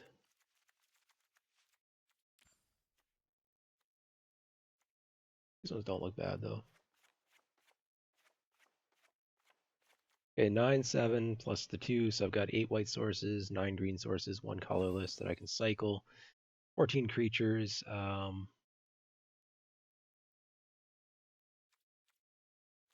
It's a playable deck, I think, I hope.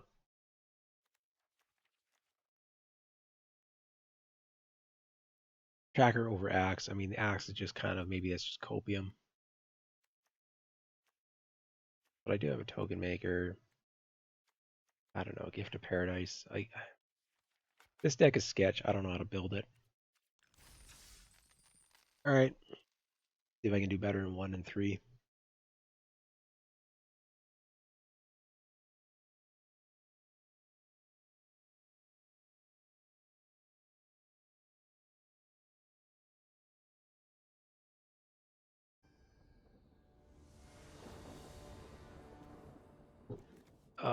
Four lands in my opening hand. Not excited about that, but I do have 2 colors and I do have some action before turn 15, so I guess I keep.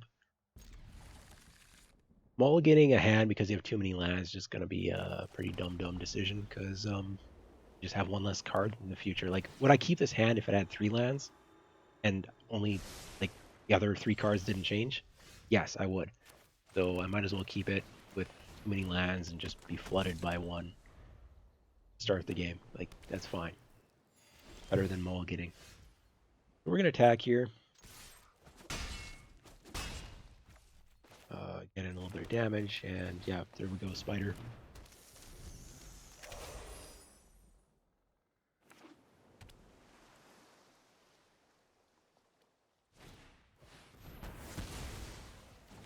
The good news is we're curving out. The bad news is our cards don't really synergize.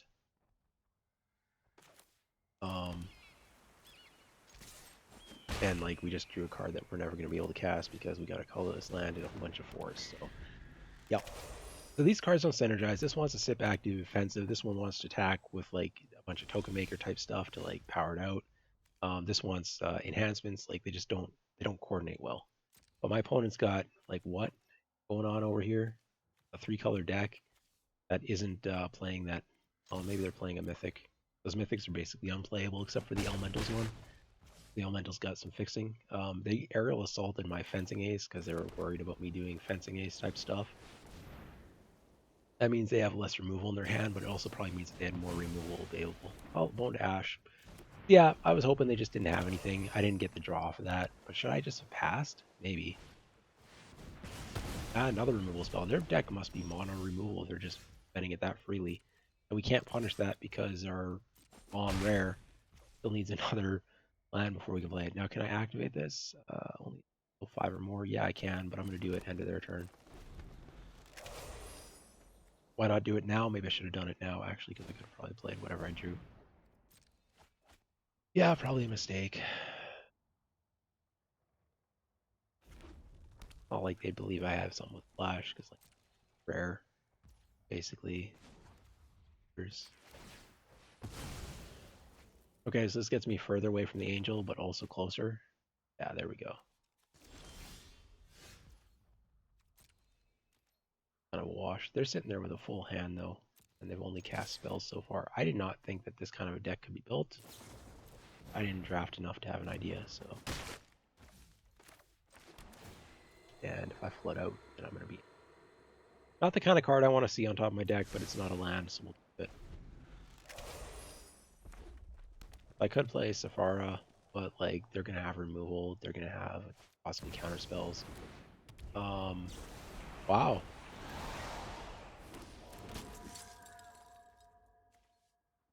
Okay. I mean, these guys are unplayable, but they just played it, so what do I know about this game? Given how judicious they've been with removal so far, I suspect they have more. But this is pressure, so I have to play a giant angel. They're tapped out. They don't have a counterspell up right now. They likely have removal, but maybe they just burn through it too fast.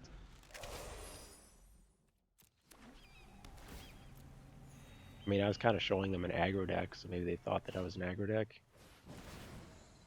Yeah, okay, if they're playing that, they don't have an actual spell. Like, right now. I should have played Anticipate first to see if they can find a removal spell.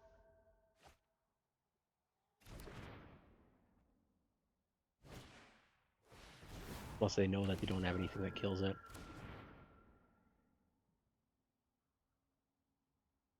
I should have played the Anticipate. I don't.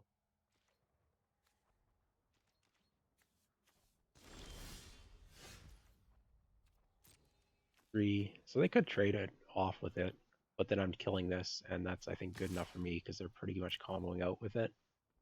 So I'll trade my 7/7 lifelink for their mythic that's getting them a bunch of tokens. No vigilance, eh?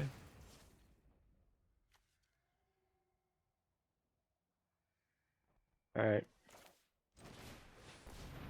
Now, if I draw shared summons, I might want more lands out, but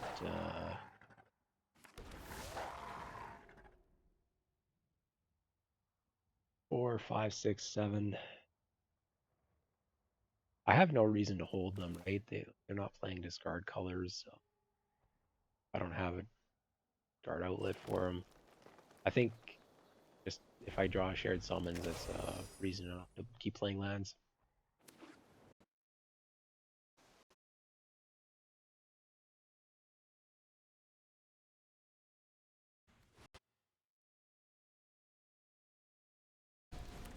Alright, they finally got their removal. Had to use 2 cards on it, but they've already drawn like a billion, so. I'm at 27 though. But they could easily have inspired charges. Yeah, there we go. Eagle, yeah. Their deck's pretty sweet. I didn't know that was a possibility to build that. It's kind of almost looks more like a constructed type thing going on. Play card. Last turn.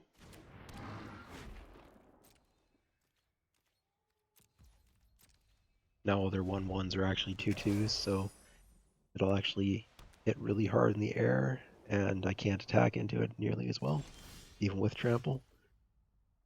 Um, yeah, so they're just like double block. And what am I waiting for though? Like, where am I gonna get to?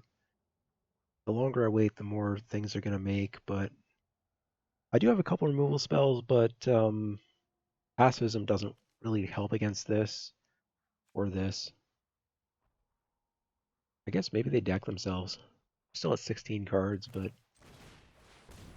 yeah. Can I play around a Wrath? I don't think so. Could I play around a Bone to Ash? I don't think so, but that's maybe something I should have thought about. I didn't.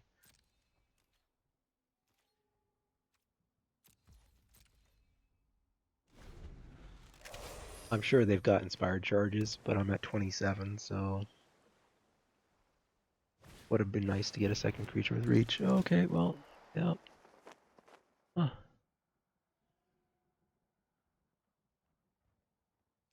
My opponent's deck is really sweet. Don't know how they came up with it, but yeah, like they're like true 3-color.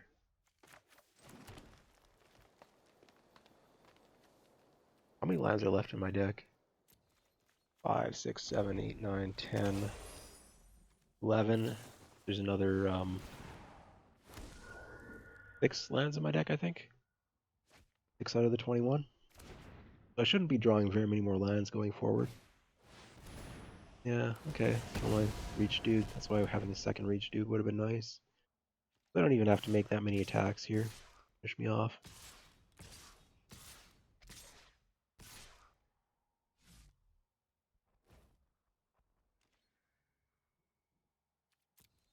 I'm not doing the math.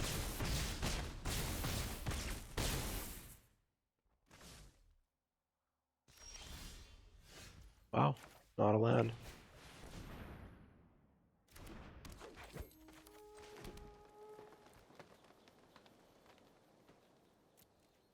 I don't think there's a single card in my deck that gets me out of this.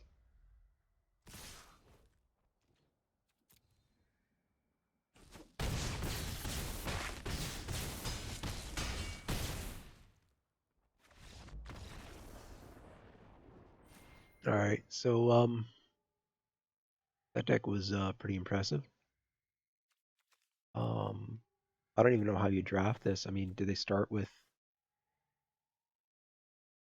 this can easily get passed over a couple of seats. Eagle and Agent don't. Unless they had this, they have no reason to pick up the Eagle. Like, they also just drafted spells, so if they're only drafting spells, then they must have, like, started with this or gotten it really early and just, like, forced it somehow, which a lot of these wouldn't be picked very high, but, oh, I did not know whatever this is a possibility. All right, good beats. On to the next one.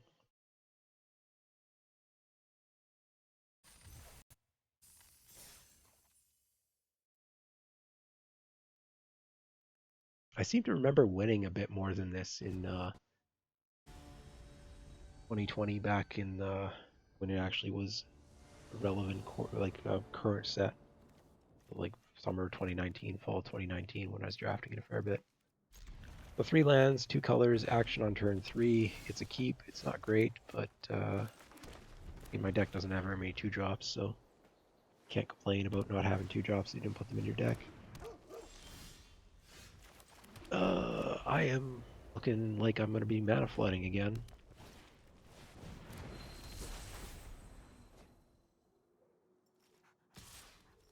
Okay, so it's like a red-green elementals probably. I got the flyer to stop there, dude.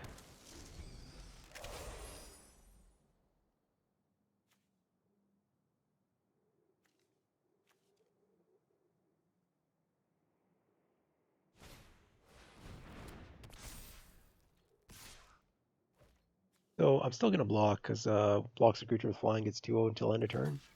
I'm not taking 4 in the air just to save my spider from dying. So that actually seems like a good block on my end. Tracker is a 2/4 to do nothing. This is something that flies, might actually get some damage in the next couple of turns.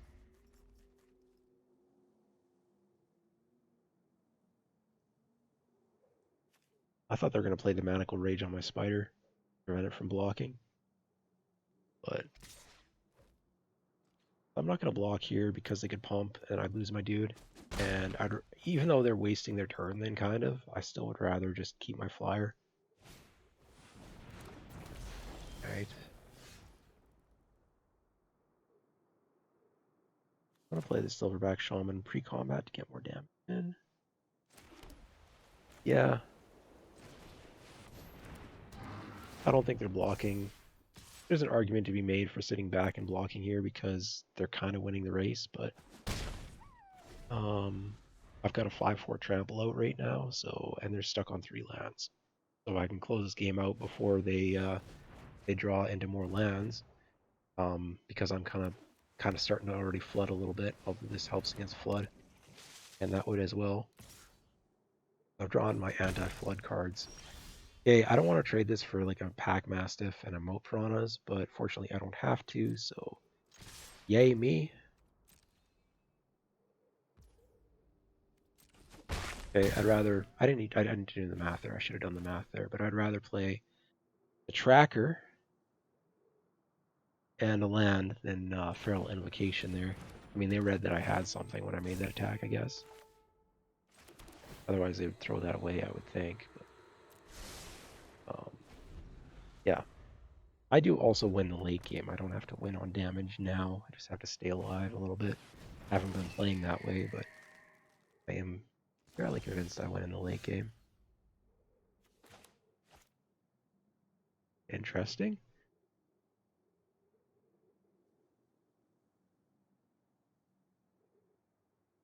So, I can't attack with the Griffin anymore. I mean, yes, I could because I've got the Feral Invocation, but it's pretty obvious they already didn't block previously. I don't want to throw away the Shaman. I think I'm fine with sitting. We're going to sit. We're going to use this. They attack. I can use the Feral Invocation to like ambush the Boreal Elemental. They probably have something though, and they'll have all their mana untapped, but I don't know. I'm kind of at a healthy-ish life total. I'm not sure if I'm supposed to just keep swinging. I don't think so, but maybe. I haven't seen any green, so they're not going to have trample for that, even though it's going to be like fairly big. It's a little bit less scary when you don't have green to go with it. They could smuggle it in. I need to keep that in mind. Um, okay. Why is this staying with that's attacking? What do you have? Like, you have something. In which case, why didn't you attack with that? Okay, so they're just trying to bait out my Feral Invocation right now. But the thing is, I think that's good enough because it's already generating like a 2-for-1 there. And now if they kill it so they can attack with the, like it's holding this off now. So yeah, this didn't die, but this isn't doing anything anymore. It's not blocking, it's not attacking. Like, what is it doing? Okay, I can equip the axe and attack here for 7. Yeah, they just throw the piranha plus the elemental in front of it, and then yeah, no, that's not good. 4, 5, 6, 7. I've got up to 8. This costs 6. I'm not doing that. I'm gonna do shared summon, so I'm gonna just play land. 6 though. No, I don't need to play the land, but I want to play the land. I can play the equipment. 1, 2, 3, 4, 5. Okay, that shows them the equipment, but that's fine. This is more mana efficient because I'm going to still activate this end of turn or use the shared summons. Maybe I could have held the land then. Okay, I'm a little bit worried about like dying on the crackback, but I think I still attack with the flyer. Not equipped. It doesn't need to be equipped. Maybe I should have equipped and attacked. I don't know. I think I'm misplaying here by playing the axe pre-combat. I think I've made the correct sequencing. Well, the shared summons versus activating this, very debatable. Probably should shared summons, in which case I should have held the land. But showing the axe before combat, even though they know I'm like I'm telegraphing the tracker pretty hard, and that doesn't matter. Like, it doesn't change their decisions all that much. But yeah, shouldn't have shown the axe.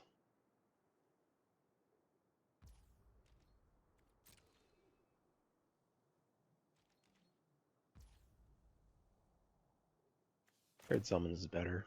I'm gonna do it. I should have held the land.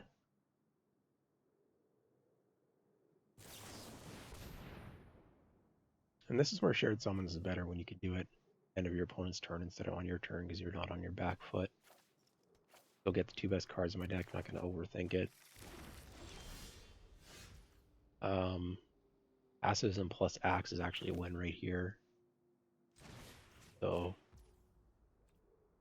I have to pay an additional 4 or another 3. Yeah, I can still equip the axe. I can't play my amazing bombs, but like, this plays around. If they have a counterspell, they have to use it here. Or if they have removal, they have to use it here, which means these aren't dead. I'm not going to die on the crackback, I don't think. They don't have green, so they're not trampling or anything. And if they have removal, they have to blow it on my Griffin Protector instead of on one of these. This is probably possibly correct, even though like I've got 2 amazing bombs in my hand. I can just use the tools I have to win right now. I don't know. Their decks kind of looked okay, but I had the advantage there.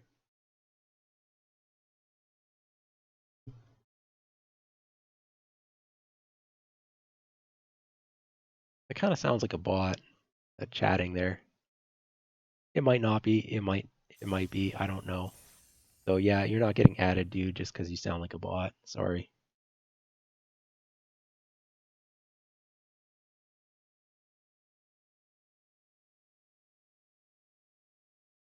I mean, if you're not a bot, you'd be able to respond to what I'm saying and put something else in chat besides just what looks like a copy paste from a bot. So feel free to demonstrate that you're not a bot, but I'm feeling like 90% you're a bot.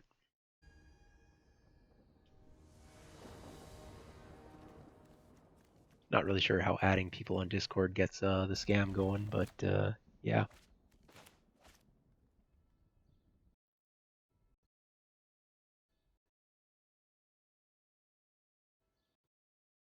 All right, wake up, play my land, go. I've got a fencing ace, so I actually have a 2-drop. That's amazing. Doesn't really do anything with this hand though. Well, now it does. So that's actually a turn 4 play.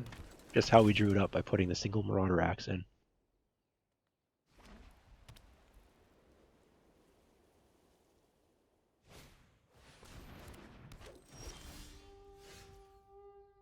Woodland Champion ranges from being pretty mediocre to pretty scary. I think I'm fine trading off my fencing ace, even though I have an axe. Yeah, they don't take the trade because they think they've got something, and they very well do. So they're gonna drop something that makes a token, make it a 3/3, and then like, oh wow, my fencing ace is useless. Except I've got that Marauder Axe, so probably be able to keep attacking with it a couple more turns. Oh, yeah, okay, that's really good.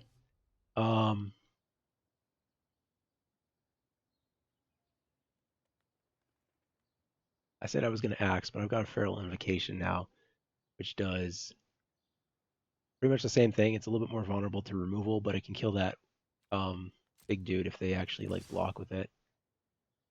Not the spider though. I'm going to hold the spider back. If they block with it, like, this is a little bit too obvious. They shouldn't be blocking.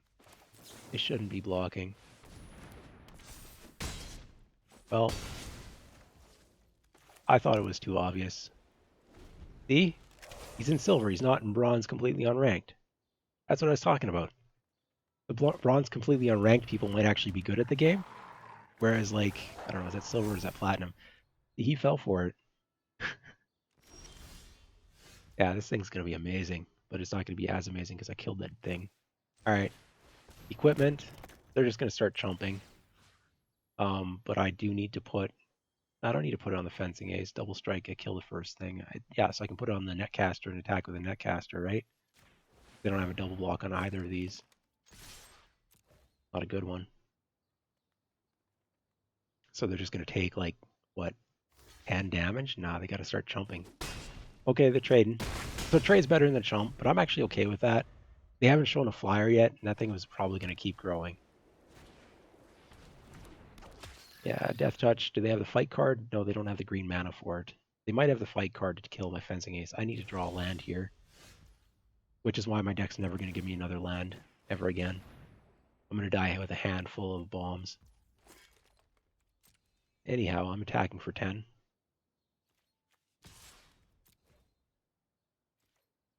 The good news, we'll find out if they have a removal spell soon. It doesn't work unless you give it first strike. Is there a card that gives first strike and instant speed for white? No. Protection works, though. Nice.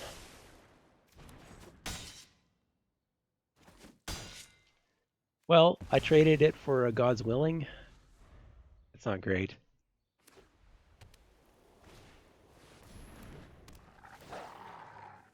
Now I need to draw a land. I have time.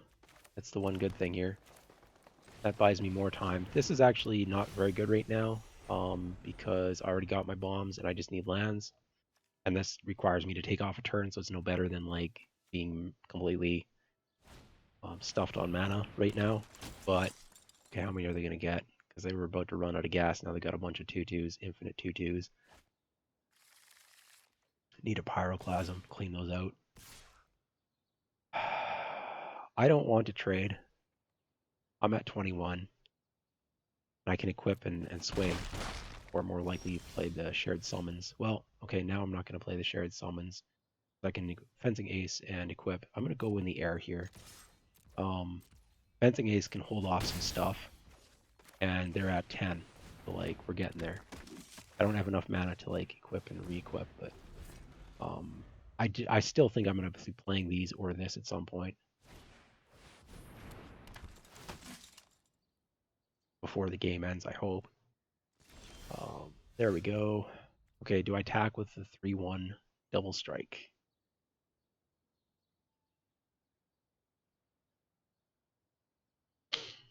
No, because I can put a pair of 2/2s in front of it and then it trades. I don't really want to do that. I don't want to move the axe over either. I want to play down like a fatty boom here.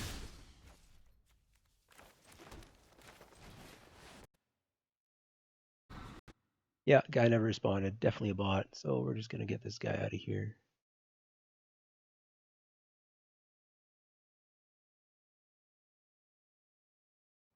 There we go. All right, that's a pretty good card.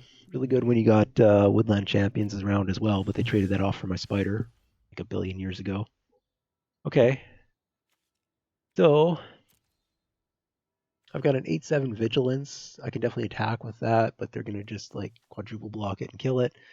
I'm going to speed up the clock here, though, by moving the axe over. Gift of Paradise, move the axe.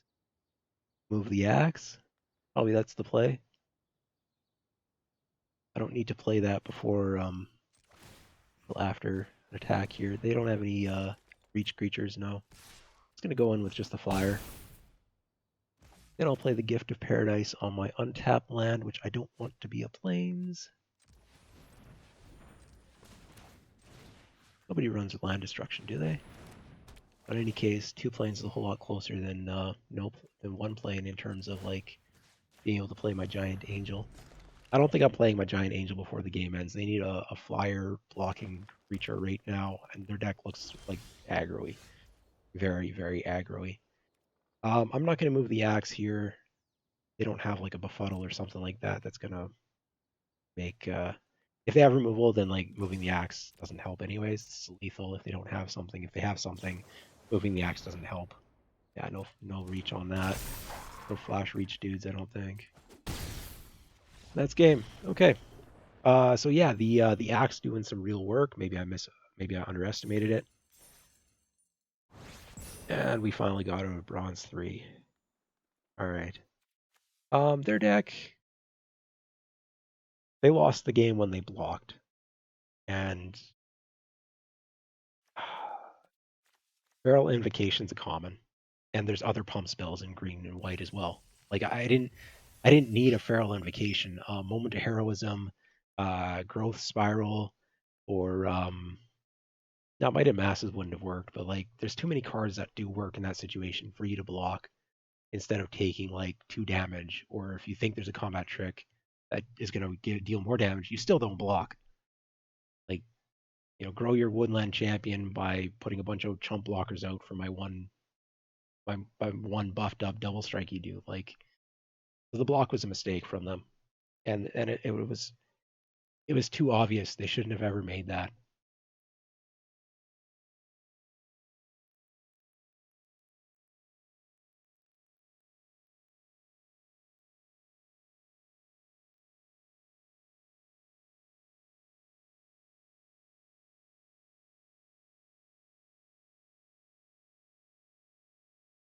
And given how the rest of that game went with me being like mana choked and drawing all my expensive cards, um, if they hadn't made that block, I'm pretty sure they would have won. All right, wait, we have 2 wins.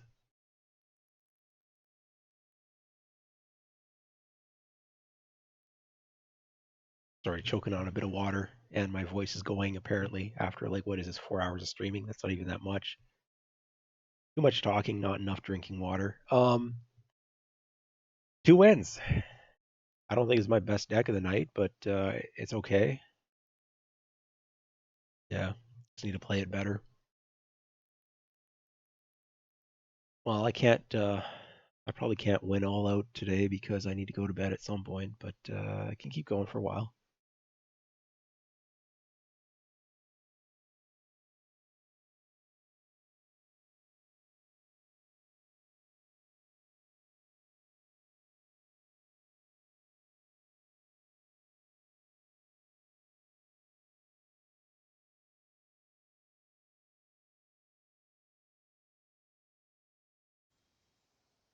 All right.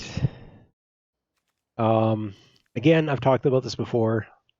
I don't want to see 4 lands in my opening hand. All my cards cost 3, but I've got 2 colors and I've got some action before turn 15, so I'm a keep. Like the hand wouldn't be better if I just threw one of the forests away. I would definitely keep this 6 card hand, though not mulliganing. What are those lands? Where do those come from? Sort of set. I don't know, secret lair probably or something. No idea. I don't see flyers. Black white definitely would have flyers, but let's get the pop out. I don't have any pop synergies really. Well, I've got the equipment now that I've actually put it in the deck, but like Roche's pop is not great in my deck. It's just I didn't want to get run over because I think I've got a pretty good late game. All right, so we're doing our best land go imitation. I'm gonna attack because they're not attacking, so let's see what they got. I want to blow a combat trick on this, I guess. That'd be the worst that could happen. We'll put another one. Ferocious pop out.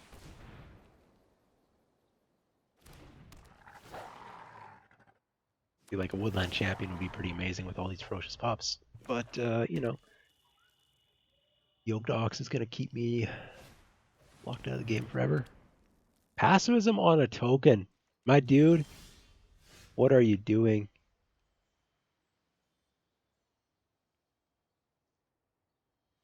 Are they like gonna play a board sweep and they're just trying to get me to overcommit or something? Like that is. They're not a bronze rank player. What is going on here?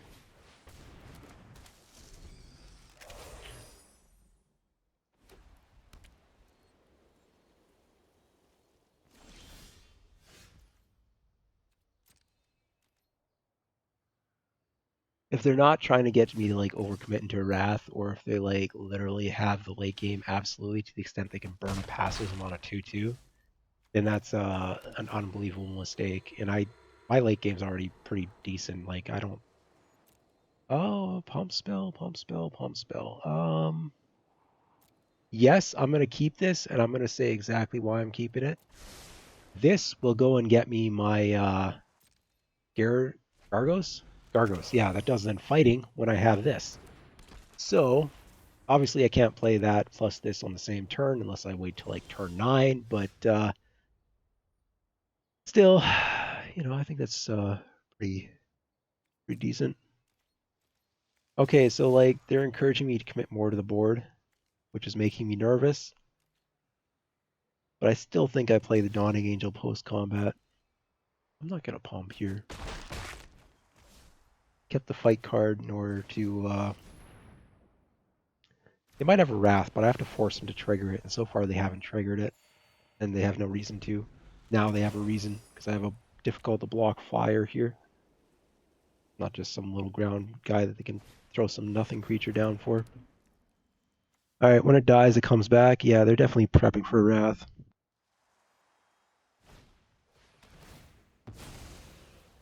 Or they're using it in Bone Splinters. Okay. They burned another removal spell on another inconsequential creature.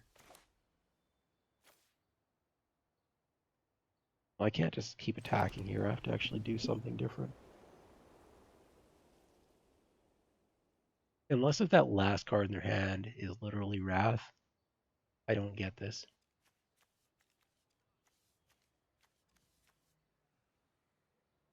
I think I burn the Feral Invocation here to force that Wrath if they have it.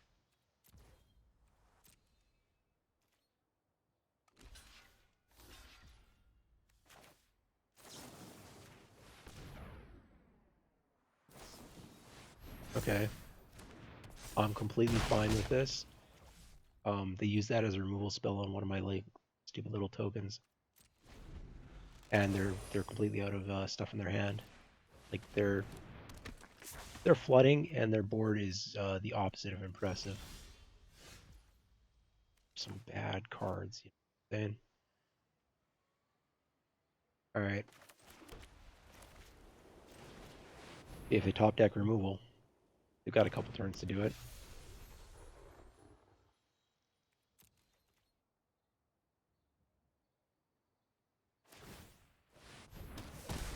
The pacifism doesn't do anything against this. Like pacifism's a really good card in some limited formats, not very good in others. They could have held on for another turn or two to see if they drew removal, but and like they were, I don't know.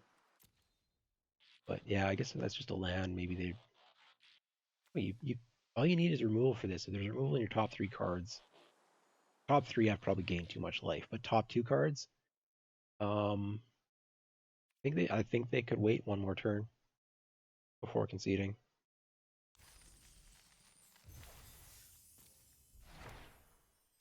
What is this?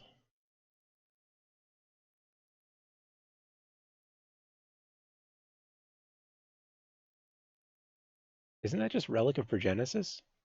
I mean, it's been forever since I've played a Relic of Progenesis, but didn't have an ETB Exile? I think it had an ETB Exile.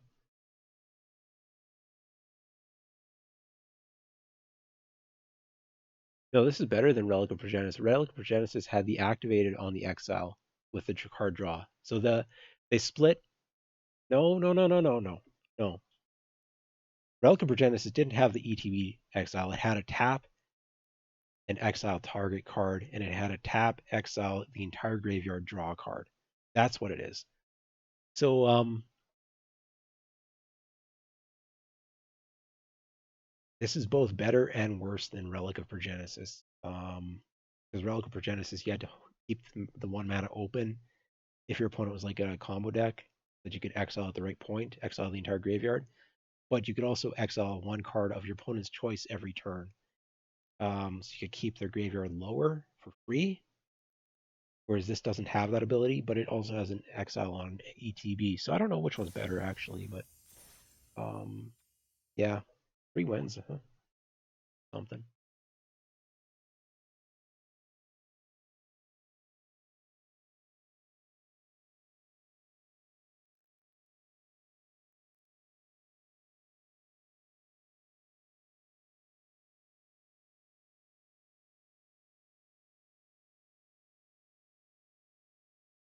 Yep. All right. How are we doing?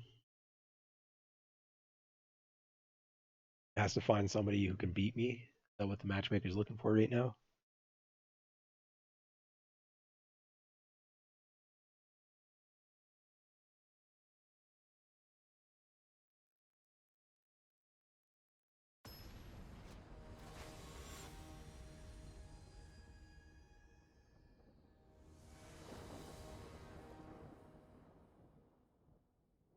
All right.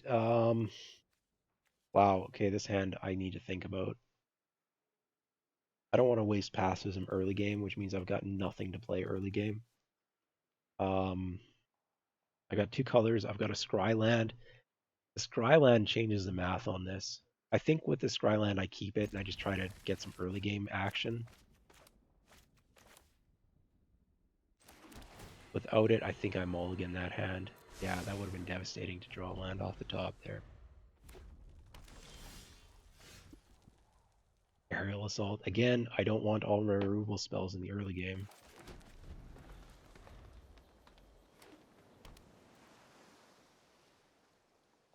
Alright, so they got blue-red something going on.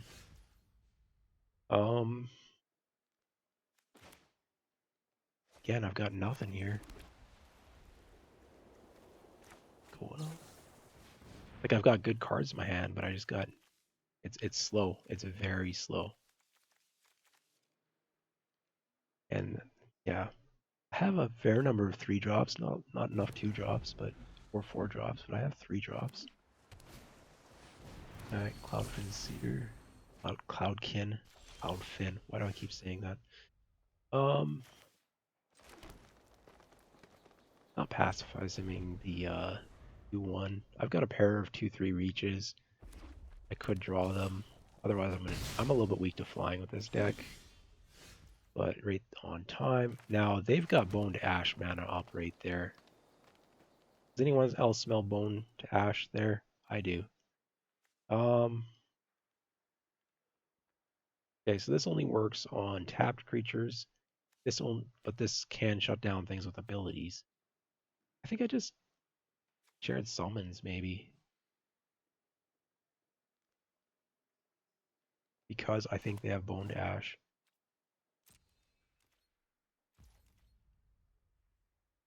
Ugh. Shared summons to get early game stuff sounds terrible. I don't want to waste a removal spell on that. I don't want to play my Netcaster into Bone Dash. Or my Silverback Shaman, which if they were tapped out, that would have been a Silverback Shaman because I can race them.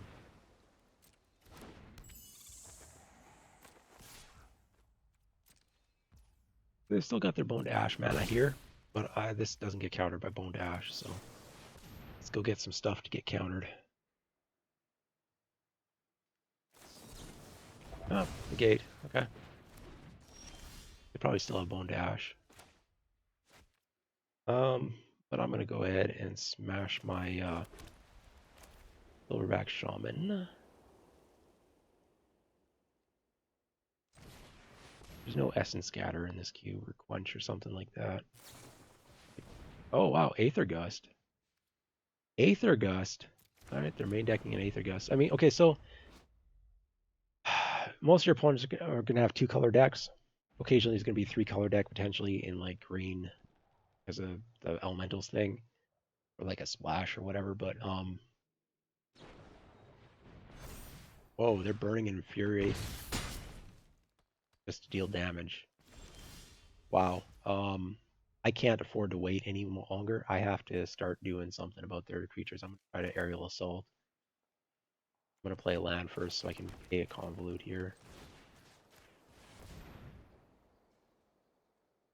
I'd rather have the Netcaster Spider than the Aerial Assault. Yeah, okay. Bone Dash, Bone Dash, Bone Dash, but I got a Bone Dash. I mean, they also know I have a Silverback Shaman right now, so I need to stop taking damage. I can't believe they just burned that right there and then, but, you know. Alright, that's what I want the passive for.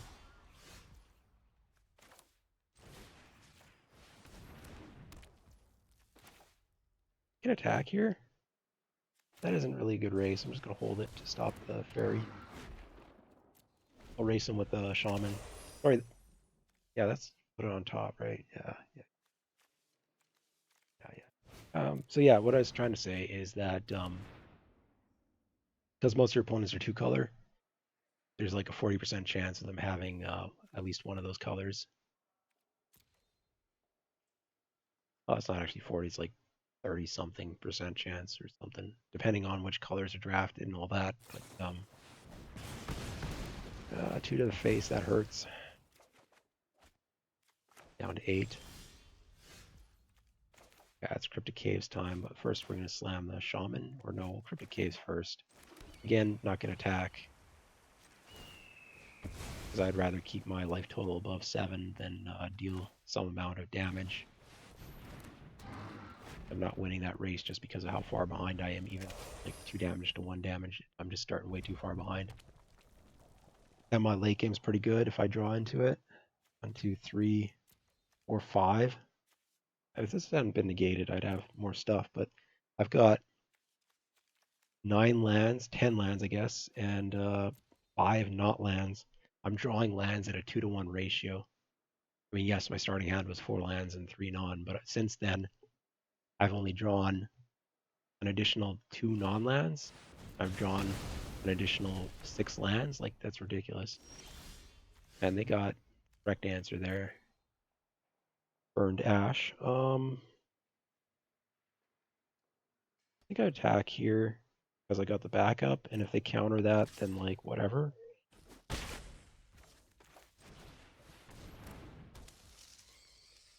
Do I play land? I don't think so. Shared Summons is already gone. I've got the Brightwood trackers though, which would be pretty amazing right now.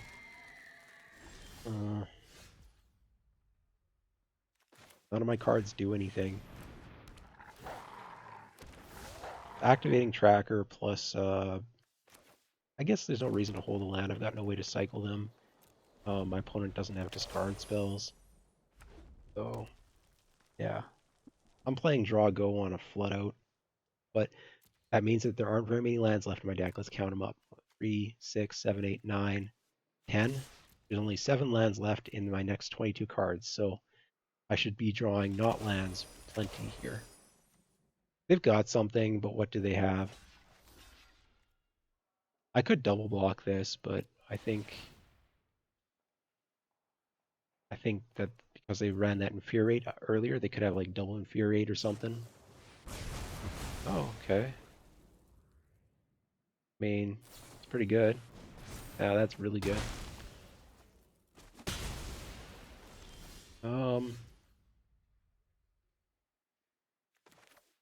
Yeah, how many lands did I say? I said there were 7 lands left in my deck. Now there's only 6 lands left in my deck. Well, this doesn't have reach. Plus they've got Bone Dash, or I should have played this first because Convolute. My mistake. If they Convolute, it's because that's on me. I still need a fight spell on top of my deck or something. Fight spells, but oh, legendary spell. I can't believe they're actually playing that in their main deck. Like the legendary spells exist, but like odds of your opponent having a legendary spell, not every deck's gonna have one. It's probably less than 1 on average. And you're not gonna have the tails end when they like untap. So you're putting in there to counter activated or triggered abilities. Like, come on. Anyway, I'm salting. I've got good reason to though. Nobody's gonna deny that. Like that's just ridiculous.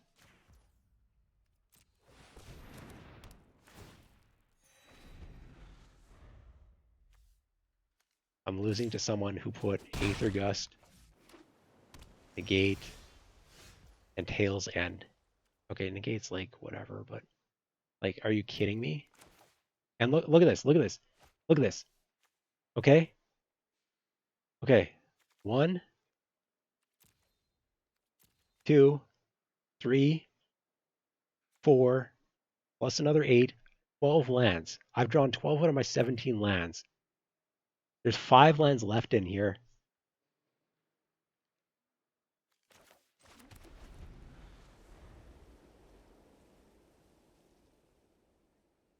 One, two, like,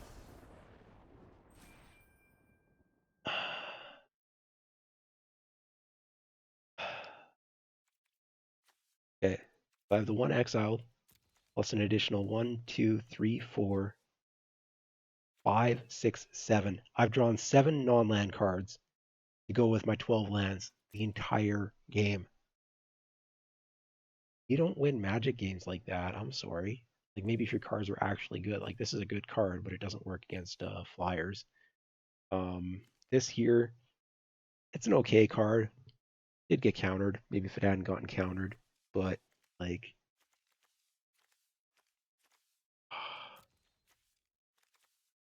my netcasters died of Flame Sweep plus an Uncaged Fury. I don't get it, bro. All right. You kidding me?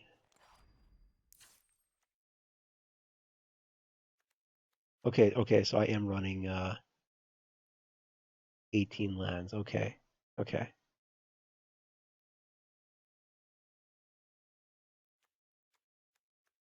Okay, so I am running 18 lands. I guess that's all right. Yeah, I deserved it. Let's cut this Gift of Paradise and put in another Brightwood Tracker, I guess, or maybe Marauder's Axe. I mean, that was pretty good that one time. I've got pups. Really aren't doing much without an axe. Fencing Ace times 2. Let's just hope to run people over, because, like, I don't know. I think I have a good end game, late game, but I don't know.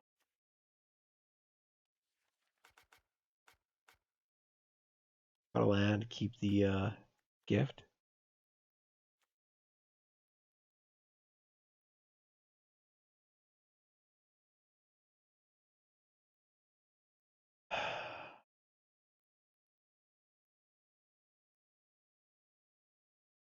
No, I've got a tap land plus a cycle land. Like that's flood mitigation. Yeah, that's right. I even scryed a land to the bottom in that last game. Oh my.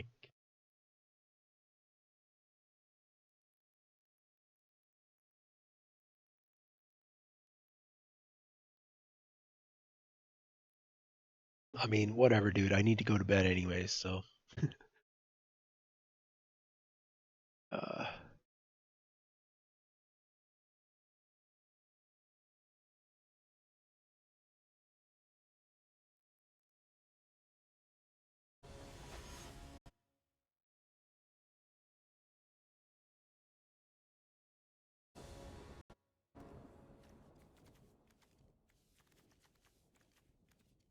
okay. So same thing as last time, right? I've got 4 lands. Okay, I've got some early game action this time, right? So I'm keeping this. I'm keeping this, and I'm hoping not to flood. Yeah, I'm tilting a little. I don't know. I know I was making mistakes in some of my earlier games. I don't think I was making mistakes these last couple. I also don't think this deck is that good. But like, you can't win when you draw an infinite number of lands and no spells. Okay, these fencing aces want that Marauder's Axe. I did put a second Marauder's Axe in, so let's just hope to get lucky here. Or Feral Invocation, something of that nature.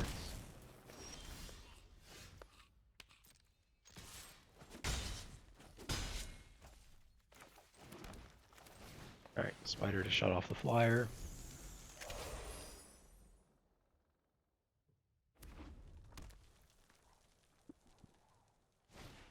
I'm a little bit weak to flyers. I would have to say this deck. There was a spider I passed up that I shouldn't have. I'm seeing elementals dot deck. I'm willing to trade the fencing ace. I don't have anything going on with the fencing ace that makes it, better than an Ember Cat or something. So run another one out. Hopefully don't have flame sweep.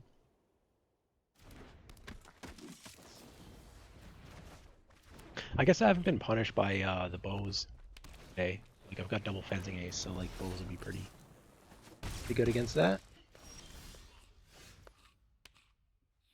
5 mana. Can I race them, or do I need to change up my game plan? Get that caster spider back out. I think I can race them.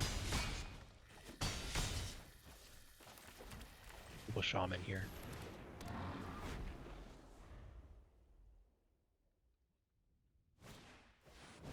Oh wow, that.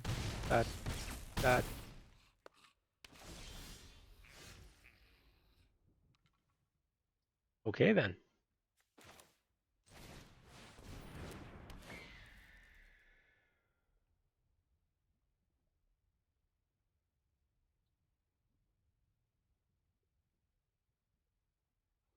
I have to keep attacking. I mean, right? They have 3 attackers to my 3 blockers. That's what I was mathing there. But I can't block this anyhow. Like, okay, let's think. If they have a palm spell, they're using it on this thing anyhow, so yeah. I should have double blocked. Why didn't I double block? I wasn't thinking of the first strike there. That's a screw up. I made a mistake. It doesn't matter. Okay, I made 2 mistakes. Um,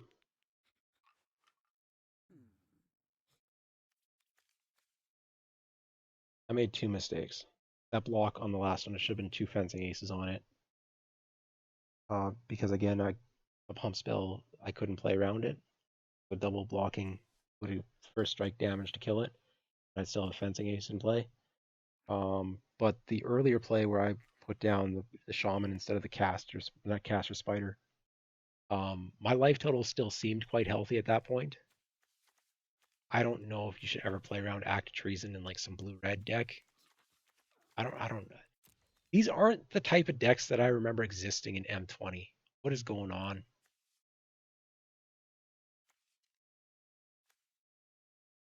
I don't know. Maybe I just was drafting with bots. Maybe that's where most of my M20 experience is from. Quite possibly. Huh.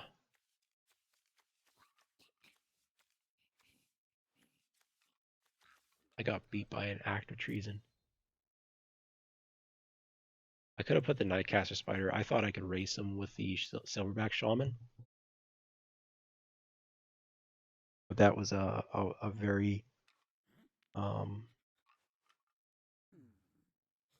a very bad calculation, I guess. Oh, and I just got run over. All right. I mean, I'm 3-3. That's kind of average where I anticipated I would have ended up.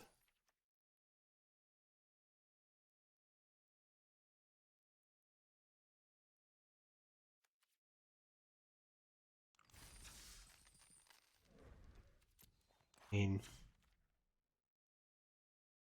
I'm short a couple of good playables. The pups aren't good in my deck. Um, Pulses, I probably picked this way too high. I don't remember what I was picking it over, but I think there was something better to pick there. Um, my removal's not what I wanted, and like 2 axes is definitely questionable. The trackers are questionable. Like, okay, having one's fine, but it would be probably wrong. Um, Shared summons, I think I've been overvaluing that card. I probably need to stop drafting it like before. Yeah, I just didn't get the ramp, and the ramp wasn't there. It's not like I passed Landlord Elves or the Leafkin Druid or whatever it is. I didn't pass any of those, I don't think. They just didn't show up. Dawning Angel was good. I don't think that was a mistake when I picked it.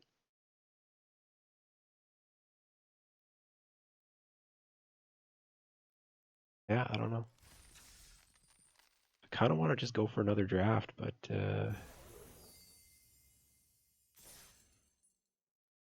yeah. How are we doing here? All right, so I completed all those questy things. Um, kind of late. I shouldn't be. I should be going to sleep, but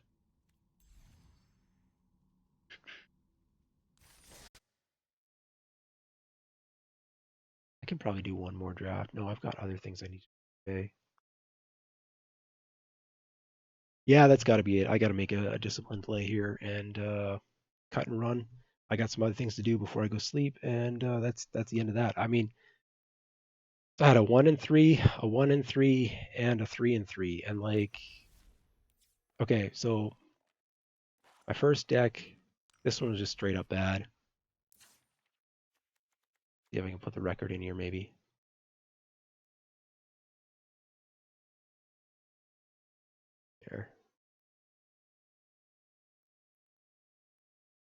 do something like that, and I can actually keep the record. Does it allow for special characters? Yeah, okay. So then I can edit this one, change the name. Great. I just want to look at these decks like later, try to figure out what I built wrong, or I guess the sideboards aren't there anymore. No, they are still. Okay. Why is it not letting me edit the name properly? What is going on? Okay. I want to edit the name of this one.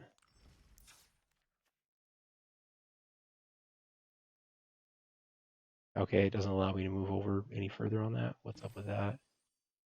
Um, okay.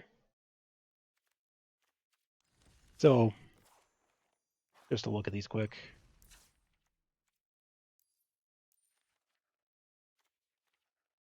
Oh yeah, it's not going to show that. It's got the sideboard, but yeah, okay. So this draft kind of just went sideways. All the rares that I opened or got passed to me were just bad. And then I thought I was going elementals, but elementals were getting drafted hard, so I should have gotten out of that. It just didn't come together, and I waffled between colors a little bit. So yeah, I mean a pacifism, which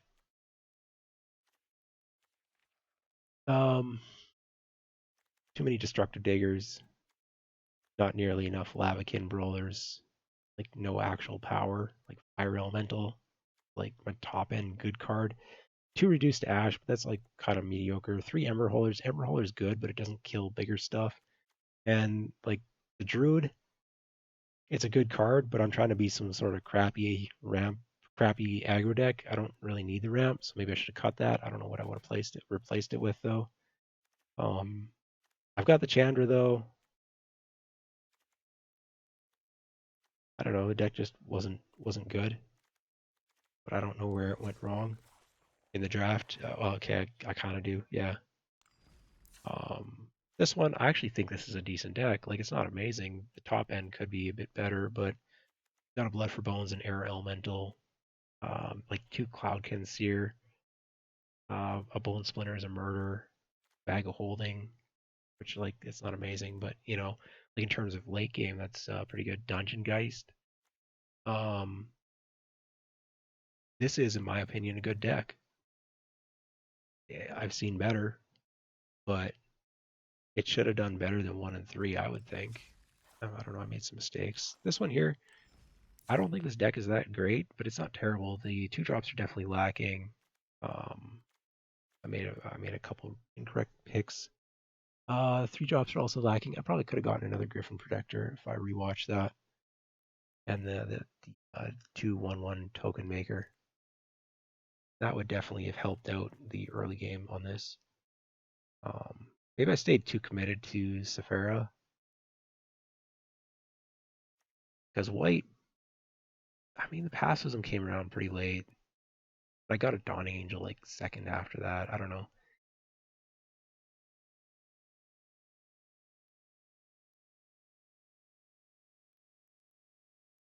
I don't know. I don't get it,